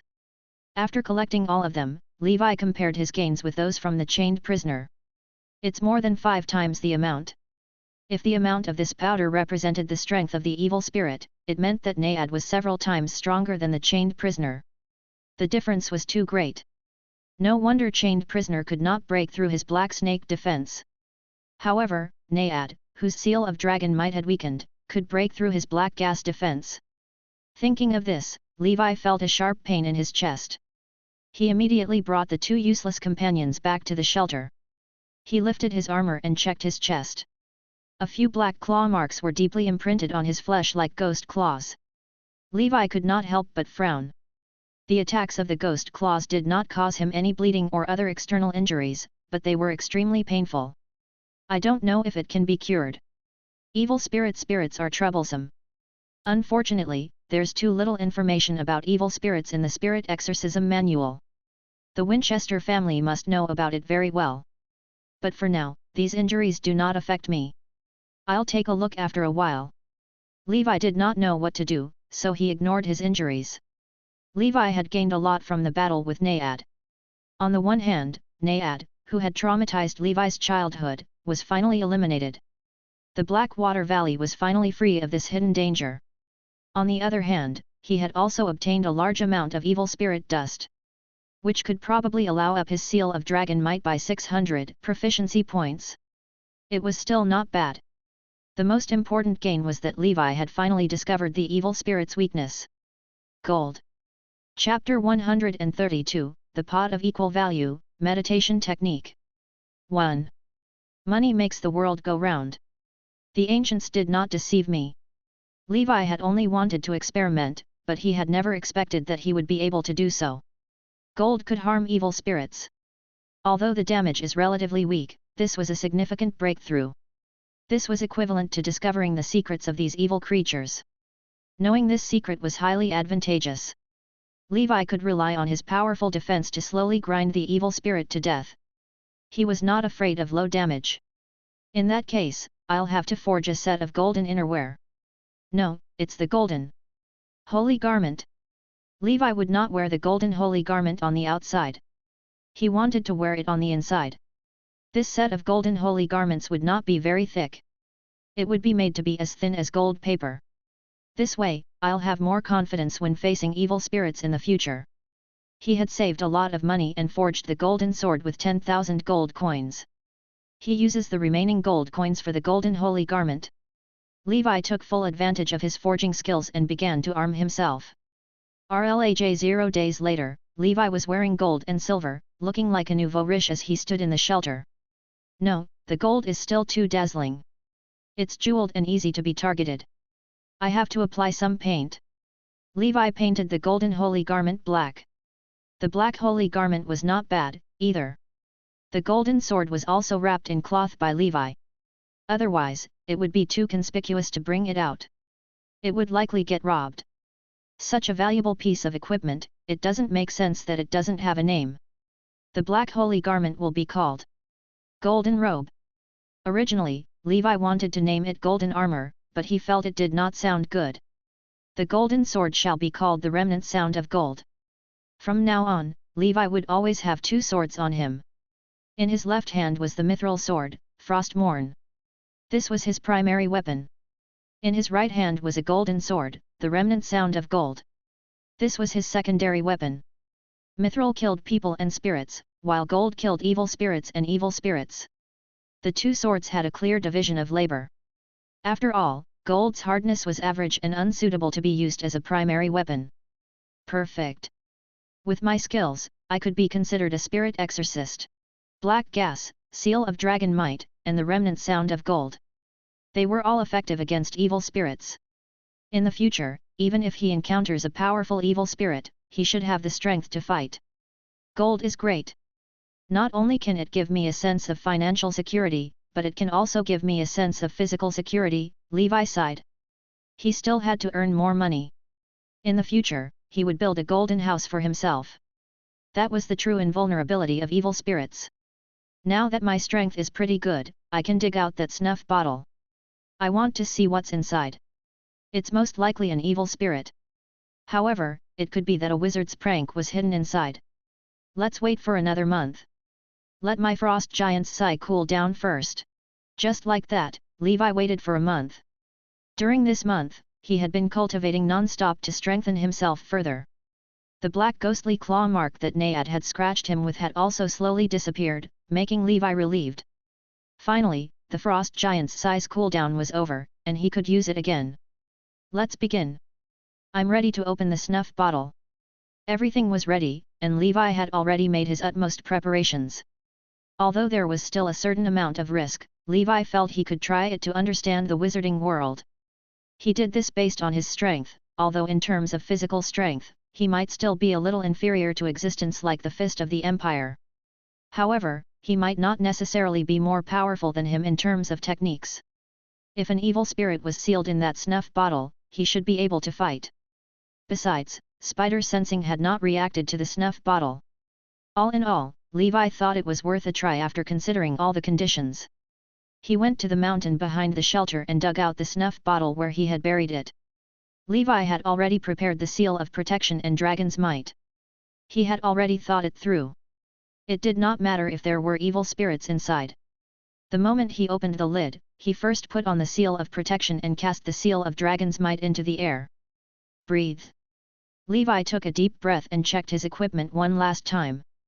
Frost Giant's Sigh, Poison, Frost Morn, Remnant Sound of Gold, Frost Giant Armor, Golden Robe, Casting Materials, Magic Shark, Demon Mountain. On Levi's chest, the black snake seed spiraled around his heart. Level 7 Siren, Giant Rhinoceros, Blood Whale, Level 6 Man-Faced Spider. They were all ready to attack. Black gas surged into Levi's limbs and bones. His entire body was enveloped in black flames, and his hair stood on end, making him look like Xian. Magic Shark held the snuff bottle and waited for Levi's instructions. Levi was 3 meters away from Magic Shark and the others. This way, he would have a chance to escape if he encountered any attacks. Open. Levi said. Magic Shark unscrewed the lid of the bottle. At the same time, a scolding voice came from the snuff bottle. A twisted shadow came out of the snuff bottle. Didn't I tell you? It would be best to use a spell to call the main body out, not in this way. Moreover, wasn't the previous deal completed? Chapter 133, The Pot of Equal Value, Meditation Technique. 2. It was the vague shadow of a bald head. In the next moment, Ang! A dragon's roar sounded. On the bald phantom's face was shock, astonishment, disbelief, and fear. Only then did he notice that the person standing before him was no longer the familiar bald man, Yatos. It was an unfamiliar person wearing a white wolf mask. This person was currently shrouded in an exaggerated black aura flame. He looked like a demon god who had just crawled out of the abyss, a nightmare knight from the deep. He seemed to be even stronger than Yatos. But this was not the most terrifying part. The terrifying thing was that behind that person, the golden eyes bathed in golden flames in the void were burning with eternal flames that made all things tremble and bow their heads in submission. That was a giant dragon. Moreover, it was a pure-blooded dragon. Legend had it that the most potent pure-blooded dragons were legendary creatures comparable to demigods. This kind of creature was high and mighty, arrogant and powerful.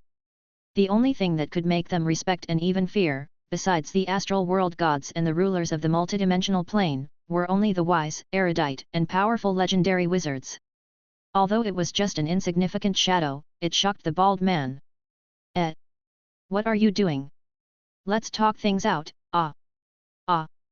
A powerful spiritual fluctuation attacked, and the bald phantom was hit. A large portion of his figure suddenly disappeared. At the same time, he looked at the figure of the white wolf covered in bright silver light.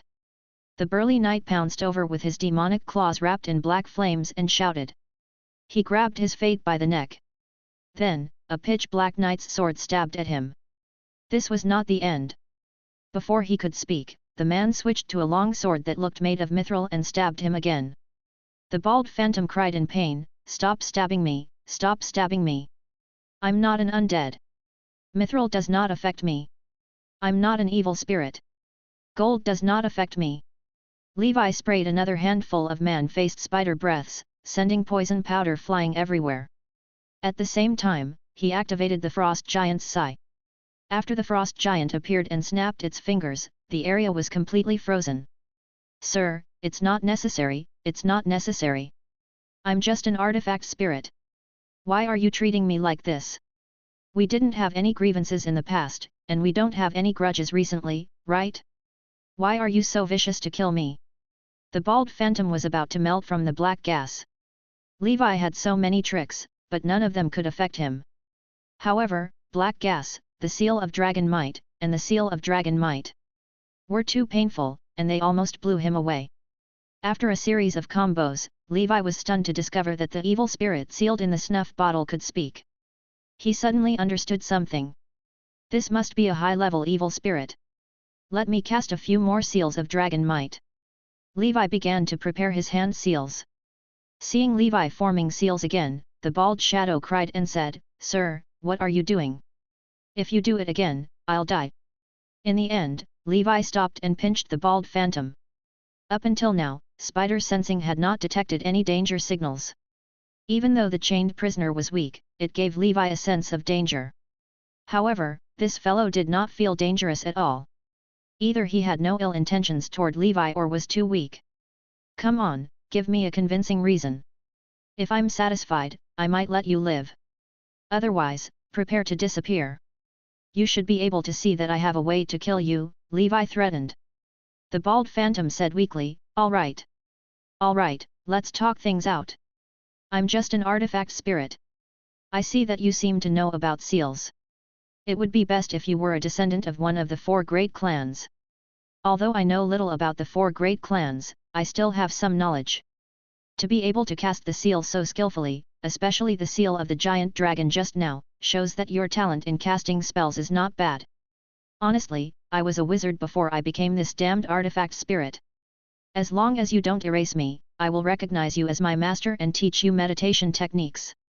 Besides, you're a knight, so I know a secret medicine to help you advance to the Grand Knight realm. My previous master only advanced to the Grand Knight realm with my help." Li Wei sneered, "Ha, do you think I'm a fool?" However, he was excited.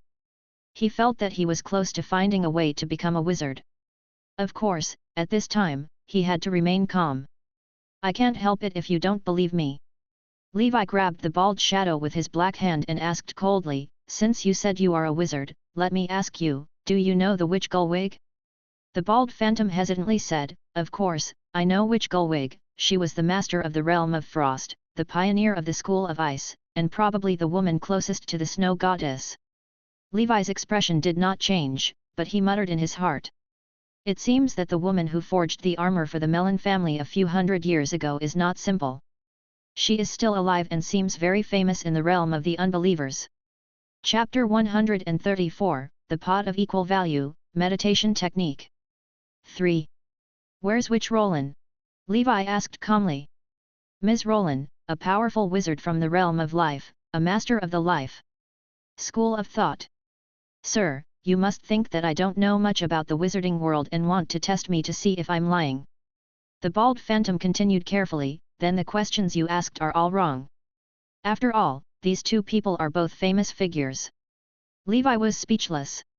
The 2 clues he had found with great difficulty were big shots in the wizard realm. However, this baldy seemed to be a member of the wizard circle.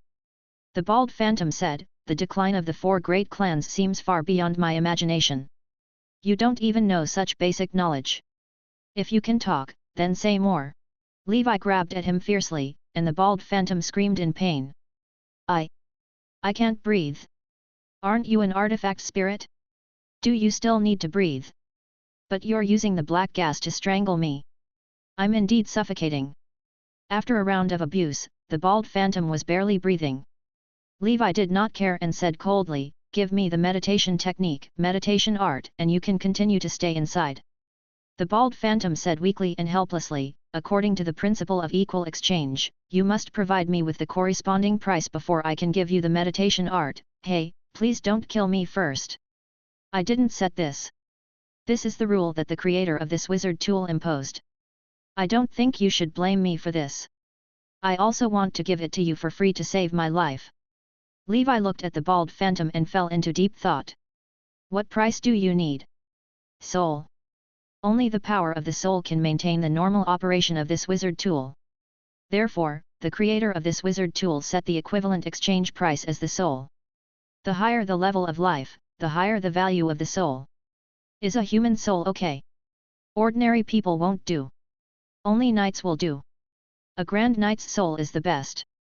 A grand knight's soul is enough to keep this wizard tool running for many years. What is the use of this wizard tool of yours? Who is the creator? Please don't lie to me. It won't do you any good. If you treat me sincerely, with my strength, I can maintain your wizard tool, Levi said. Can you let go of me first? I'm going to be strangled to death by you. No, if you continue to talk nonsense, I'll destroy your body and soul directly. Don't, I'll tell you. My name is Tutton, and this magic tool is called the Pot of Equal Value. An official wizard made it from the Soul School of Thought. I'm his apprentice, and he plotted against me by trapping me in this container, turning me into a tool spirit that has no desires and can't do anything. My existence means to be an ancestral item of his family in the secular world.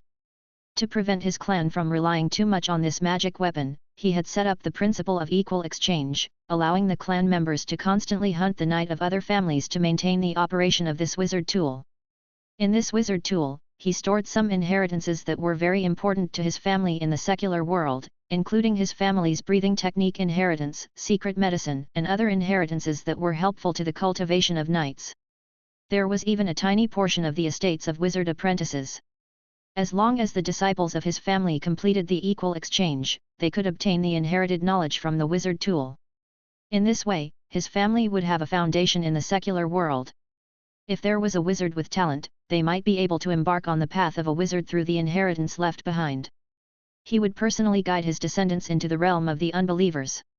However, his plan was not foolproof. He had carefully planned many things, but he never returned after going to the realm of the unbelievers. Later, there were people in his family who became wizards, but they never waited for him to return. He probably died in the wizard world. Later, his family also declined. Even though he had deliberately set up so many backup plans, he could not stand the disappointing descendants of his family. Ultimately, the Wilderness Brotherhood destroyed their family, and the pot of equal value fell into the hands of the Wilderness Brotherhood vice president. I pretended to be an evil spirit to trick him and provided him with the secret medicine knowledge that could be used to break through as a knight. At the same time, I asked him to kill knights for me.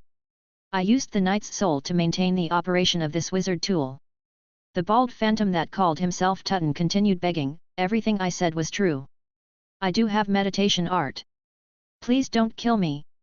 Although I'm living a miserable life now, at least I can use this artifact spirit method for a long life. Even though it's very dull, I don't want to die. What would happen if I cut or burn this snuff bottle into pieces? Levi pointed his longsword at the snuff bottle in Magic Shark's hand and asked calmly. The bald phantom said, Don't. I'm just an artifact spirit, I can deal with a normal knight, but I'm no match for a grand knight. Levi was skeptical of his words but temporarily gave up on killing him. After all, his conditions were indeed very tempting. Meditation art. This was something that Levi had always dreamed of. With this, Levi had one foot on the path of a wizard. I can keep you temporarily. I hope you don't have second thoughts. Now, tell me, if I need the meditation art, how many knights' souls do I need for the exchange? Levi said in a dangerous tone. The bald man said, the souls of the 3 grand knights. Meditation art is the most valuable thing in the pot of equal value. The quality of the souls of ordinary knights is not enough. He mumbled, a little aggrieved, one could have been enough, but your seal made me lose too much power. Sure. How can I provide you with a soul? You only need to bring me with you and release me within 7 minutes after killing the enemy. I will naturally absorb the enemy's soul to maintain the operation of this wizard tool. Alright then, I hope you won't lie to me. Otherwise, you'll completely disappear from this world and won't even have the qualifications to become an artifact spirit. Levi pointed at the snuff bottle. Now, go and buy yourself. You can come out again the next time we need you. Do you need me to tell you the spell to reveal myself? You can call me out next time without opening the lid, no need. Hurry up and roll back. Alright. Chapter 135, Level 8. 1. Naturally, Levi was skeptical about the words of the artifact spirit Tutton. His understanding of the wizarding world was minimal, and he could not verify whether what he said was true or false. However, Levi had some understanding of this snuff bottle, which was known as the pot of equal value. There was a spirit in this snuff bottle. If the lid was closed, it could not come out by itself. It could only be opened by magic or manually. Levi did not choose to use the summoning spell because he was worried that Tutton would deceive him. Tutton could utter some spell that could kill Levi. Besides, summoning it manually did not take much effort. Just as Levi had thought, this snuff bottle was indeed a wizard's prop. Until now, Levi had never seen an evil spirit that could speak. Whether it was the weak chained prisoner or the powerful Naiad, they remained silent throughout the battle. Therefore, Levi's initial analysis was that evil spirits should not be able to speak. From this point of view, he felt that Tutton shouldn't be an evil spirit. However, he wasn't 100% sure. Levi's understanding of the evil spirits was still too little. However, it was evident that Tutton knew a lot. Let's wait a little longer. It's better to be careful when coming into contact with things related to the wizard. The price for meditation art is the souls of 3 grand imites. There were only so many knights in the Emerald Kingdom. He had already taken care of 2 of them. It was a pity that Levi had obtained the pot of equal value too late. Otherwise, Magic Shark and the Demon Mountain would be too. Levi was not particularly anxious. The path of a wizard could not be completed in a day or 2. He was only 21 years old and still had a lot of time. No one else would dare to imagine that a 21-year-old could have the strength of a Grand Knight. After getting rid of Naiad, he also uncovered the secret of the snuff bottle. Now, Levi had resolved 2 potential dangers. Tutton was even weaker than the evil spirit. He said he was a wizard apprentice while alive, and Levi was a little suspicious. After all, the strength displayed by the other party was too weak, even for an apprentice. He couldn't be so weak, right? Yet his black gas entirely controlled him. However, it was hard to say. After all, the other party was only an artifact spirit. He could do nothing but act within the rules set by the creator of the wizard tool. In the next few days, Levi rested. During this period, he had been on high alert to deal with Naiad and the snuff bottle. Therefore, he gave himself a few days to rest and forge. After all, he still had some orders to complete, which could earn him money. For Levi, heavy physical work forging was already a form of relaxation. This was the realization of a great cultivator. Levi had also refined some poisons to replenish himself. He planned to go to Evernight Kingdom next to get more cores of the undead and frost ape's blood. Levi murmured, the Great Ice Ape King should also be an ice ape. Regardless of whether he could find the Great Ice Ape King or not, Levi had to make a trip to the Evernight Kingdom for the cores of the undead. He could quickly cultivate the Seal of Hell to its limit as long as he had enough cores. This should be the most accessible seal. Levi was looking forward to the changes that the Seal of Hell would bring. In the territory of Blackwater Valley, after dealing with Naiad, the ban on the Black River was lifted, and the fishermen could fish again. Without the threat of the evil spirit, Levi heaved a sigh of relief. After all, the spring plowing was about to begin, and the Blackwater River was still essential. After some preparations, I'll head to the Evernight Kingdom. Before we set off, I must improve my strength. After all, it was an unknown place to Levi, and it was also the place where the legendary Dark Wave was gradually returning. Although Levi had the strength of a Grand Knight, he still felt it was not enough. Thinking of this, Levi opened his proficiency panel. Seal of Flame, 2 Seal of Protection, Level 2, 12/5000. Seal of Hell, Level 2. Black Snake Breathing Technique, Level 8, 13789/100000, Special Effect. Transcendent Defense. Blood Whale Breathing Technique, Level 7, 23567/50000, Special Effect. Top Tier Endurance. Giant Rhinoceros Breathing Technique, Level 7, 12388/50000, Special Effect. Top Tier Strength. Siren Breathing Technique, Level 7, Maximum, Breakthrough Available, Current Progress, 3/5, Special Effect, Top Tier Speed, Bone Shrink Transformation. Vortex Beast Breathing Technique, Level 2, 2367/5000, Giant Breathing Technique, Level 2, 1011/5000. Golden Cross / Level 6, 6763/30,000, Special Effect, Advanced Vibration, Advanced Waves. Among Levi's current skills, putting aside those already at their limits, the only ones that Levi could work on were breathing techniques, seals, and the Golden Cross / Ever since the 6th level, the difficulty of cultivating the Golden Cross / had doubled. Levi had been working for a year and a half but had only made 1/5 of the progress. Of course, this was also related to his spending most of his time cultivating breathing techniques. In short, advanced waves were already enough to kill gods. Levi was not in a rush to pursue the supreme skill, the revolving force, anyway. In terms of seals, cultivating the 4 seals required a large amount of casting materials. Their cultivation's progress depended not on Levi's hard work but on objective circumstances. Therefore, Levi was helpless. Chapter 136, Level 8. 2. In the end, he could only place his hopes on breathing techniques. Due to their slow speed, Levi was not interested in cultivating the giant and the vortex beast breathing techniques without the secret medicine. The black snake breathing technique had only been at level 8 for a few months, and he needed close to 100,000 proficiency points to reach level 9. Levi estimated that it would be good enough if he could break through to the next level before the end of next year. Moreover, according to Levi's speculation, for an excellent breathing technique like the black snake breathing technique, level 9 should be the maximum. If he wanted to break through again, he might have to obtain a perfect grade breathing technique. The siren breathing technique still needed 2 more points of progress to break through the limit, and the giant rhinoceros breathing technique had just achieved a breakthrough not long ago, so it was still quite far away from level 8. In the end, Levi's gaze locked onto the blood whale breathing technique.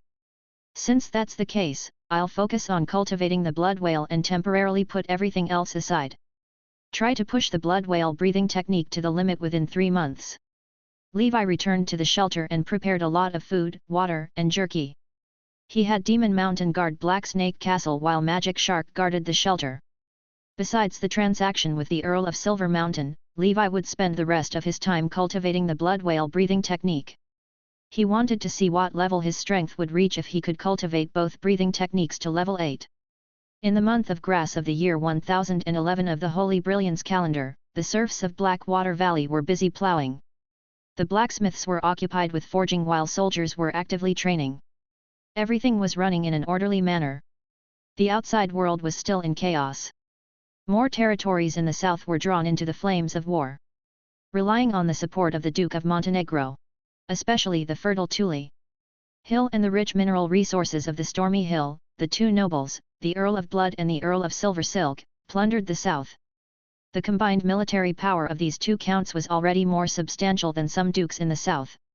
However, the royal family was already gathering a large-scale coalition army. This time, the royal family and the southern nobles would send an army deep into the northern territory and take down Montenegro Mountain City. If the Duke of Montenegro were defeated in this battle, his crimes would cause the entire Montenegro Mountain family to disappear from history. Of course, if he succeeded, the Montenegro Mountain family would be unprecedentedly glorious. This was a huge gamble. It was unclear where the Duke of Montenegro's confidence came from to go against the south and the royal family. In the entire north, only the Earl of Silver Mountain did not join the northern coalition army of the Duke of Montenegro. This was because, like Blackwater Valley, the Icewind territory was also a fief directly under the royal family and was not enfeoffed by the Duke of Montenegro. While Levi was still in seclusion, under the pressure of the royal family, the Earl of Silver Mountain had no choice but to personally lead an army and join the army to attack the Duke of Montenegro. Presumably, it would not be long before a great battle broke out in the northern territory. After Levi learned of the situation, he frowned slightly. The flames of war are about to reach the northern territory. Even the Earl of Silver Mountain is involved in the war.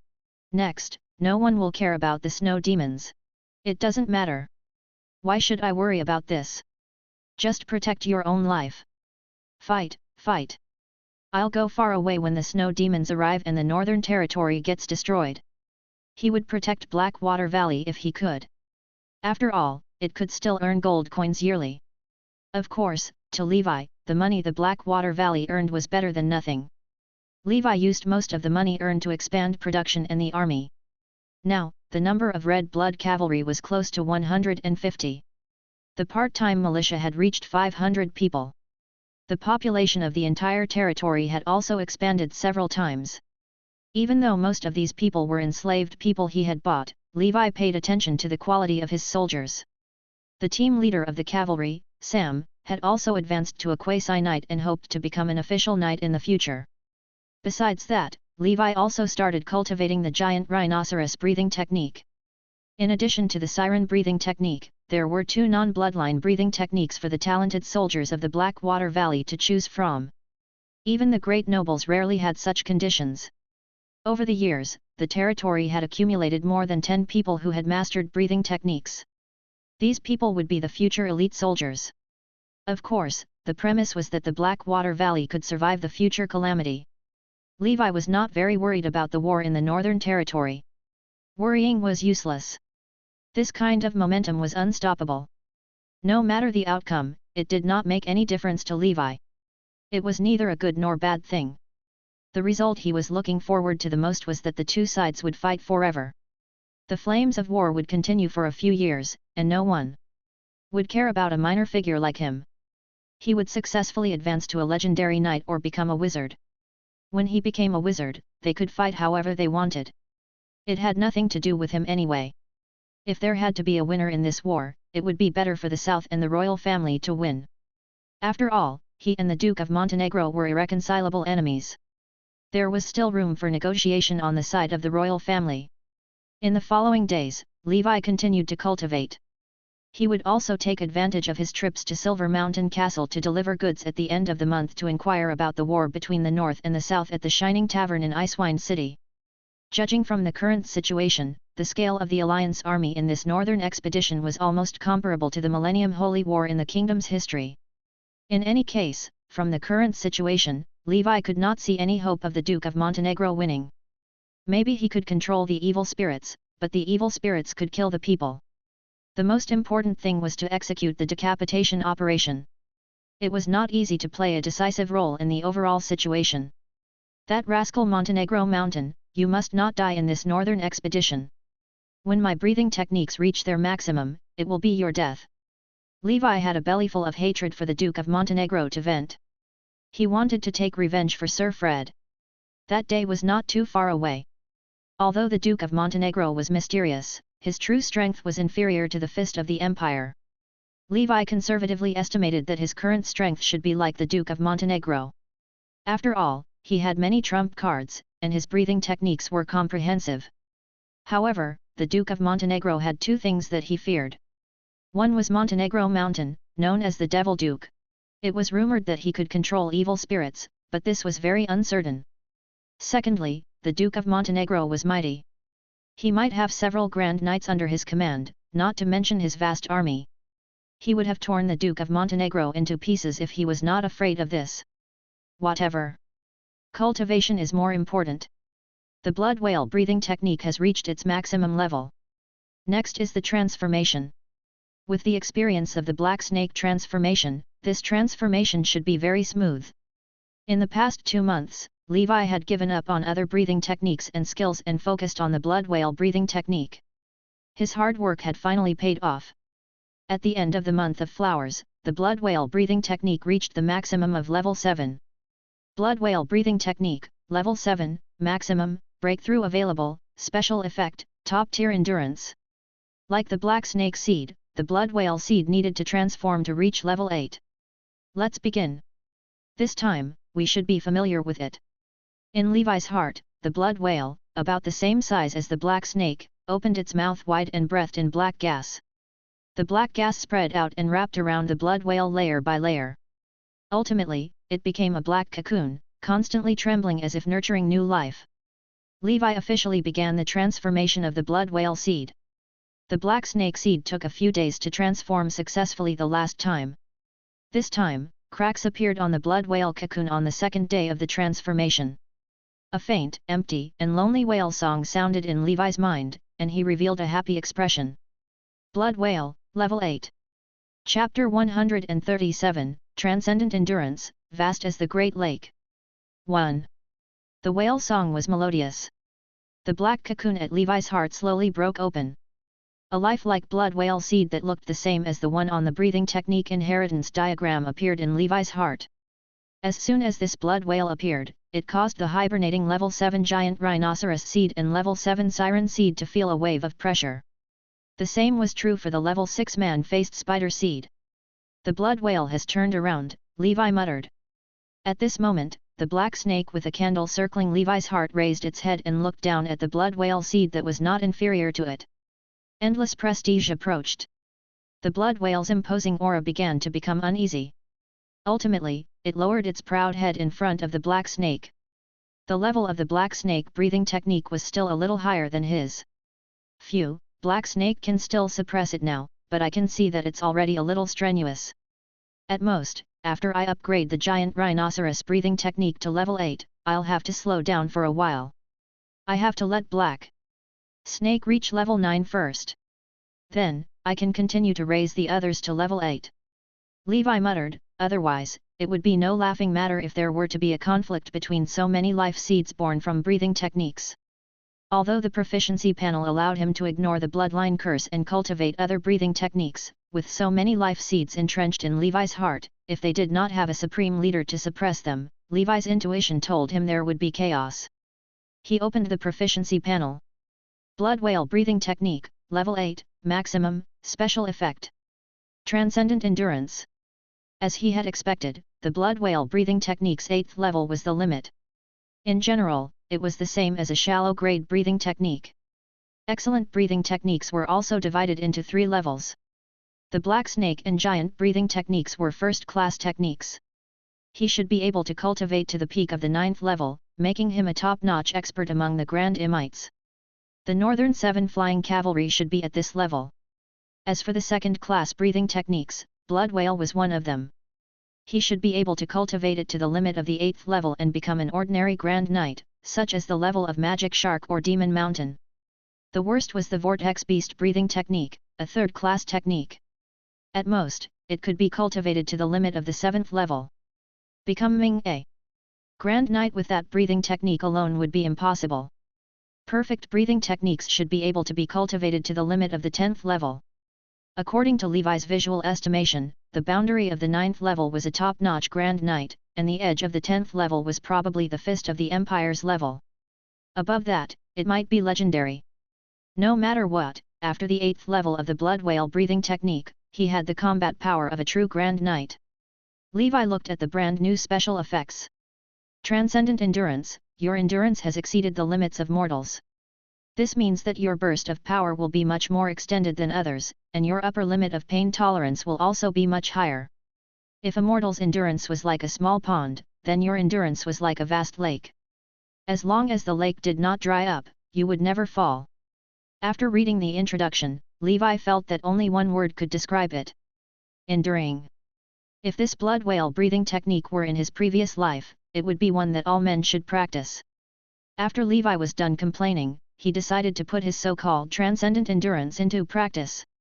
There were only 2 aspects to test endurance. One was the endurance in combat, and the other was the escape.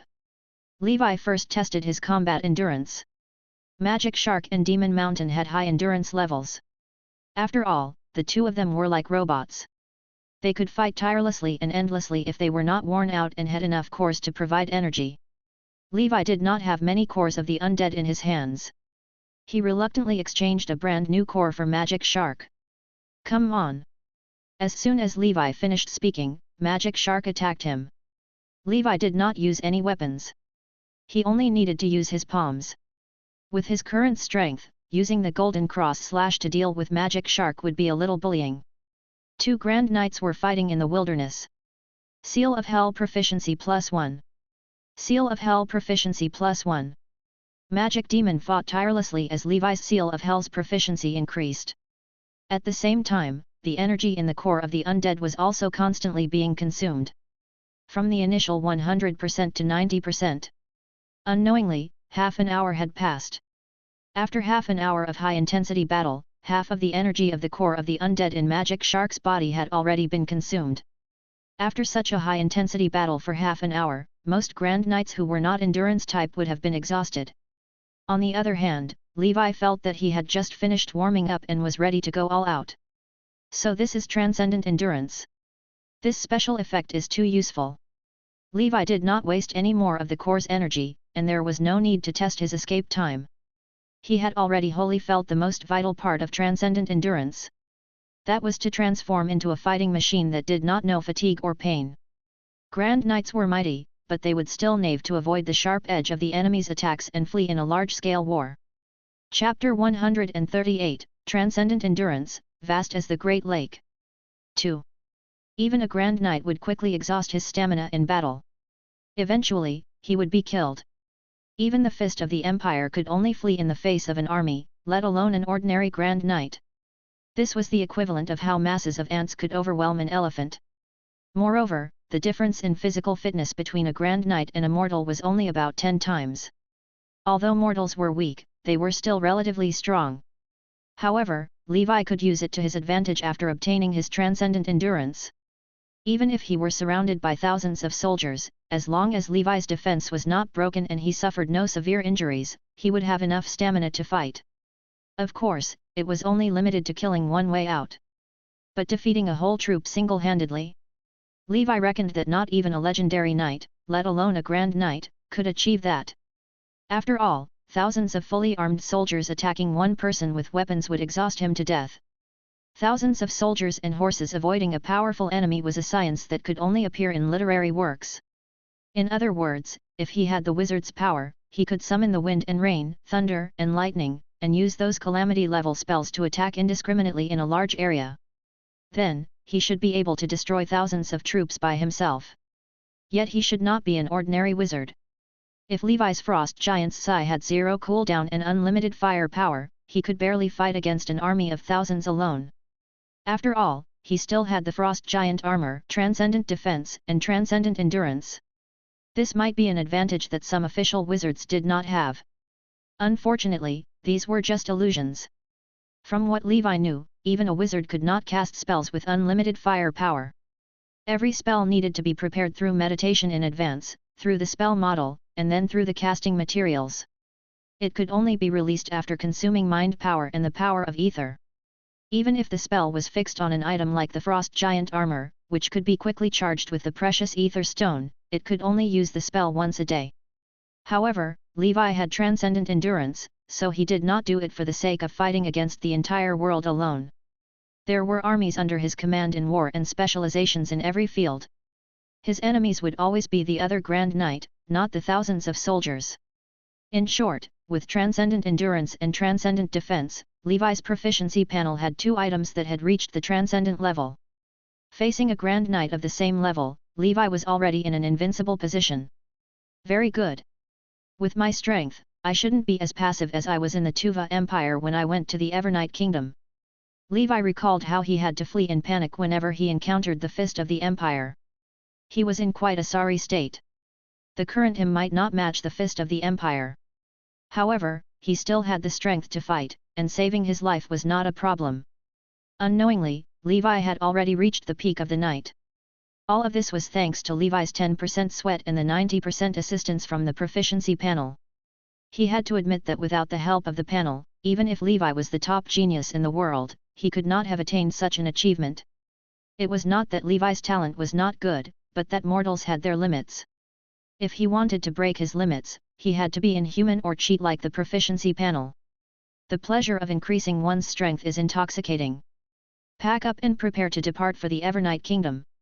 After giving the butler and Sam some instructions, Levi took advantage of the darkness of the night while the people in his territory were still asleep. He already carried 2 swords and a snuff bottle and brought Magic Shark. Magic Shark carried a large luggage bag, and the master and servant left Blackwater Valley. Levi felt much more relaxed with Magic Shark's help on this long journey. Furthermore, with Magic Shark protecting him along the way, his cultivation was more at ease. High up in the sky, amidst the blue sky and white clouds, Harris, the Snow Eagle, followed behind Levi. Levi would better view the Evernight Kingdom's future with Harris. As for Demon Mountain, Levi did not plan to bring him along. With his current strength, whether he brought along his 2 companions did not make much of a difference. The main reason why Levi brought Magic Shark along was to increase his proficiency in the Seal of Hell in the Evernight Kingdom. He let the Grand Knight level Demon Mountain guard the house to prevent powerful enemies from invading and stealing his home. The living dead summoned by the Seal of Hell could stay far away from their master, but they could not carry out complicated instructions. They could only carry out combat actions mechanically. Levi did not expect Demon Mountain to do anything complicated. He just wanted Magic Shark to take care of his castle and territory. If a mighty Grand Knight like the Magic Shark invaded, with the help of the three brothers and the Red Blood Cavalry, it should be enough to eliminate the enemy. Now that the three brothers all had armor, their defense was strong. Even a Peak Knight was no match for the three brothers. With their brute force, even a non-defensive Grand Imite would not feel good if slapped. Moreover, the Red Blood Cavalry served as a trump card. Chapter 139, Transcendent Endurance, Vast as the Great Lake. 3. This time, Levi would not be robbed by enemies like last time. The current defense of the Blackwater Valley was not inferior to some earls' territories. Some earls did not even have the strength of a Grand Knight. Moreover, his enemy, the Duke of Montenegro, was busy caring for himself. He was preparing to fight against the royal family and the Southern Coalition army in the Northern Expedition. He would not waste his troops to deal with him. In the end, he was just a tiny character. Baron Levi was nothing in front of the grand ambitions of the Duke of Montenegro. Levi was relatively at ease on this trip. However, Levi still hid all the valuable items in the Montenegro mountain range shelter to be safe. If the territory was gone, so be it. After all, the region was such a big thing Levi could not hide it.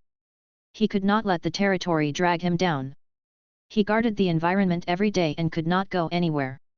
However, there were still quite a few gold coins in the shelter that Levi had meticulously earned. Levi feared the enemy would find shelter and take away his vast wealth. If that happened, he would have to start from scratch. The following day, before the sun had risen, the Icewine City had already appeared before Levi. With Levi's current walking speed and endurance, he quickly brought Magic Shark to the Icewine City. He had already found a guide for this trip to the Evernight Kingdom some time ago. The language of the Evernight Kingdom belonged to a different language family. In short, their language combined the characteristics of the wording of the Emerald Kingdom and the Tuva Empire to form their unique language. Initially, the nobles and people of the Emerald Kingdom and Tuva Empire moved much of their population to the northernmost land to develop new territories. Ultimately, because the mountains were high and the emperor was far away, the climate was cold, and no one went there. In addition, they continued to seek independence, which slowly formed the current Evernight Kingdom. Other than the early immigrants, very few locals lived there. The Icicle Islands that Levi was going to this time had a group of true natives who had lived in that area since ancient times. For this long journey, the guide Levi had found was also a wandering knight Levi had recruited from the Shining Tavern. The Evernight Kingdom had been rather dangerous recently, with constant wars and snow demons. In addition, it was already quite cold, and it was always winter there. If he went there, he would suffer. Therefore, Levi spent 100 gold coins this time to find someone willing to lead the way and act as a translator. In the Shining Tavern, Levi ordered a cup of snowflake. Entering the private room that he had booked in advance, Levi finally met his agent. He could not help but laugh in his heart. This entrusted person was an old acquaintance of his. He looked at the knight with a sad face and a smile. "Wild dog, we meet again. I didn't expect you to be such a language genius. Do you know the language there?" This guide was none other than the Wild Dog Knight. The Wild Dog Knight also saw the familiar white wolf mask. He didn't know whether to laugh or cry. "Sir, you travel the world. You go wherever you want, right?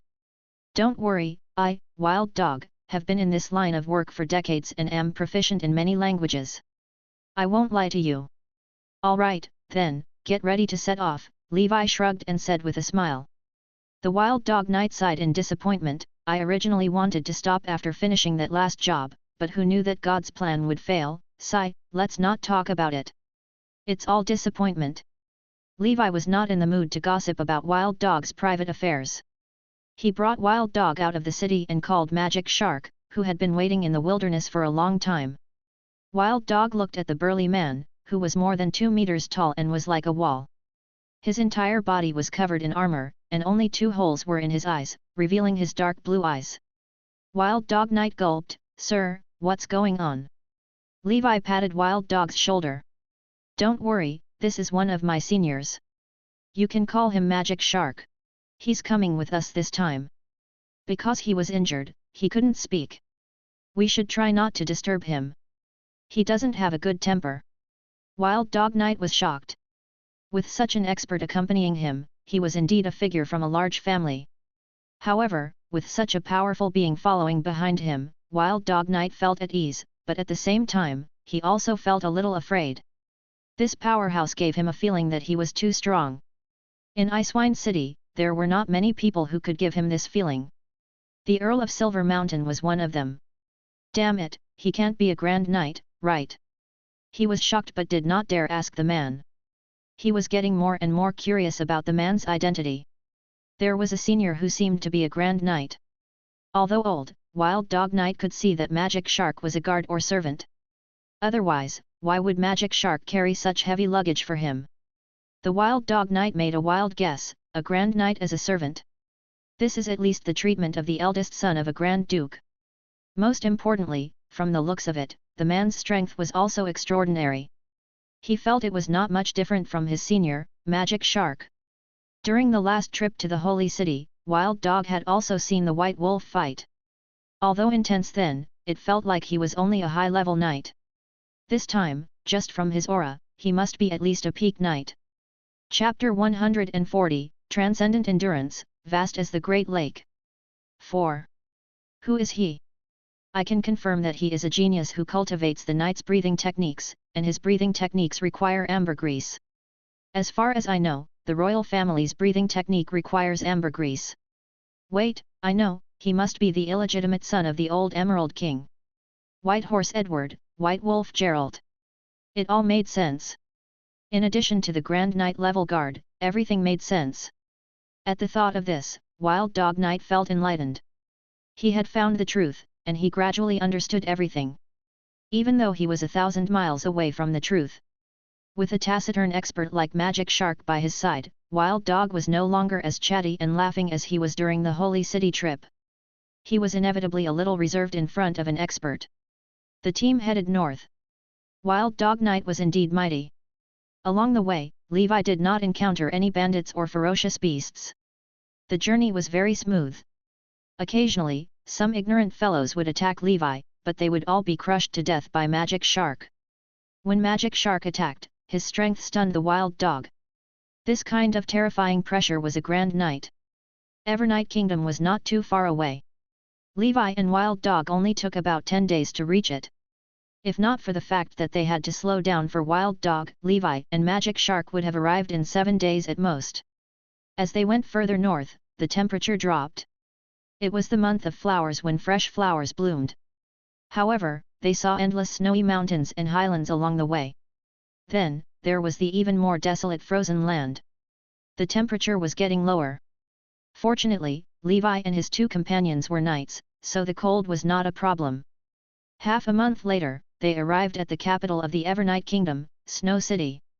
This city was not the largest and most magnificent but the most extraordinary and shocking city Levi had ever seen. The entire city, be it the city walls, the buildings inside, the towering cathedral, or the magnificent royal castle, were all piled up or carved from thick ice. Your Excellency must be shocked as well. It was the same when I first saw it. Even during the warmest time of the year, it is comparable to the cold winter month of Icewine City. Do you see that colossus that is tens of meters tall? Wild Dog Knight pointed toward the square in front of the capital. That's the snow goddess statue. Levi looked at the tall, slender, and ice-blue female giant statue. She stood expressionlessly in front of the palace, welcoming travelers from all directions. Although it was just a giant statue, Levi felt that it had a charm to it. This made him think of the portraits of the gods in the Holy Brilliance Church or the Storm Church. Whether it was the merciful Heavenly Father, the dignified and domineering Lord of Storms, or the cold and solemn Snow Goddess, perhaps the gods trapped in the astral world were watching the human world through these statues. I still have to keep a low profile. I must find the realm of the unbelievers as soon as possible. Levi sighed and followed Wild Dog Knight into the city. Compared to the sacred city of Lantis, the Snow City was lonely. Occasionally, there would be some wandering knights coming in and out. These wandering knights were either bounty hunters or mercenaries recruited by the Evernight Kingdom to fight against snow demons. Levi and Wild Dog Knight entered as bounty hunters. On the streets, the doors of the houses along the way were tightly shut, and many shops were closed. When they entered, a team of fully armed cavalrymen came in from outside the city gate. They looked exhausted and riddled with wounds. Their weapons were shining with a silver luster. It was the glow of mithril. The leader of the group was a middle-ranked knight. He looked like he had lost his spirit, as if he was numb. This should be the army that the Evernight Kingdom has built to hunt snow demons over the years. It seems that they have lost this battle. Although ordinary snow demons have average strength, they are immortal and have many of them. Even an elite army might be wiped out if they are not careful. Do you want to join the hunting team? Wild Dog Knight looked at the retreating figures of those people and asked helplessly. He was shocked when he learned White Wolf had come to the Evernight Kingdom to hunt snow demons. Wasn't this seeking suicide? Snow demons knew no fatigue. Unless their frost hearts were removed, they would never die. Even if one were a grand knight, he might die if he were careless in dealing with snow demons. There was no lack of powerful existences among snow demons. Over the years, snow demons that could be compared to knights or grand imites had been discovered over the years. One would have no way out if he encountered such a snow demon while underprepared. Yes, I know what to do. After you arrange for me to join the hunting team, you can wait for me at the Snow City. After I'm done here, you can bring me to Icicle Islands, Levi said. He had understood all of these situations, but with his transcendent endurance, defense, and many trump cards, it would not be a problem for him to protect himself. To others, this place was filled with undead and was hell on earth. To him, this place was a paradise for cultivating the seal of hell. Chapter 141, Transcendent Endurance, Vast as the Great Lake. 5. This time, Levi wanted to use the seal of hell to the maximum and store enough cores of the undead before leaving. Wild Dog Knight rubbed the back of his head and said embarrassedly, "All right, then, be careful, sir. I'll wait for you in the snow capital city. I'll help you keep an eye on the sale of Frost Heart. However, I've heard that Frost Heart seems to have been purchased by the royal family and the church. Very few of them are circulating. After all, he only needed to lead the way for the White Wolf, and he could earn 100 gold coins. There was no danger in staying in Ice City. He could tell White Wolf was probably here to collect Frost Heart. He did not know what that was used for, but that was the man's secret. Just try your best. We will meet at the Shining Tavern in Snow Capital City. Don't run around. I don't want to find out that you have gone to see Heavenly Father in heaven after killing snow demons. Wild Dog Knight boasted, "Don't worry, this isn't our first time working together. You've seen my character, I'm reliable." Levi nodded and parted ways with Wild Dog Knight. While traveling with Wild Dog Knight, Levi had learned several common languages of the Evernight Kingdom, enough for him to communicate with the people here. The difficulty of learning the language in the Evernight Kingdom was much lower than in Tuva. It was similar to Japanese and Chinese. Next, aside from needing Wild Dog Knight to continue leading the way to Icicle Islands, Levi did not need to bring him to translate for him at all times. He would not always force Wild Dog Knight to follow him. If he did, he would only be a burden in the hunt for snow demons. After all, Wild Dog Knight was just a low-level knight. He was probably too weak. After parting with Wild Dog Knight, Levi first visited the Shining Tavern in the city to establish some missions. The task was nothing more than the things from before, such as the Turbolarian egg, breathing techniques, etc. He might have to stay in the Evernight Kingdom for a while, so he might as well try his luck here. The trip to the Holy City was a lucky one. He hoped that the Goddess of Luck would continue taking care of him. When he left the Shining Tavern, Levi's complexion was good. He had already gained a basic level bloodline breathing technique, silver mink breathing technique. 50 gold coins for it, it was a good deal. This speed-type bloodline breathing technique had 24 tiny figures. A beautiful and handsome silver giant mink was in the middle of the inheritance diagram. This seemed to be a legendary beast that was circulating in the extreme north. It was rumored to travel through the void at a breakneck speed. Not bad. I can cultivate to the maximum of level 5 and gain 2 points to break through. I can arrange it in the next few days. Levi's siren breathing technique was only 2 points away from breaking the limit, and he could continue to gain experience points. This silver mink breathing technique was a timely help. As expected, the goddess of luck still loves me. My cultivation will reach its maximum within 2 months. Levi was in a good mood. To him, cultivating a basic breathing technique was as easy as drinking water. Learning a peak level 5 breathing technique every 2 months was easy for him. Moreover, he did not need to use many breathing techniques recently, so he might not even need 2 months. 1 month would be the maximum. After leaving the Shining Tavern happily, Levi rented a quiet place in the capital. This would be his next residence in the capital. He would not go before he reached the maximum of the Seal of Hell. Then, he went to the kingdom's military station and registered for tomorrow's hunting operation.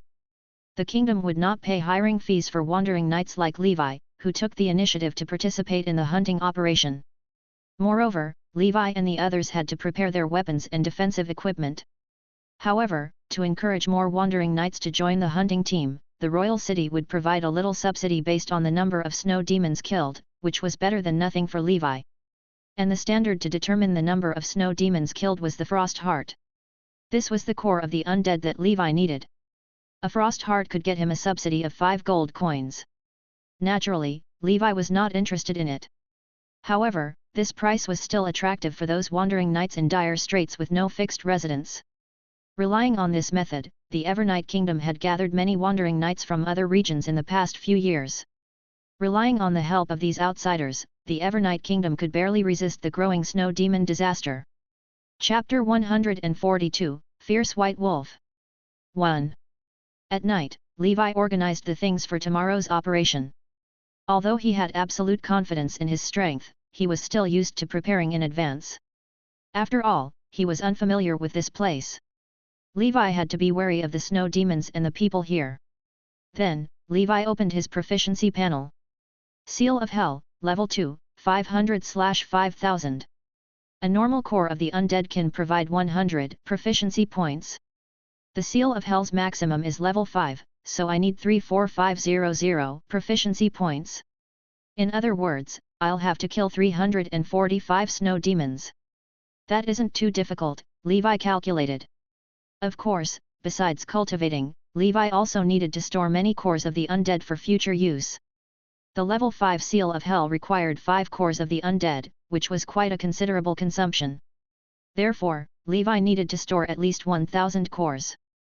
Coming to the Evernight Kingdom was difficult, so it was better to get more at once. Of course, he was unsure if the Seal of Hell's maximum was Level 5. It was just that the Constantine family's ancestor had cultivated to Level 5, but that did not mean that the seal's limit was Level 5. Try to settle it in a month, then we'll set off for Icicle Islands. Levi had a sleepless night. After becoming a Grand Knight, he needed very little sleep. He only needed to sleep for a few hours every day. It was okay, even if he did not sleep for a few days. This was the Liver Emperor's self-awareness. How could Levi sleep before he became the strongest? He cultivated breathing techniques and waited for the arrival of tomorrow. The blood whale breathing technique was already at its maximum, and there were no other endurance breathing techniques to break through the limit, so this could be considered a temporary graduation.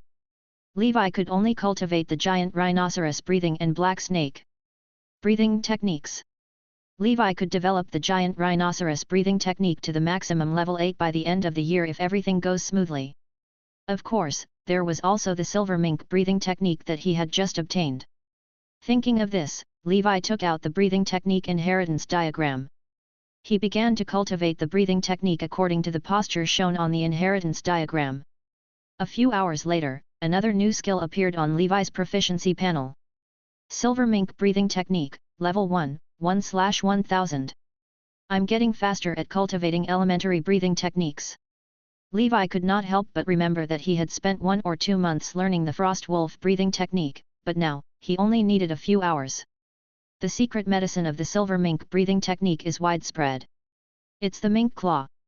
It's straightforward to obtain it in the extreme north. With the supply of secret medicine, Levi was confident that he could push this breathing technique to maximum within 2 months. The time spent cultivating the breathing technique flew by. After Levi rested for a while, it was already dawn. In the extreme north, the time of day was limited, so the sky outside was still pitch black. It was already time to gather. Levi packed his things and set off for the military camp with Magic Shark. When he arrived, there were already many wandering knights at the scene. They had all brought their defensive equipment, weapons, and rations. Many of them looked highly excited. After all, for every snow demon killed, they could receive 5 gold coins from the kingdom. This was already a considerable reward for these wandering imites who had no skills, no territory, and nothing to do all day. Killing a few more snow demons would allow them to get decent equipment. Those who signed up for the hunting team and passed the screening were at least knight attendants. Theoretically, mortals could also kill snow demons with mithril weapons, but that was inefficient. Moreover, mithril weapons were not popularized. Rather than handing the mithril weapons to mortals, it was better to hand them over to knights. At the very least, they had to be knight attendants. Only then could they hunt snow demons relatively efficiently. Levi noticed that regardless of whether these wandering knights wore armor, they all had a mithril longsword. It could be seen that mithril could restrain snow demons. This was already a well-known fact in the region. However, although the weapons consisted of mithril, their mithril purity was too low, perhaps not even 1%. Such weapons could only cause limited damage to snow demons. It might take a long time to grind a snow demon to death completely. It was only slightly stronger than iron weapons but better than nothing. After all, they were relatively poor wandering knights. They had saved up a long time to buy this bit of mithril. Levi immediately felt superior. He realized that not only was his strength far superior to these people, but he was also a crane in a flock of chickens. His equipment was far exceptional. His mithril sword was highly pure, and after Levi's continuous recasting, it had almost reached 50%. It could be said that Levi's Frostmourne cost thousands of gold coins in mithril alone, which was beyond the imagination of the wandering knights. Not to mention Levi's 100% pure frost giant armor. With such luxurious equipment, it would be hard not to kill thousands of snow demons. Soon, all the teams that had left the city to participate in the hunting operation were gathered. There were a total of 200 people. The knight attendants and quasi-knight comprised most of this team of 200 Dioali. There were only about 20 official knights, and most of them were low-level knights. There were very few mid-level knights and only one high-level knight. He was a burly man with a nose ring, and he was very eye-catching in the crowd. Chapter 143, Fierce White Wolf. 2. The team had no peak knight, let alone a grand knight. Seeing this, Levi was relieved. He had already used the siren breathing technique to change his body shape. He was currently 1.8 meters tall, and his body shape was standard. He was average and not very eye-catching. Compared to those muscular, athletic men who cultivated strength-based breathing techniques, Levi seemed a little petite. However, it was evident that no one dared to underestimate the man wearing the white wolf mask based on the aura that Levi emitted. In particular, Levi was followed by a burly man who looked like he was not to be trifled with. Therefore, everyone stayed far away from Levi and dared not approach him. In the eyes of these rookies, Levi was at least a high-level knight, and Magic Shark beside him should be a peak knight. With such a combination, no one dared to be snubbed. This was also the effect that Levi wanted to achieve. He did not want to attract too much attention. However, he did not want to be looked down upon by others, which would cause unnecessary trouble. Not long after, the captain in charge of this hunting operation walked out of the camp. He was a captain of the Queen's Guards of the Evernight Kingdom and had the strength of a peak knight. This time, he was ordered to lead this mob to hunt snow demons. He glanced at everyone and paused momentarily when he saw Magic Shark and Levi before continuing. He coughed and said, "Knight from afar and brave warriors. I am Knight Cater, the leader of this demon hunting operation. First of all, on behalf of the Snow Queen, the daughter of God, I would like to express my heartfelt respect to all of you. No matter where you come from or what purpose you have come here for, you can stand here bravely today and wage war against the evil snow demons that threaten the survival of humanity." This action had already obtained the Queen's approval. After successfully defeating and eliminating snow demons, all the brave warriors who participated in the hunting operation would be rewarded by the Queen. This time, we are going to Snow Valley City, north of the capital. Many citizens of the kingdom are trapped in the city and urgently need our help. Before we set off, I need to warn everyone that in the wilderness between Snow Valley City and Snow City, there might be some snow demon remnants that have not been exterminated or even some snow demon nests. Don't fall behind on the road, don't act on your own, and don't split up. There are a lot of snow demons in their nests. Some of them might even be Imites or Grand Knights. Trust me, with your mithril swords with poor purity, you could barely defeat so many snow demons, no matter how skilled you are. Before you grind them to death bit by bit, they would have killed you 10 times. Therefore, you are not allowed to act on your own. Snow Valley City has already fallen, and a large number of snow demons might wander inside. If you want to keep your life, listen to my commands once you enter the city. Otherwise, don't blame me if you die. If you still have any questions, you can ask me. If you are afraid, you can withdraw. If you have no comments, we will set off immediately. Although the Wandering Knights would be a powerful force if they were to gather, the biggest problem was that they were a group of people who were unrestrained and undisciplined. Hence, a significant problem was that they did not obey discipline. And to kill a terrifying existence like the Snow Demon, everyone had to obey the command to carry out the task. That was why Nightcater had come up to emphasize this point again and again, and Levi also agreed with this point. After reorganizing themselves, under the lead of Nightcater, the team set off towards the city's outskirts. Outside, it was a world of ice and snow. Everyone had prepared enough rations to not starve to death in the wilderness. In a world of ice and snow, even if one were proficient in hunting, one would still face the awkward situation of being unable to cook without rice. Therefore, most of their luggage was used to store dry rations. As for water, they did not lack it. If one was thirsty, he could eat some snow. Levi had only brought little rations. Before setting off, Levi had already filled up the whale sack. Under normal circumstances, he would not starve to death even if he did not eat or drink for 3 months. Even if he had to use breathing techniques frequently, it would not be difficult to persist for 10 days to half a month. It was more than enough for him to go out and hunt monsters. Learning the blood whale breathing technique was the best choice for Levi. In this era where technology was not advanced, and there were no legendary storage items, having a whale sack was too convenient. In the cold wind, the team marched forward. According to Cater's description, reaching Snow Valley City at its current speed would take about 2 days. The current situation in Snow Valley City was not optimistic.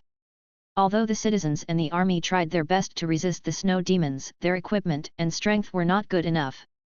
In front of the indestructible snow demons, they might be unable to hold on for long. "Buddy, my name is Bray. What's your name? We can take care of each other for this operation, hee." A big guy appeared beside Levi and smiled, revealing his big front teeth. He looked a little silly. However, Levi knew that as a wandering knight, no one could be a fool if they could cultivate the high-level knight realm. These were most likely just appearances. "No need. I can take care of myself," Levi refused. With his strength, he did not need to form a team. That would only drag him down. Chapter 144, Fierce White Wolf. 3. He only needed this team to bring him to a place with many snow demons. Then, he would stay there and slowly kill snow demons until the seal of hell reached its maximum level. All right." The big guy scratched his head in embarrassment and left resentfully. He could tell that the real powerhouses among the 200 people besides Nightcater were him and Levi. Bray was not interested in Levi but the burly man covered in armor beside Levi. This man might be a real Grand Knight. He would be safe if he could cling to the Grand Knight, even in a disadvantaged position. Unfortunately, he was heartlessly rejected by Levi. Cater watched the commotion on the other side, and his heart stirred. Among this group, the only ones he could not see through were the man in the white wolf mask and the burly, athletic man who was always by his side. These two people gave him a massive sense of oppression.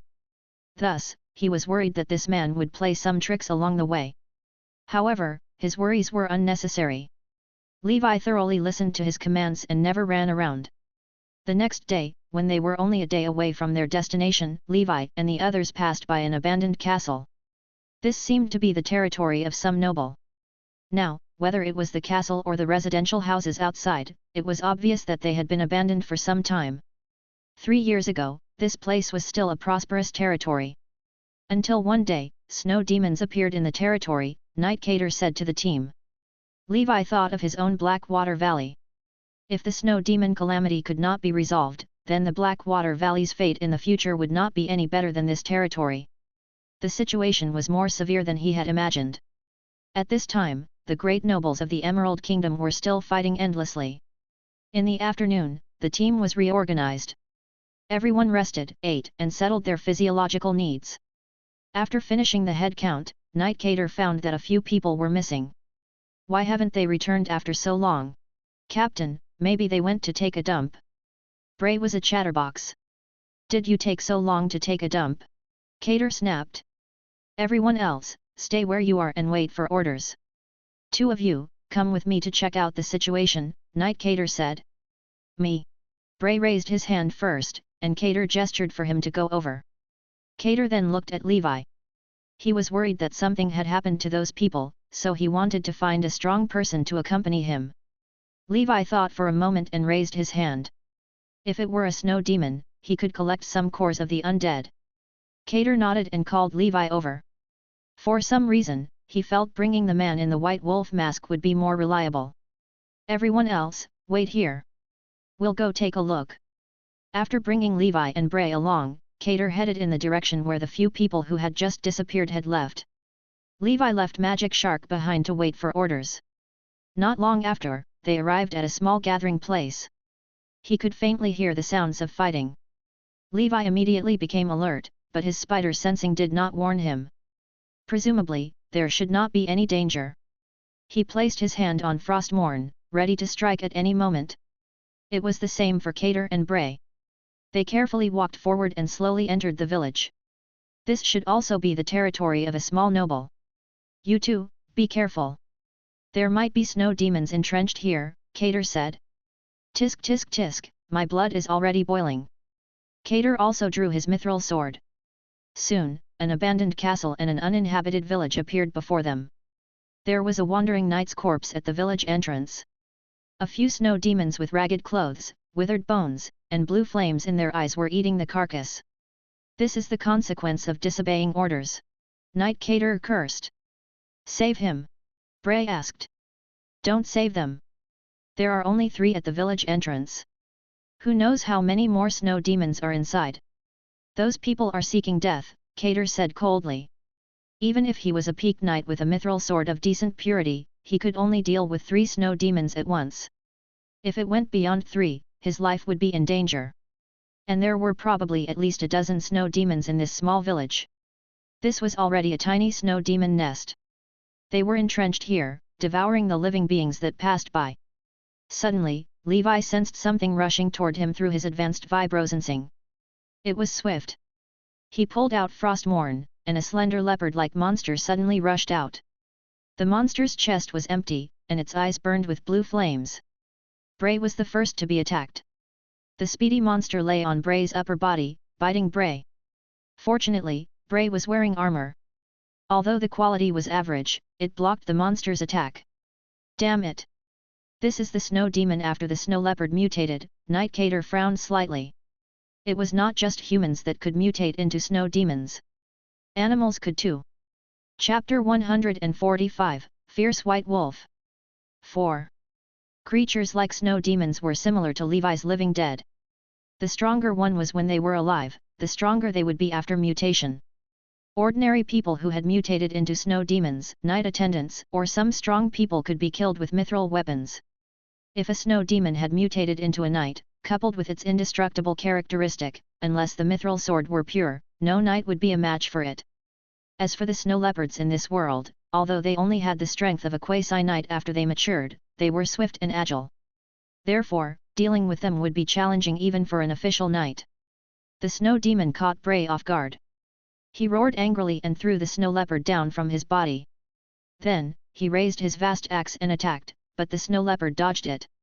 Calm down, don't attract the other snow demons, Cater said with a frown.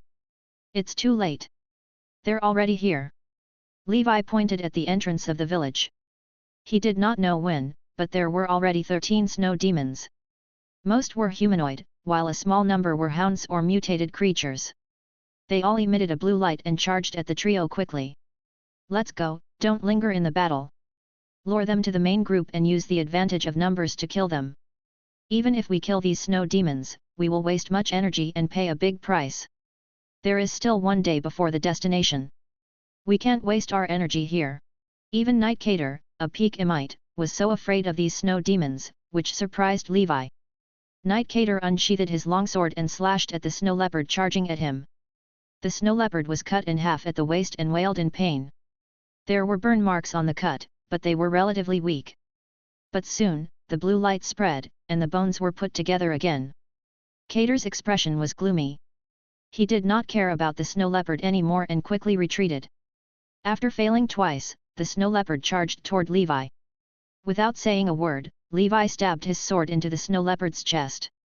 Instantly, the highly pure frostmorn burned the snow leopard's body, causing it to struggle. The snow leopard lunged at Levi but was caught by Levi's large hand filled with black energy. Crack! Levi only used a light force, and the snow leopard's fragile skull was crushed. He tore the snow leopard in half from the middle. Then, Levi used frostmorn to pin the snow leopard to the ground. He stepped on the left side of the snow leopard's body with one foot and the other on the other side. I want to see how you can put them together. Levi sneered. He forcefully took out a stone that was emitting a dark blue light. This stone was slightly larger than the one he had obtained before. The quality should be a little better, perhaps it could provide more energy. This was the frost heart. After putting it away, Levi looked at the snow demon charging at him and stretched his muscles. He did not need a high-level combat technique like the Golden Cross Slash to deal with these ordinary snow demons. Levi used basic sword techniques and frostmorn to reap their lives. He violently stepped on a snow demon and crushed its head, getting increasingly familiar with the movements of taking out Frost Heart. He did not care about the snow demon that attacked him. Surging black gas burned around him. These snow demons, transformed from ordinary people, could not break Levi's defense. He was still very safe as long as he did not run out of energy. As for Levi, who had transcendent endurance, a dozen ordinary snow demons would not exhaust his stamina. At most, it would just be a warm-up. Ultimately, all the snow demons' bones were scattered on the ground. Levi put away the 14 frost hearts in satisfaction. This was 1,400 Seal of Hell proficiency points. Cater and Bray were stunned. They suddenly realized that compared to the snow demon, this man who called himself White Wolf Gerald was even more terrifying. Chapter 146, Book of Kungu, Level 5 Hell. 1. Let's go and take a look inside the village. Levi waved at Nightcater and Bray. Nightcater was stunned for a moment before he hurriedly nodded. Then, he realized that something was wrong. He was the team leader.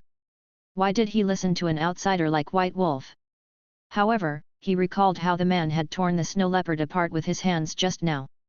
He had yet to calm down. So snow demons can be killed like this. Bray rubbed his chin and said what Nightcater wanted to express. Levi walked on his own. He had only shown off a little earlier, but it seemed like he had scared the two people in front of him silly. Sir, you're not here to earn rewards. You're here to hone yourself, right? Nightcater smiled bitterly. Levi did not answer, which was a silent agreement. Nightcater silently followed behind Levi. The person in front of him was not a real wandering knight. A wandering knight would not be such a strong expert. It was even more impossible for a wandering knight to have so much money to use mithril to forge a longsword. He should be a grand knight because of what he had just done. No wonder he felt that he was not simple at first glance. The iron-armored burly man beside him should also be a grand knight, and he must be a guard of the White Wolf. It must be so. Nightcater could not think of any possibility besides the disciples of the great nobles going out for training. Levi led the Nightcater and Bray to search the village, but they did not find any other snow demons. They only saw the corpses of a few people. This is the outcome of disobeying orders. Without your Excellency White Wolf's powerful strength, even we would have been implicated in danger, Nightcater sighed, quietly flattering Levi. Finally, they returned to the team. Nightcater told the others that the few people who went to the snow demon next to hunt snow demons had all died. This made the others' restless hearts immediately calm down. The following operation went much smoother. The group finally arrived at Snow Valley City the following evening. Corpses could be seen everywhere outside Snow Valley City. These seemed to be the leftovers of the snow demons. Knight Cater's expression was solemn as he quietly led the group into the city. Levi followed them. Bones covered in frost could be seen everywhere in the city.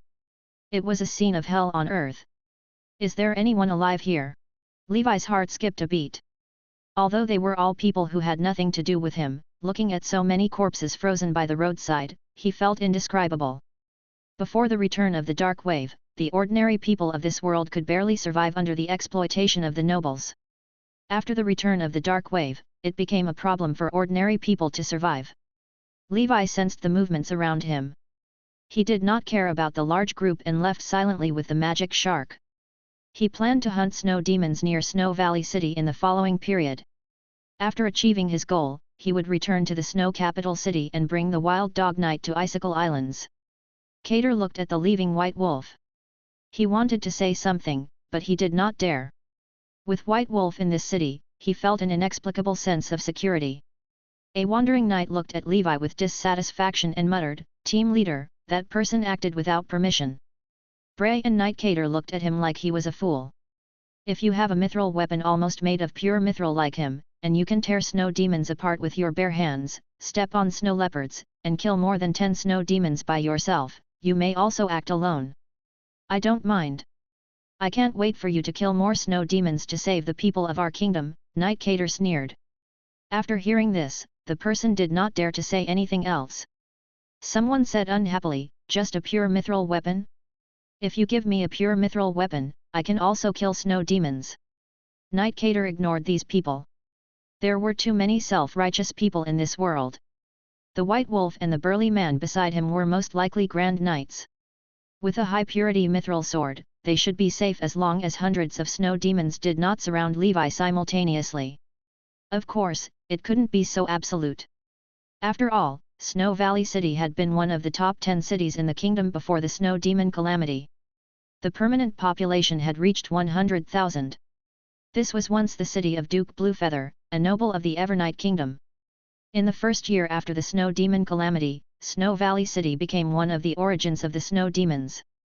A preliminary estimate was that 1/10 of the city's residents, which was 10,000 people, had become snow demons. These tens of thousands of snow demons spread out from Snow Valley City and swept across the surrounding cities and territories. In just a few years, less than 10% of the residents in Snow Valley City were still alive. Relying on the kingdom's support, the surviving soldiers and civilians could barely fight against the snow demons entrenched in the city. Most of the deaths were not caused by snow demons but by starvation, disease, or chaos. Even though the military had hunted down many snow demons over the years, a conservative estimate was that there were still thousands of snow demons in Snow Valley City. Once the number of snow demons exceeded 100, even for a Grand Knight, his life would be in danger. After all, snow demons were not ordinary people. They were undying, fearless, and terrifying undead that only knew how to kill. Chapter 147, Book of Kungu, Level 5 Hell. 2. Of course, in Snow Valley City, the scariest thing was not these thousands of ordinary snow demons.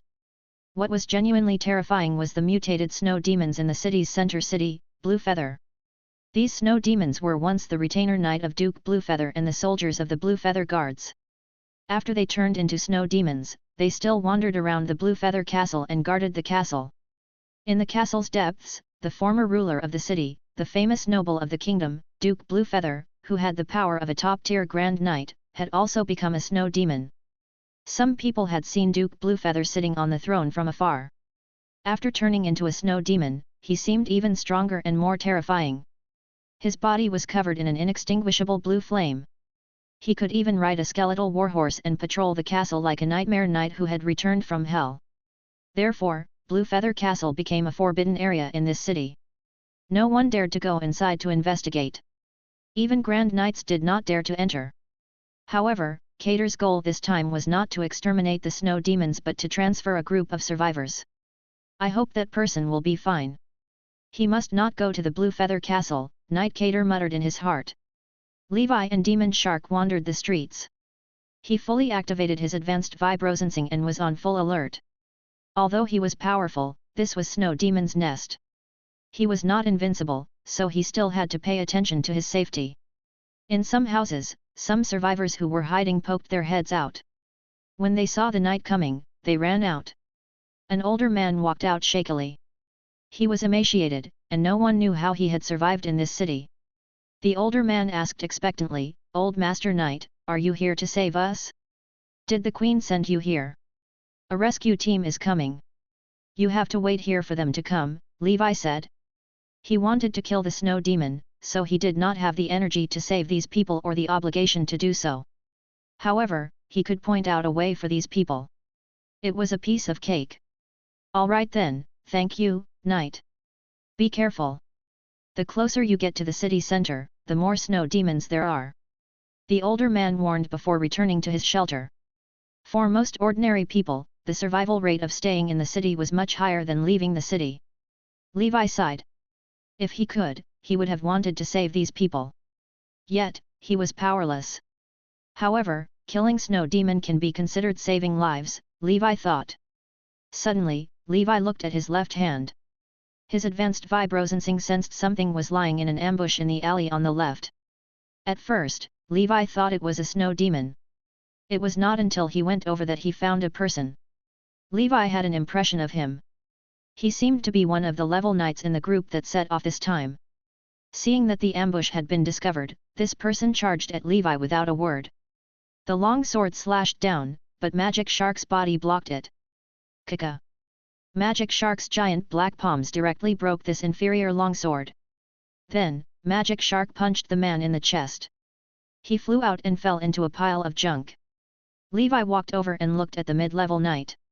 He asked, "Who sent you?" The mid-level knight was dumbfounded. After he heard from Knight Cater that the White Wolf had a pure mithril sword, he was blinded by greed.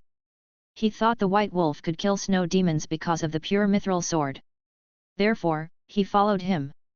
Relying on his familiarity with Snow Valley City, he had hidden himself in advance, hoping to kill Levi by surprise and seize his sword. Now, he deeply regretted it, and fear filled his heart. In the next moment, his head was separated from his body, and he died with a grievance. Levi skillfully touched the corpse. 3 cores of the undead. 60 gold coins. What's this? Levi took out a thick booklet from the mid-level knight. The book's cover had been torn off, so Levi could not see what it was. However, after flipping through some of the contents, the corners of his mouth could not help but curl up. The manual was called the Book of Kungu. From the introduction of the manual, Kungu was a pharmaceutical and medical master from hundreds of years ago in the Gaia Empire. He was an existence that even the knowledgeable people of the church paled in comparison. Gaia Empire, a country far from the Emerald Kingdom. It was unknown how this mid-level knight got this book. The Book of Kungu recorded many basic medical knowledge, pharmaceutical knowledge, and many medicinal illustrations. There were also many secret pharmaceutical recipes. These medicines were not the poisons on the man-faced spider-breathing technique inheritance diagram but natural medicines used for treatment.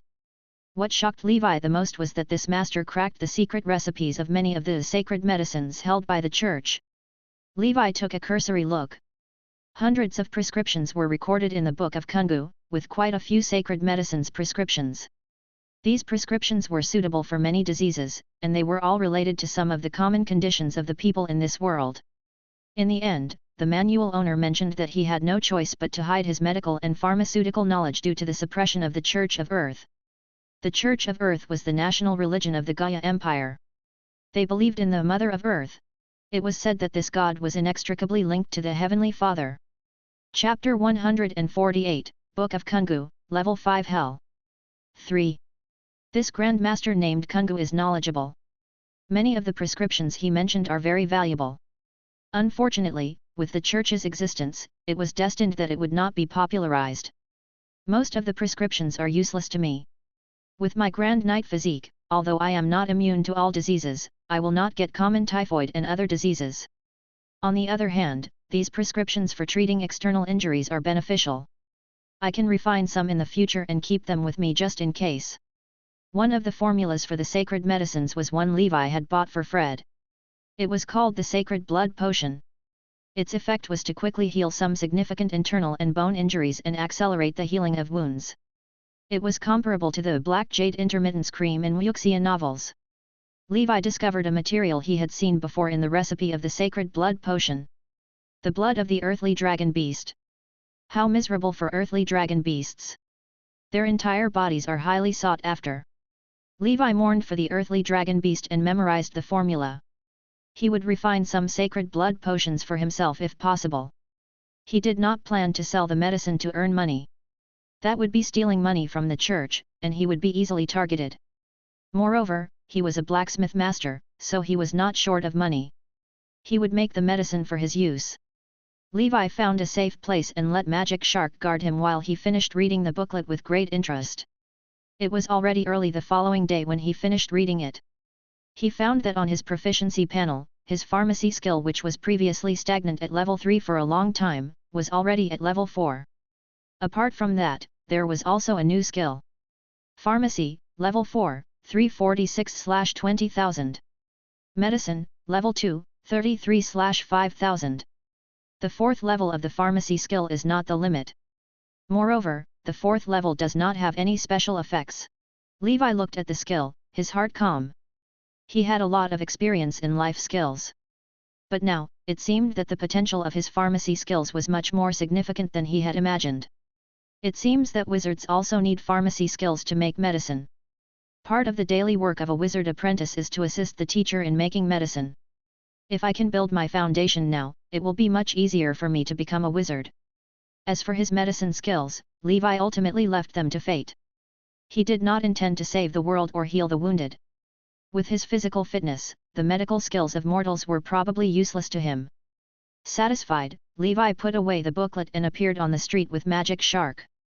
This book of Kungu could be considered an unexpected gain. From Master Kungu's tone, Levi felt that this master seemed to have some understanding of wizards. Perhaps he was an apprentice or a wizard himself. With the knowledge and wisdom of ordinary people in this era, it was still tough for them to master so many prescriptions, recognize so many medicinal herbs, and even crack the sacred medicine formulas of the church. Levi did not venture deeper into the city for the next few days. He had done his homework before coming here. There were a lot of snow demons in the center of the city, especially the Blue Feather Castle in the center of the town. It was a forbidden area. Every time Levi got close to the Blue Feather Castle, his spider sensing would show signs of danger. His hair stood on end, telling Levi that there was an unknown danger within the castle. Although this was less dangerous than the Fist of the Empire, it was slightly more complex than the evil spirit Naiad. After all, Levi was now a Grand Knight. The Blue Feather Castle still gave off such a dangerous feeling. That meant that the castle was not simple. However, just the snow demons at the city's edge were enough for Levi to kill. He had the strength of a Grand Knight, and his equipment was invincible. He also had the help of the Magic Shark. As long as hundreds of snow demons did not surround him, he had nothing to fear. Levi's hunting efficiency was 10 times higher than the others. Ordinary snow demons were no match for Levi. He did not even need Frostmourne. With the black gas, armor, and brute force, he could hold snow demons down and forcefully open their skulls to retrieve Frost Heart. No matter how hard the snow demons attacked Levi, they could not break through his defense. On the first day, Levi killed over 100 snow demons at the city's edge. When he came here, he had set a target of 1,000 cores of the undead and immediately completed 1/10 of it. On the second day, he only killed 60 snow demons at the city's edge because finding them at the border was getting harder and harder. On the third day, there were even fewer. Levi could only continue to venture deeper. Under his demonic claws, the number of snow demons in the city was visibly decreasing. However, as he went further, the snow demons Levi came into contact with became stronger and stronger. From the beginning, he could kill one with a single sword strike, but later on, it became difficult. These snow demons had the strength of night attendants when they were alive. Their tolerance for mithril was higher than Levi had imagined. He frowned. This degree of difficulty was still beyond his imagination. This was only a quasi-night level snow demon. Killing would be even more troublesome if it were an official night level snow demon. However, there was no risk to Levi as long as it was not a snow demon at the Grand Imite level. With his unlimited supply of cores of the undead, Demon Shark fought endlessly, and the proficiency of the Seal of Hell soared rapidly. To quickly increase his proficiency, Levi would often let the Demon Shark do the fighting instead of himself. Just like that, 10 days later, the proficiency of the Seal of Hell was directly raised to level 5. Seal of Hell, level 5, 1/30,000. It's not the limit. The Seal of Hell could now summon 5 living dead at the same time. There were 3 more slots besides Magic Shark and Demon Mountain. However, Levi did not have a Grand Knight's corpse, so it was temporarily empty. 5 Grand Knights were already mighty. However, this was not the limit of the Seal of Hell, which piqued Levi's curiosity. Come on, let me see where your limit is. Chapter 149, Level 7 Seal, Hell Apostle. 1. In Snow Valley City, Nightcater led a team on the street to kill the snow demons. Vice Team Leader Bray cooperated perfectly and successfully destroyed a snow demon that had mutated from a low-level knight. Bray, do you feel that the number of snow demons in Snow Valley City has decreased? Nightcater said. Hearing this, Bray nodded and said, indeed. Initially, we thought we could encounter snow demons with just a few steps and didn't need to take the initiative to search. But now, we must explore to find snow demons. This doesn't make sense. Did all the snow demons in this city gather in Blue Feather Castle? Cater frowned, that's possible. However, the figure of the White Wolf flashed across his mind. In these 10 days, they did not meet him again. He felt that the decrease in snow demons in the border city area might also be related to the White Wolf. 2 fully armed Grand Knights, paired with a mithril sword of extremely high purity, might not be any less efficient than their hunting team. After 10 days of cleaning, they cleared the snow demons in the border areas and saved many survivors. This rescue work was much smoother than what he had imagined. This was because the number of snow demons in the entire border city area was far lower than he had expected. This was a good thing for Nightcater. However, it was a bad thing for many wandering knights. Many wandering knights had yet to kill snow demons since their departure. On the one hand, they were too weak. On the other hand, they had not encountered any snow demons along the way. They encountered a few scattered ones, but they were also killed by the experts on the team, such as Bray. They had no chance of obtaining Frost Heart. Someone complained, Team Leader, why don't we walk into the city? If you want to die, you can go in by yourself.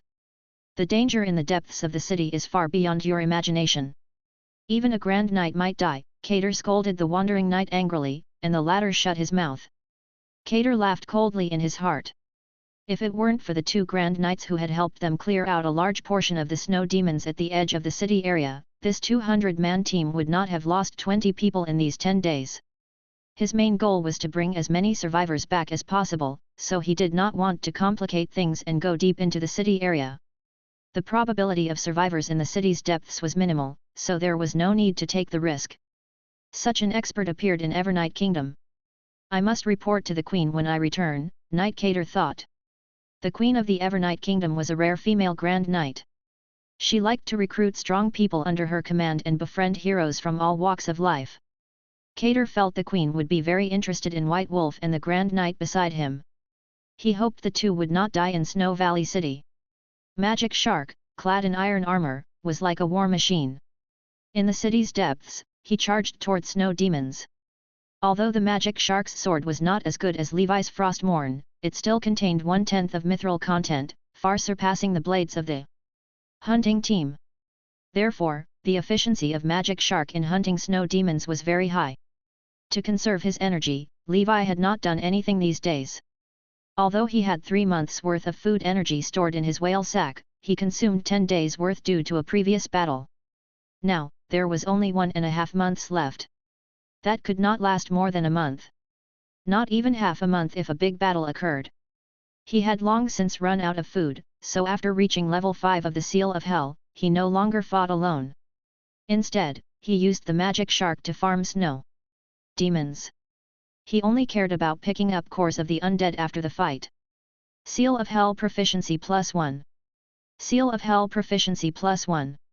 Seal of Hell 5. Up until now, Levi had killed more than 400 snow demons. According to the information he had received, he had reduced the number of snow demons in the city by about 1/10 in 10 days. This efficiency was simply terrifying. They were genuinely an army by themselves. This feels so good. This feeling is unparalleled, it's extremely cool. However, something was different from Levi's plan. Level 5 Hell's Seal was not the limit. Initially, he had planned to kill some snow demons after reaching level 5. Before returning. Now, he could only continue to gain experience here. Fortunately, he had a Grand Knight like Magic Shark, so his efficiency was pretty good. When we get to the city's depths, I can continue fighting if we can find food to replenish. It feels good to be a mage and control the living dead, even though I'm not great. Levi was delighted. He played games, and his favorite genre was the stacked armor style. The second was the summoning style. Players who played darker games preferred classes like necromancers.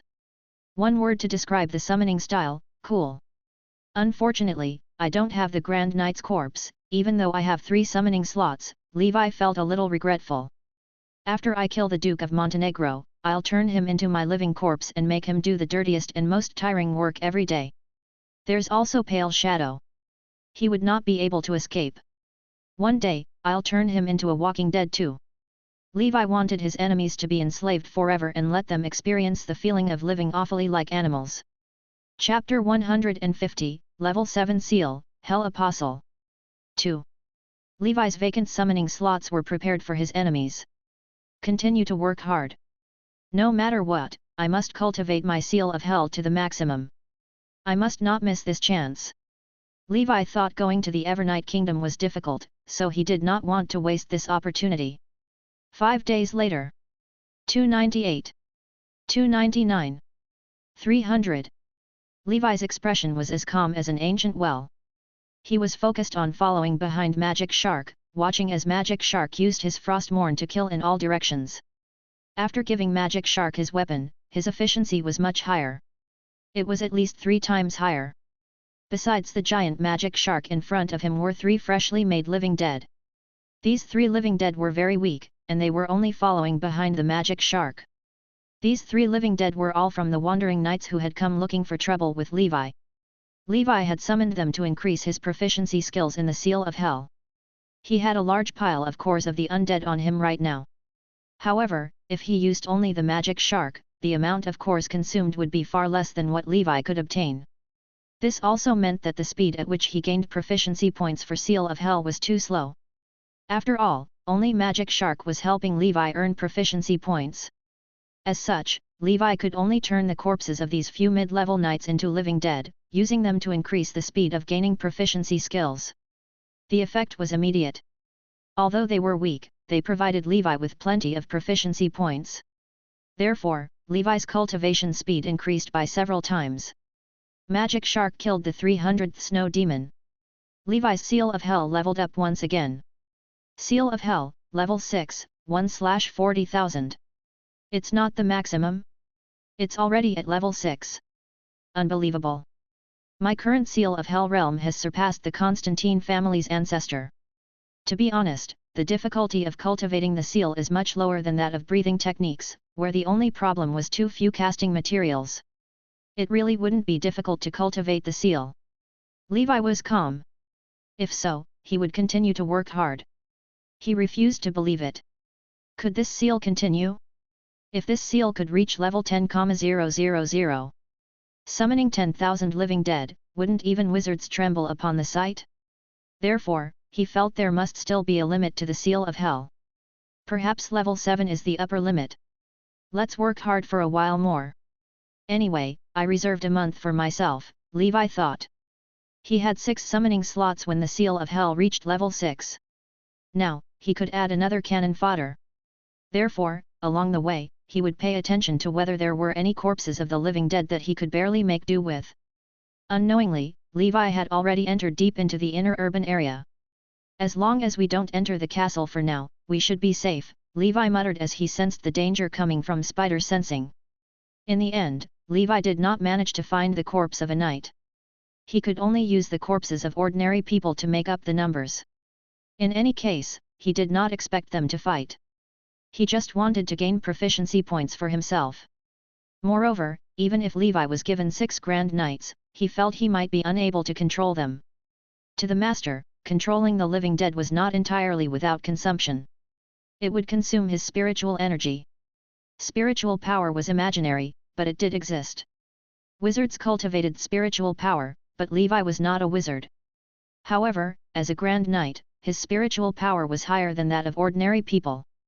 He roughly estimated that with his current spiritual power, at most, he could control 5 Grand Knights. If he wanted to control the 6th Grand Knight, he would have to be at least a top-tier Grand Knight. In the blink of an eye, another 10 days had passed. Levi had been in Snow Valley City for 25 days. The hunting team had long since brought the kingdom's citizens back. Levi constantly killed snow demons before them, so Nightcater's rescue operation went smoothly. The only ones who were unhappy were probably the wandering knights. They had initially wanted to get some frost hearts in exchange for the bounty. In the end, many did not even kill a single snow demon. Even though they said they were brave, no one dared to go deep into the city. After witnessing a few wandering knights dismembered by dozens of snow demons in a few seconds, they became utterly obedient. By then, Levi had already arrived at the periphery of Blue Feather Castle. He looked at his panel. Seal of Hell, 6, 30,000/40,000. Damn it, we were so close. In the end, in the vast Snow Valley City, other than the scattered snow demons in the various area, we didn't see them at all. Up until now, Levi had killed over 1,000 snow demons. According to Levi's information, there were at most 3,000 to 4,000 snow demons in Snow Valley City. I'm still short of 100. It's too slow to find them one by one in other places. Why don't we try it in the castle? Levi looked at the towering castle. As a duke's castle, Blue Feather Castle was very imposing. The buildings inside were densely packed. It resembled a small city within a city. The Black Castle was like a dormant beast sleeping in front of them. The roars of many snow demons could be heard.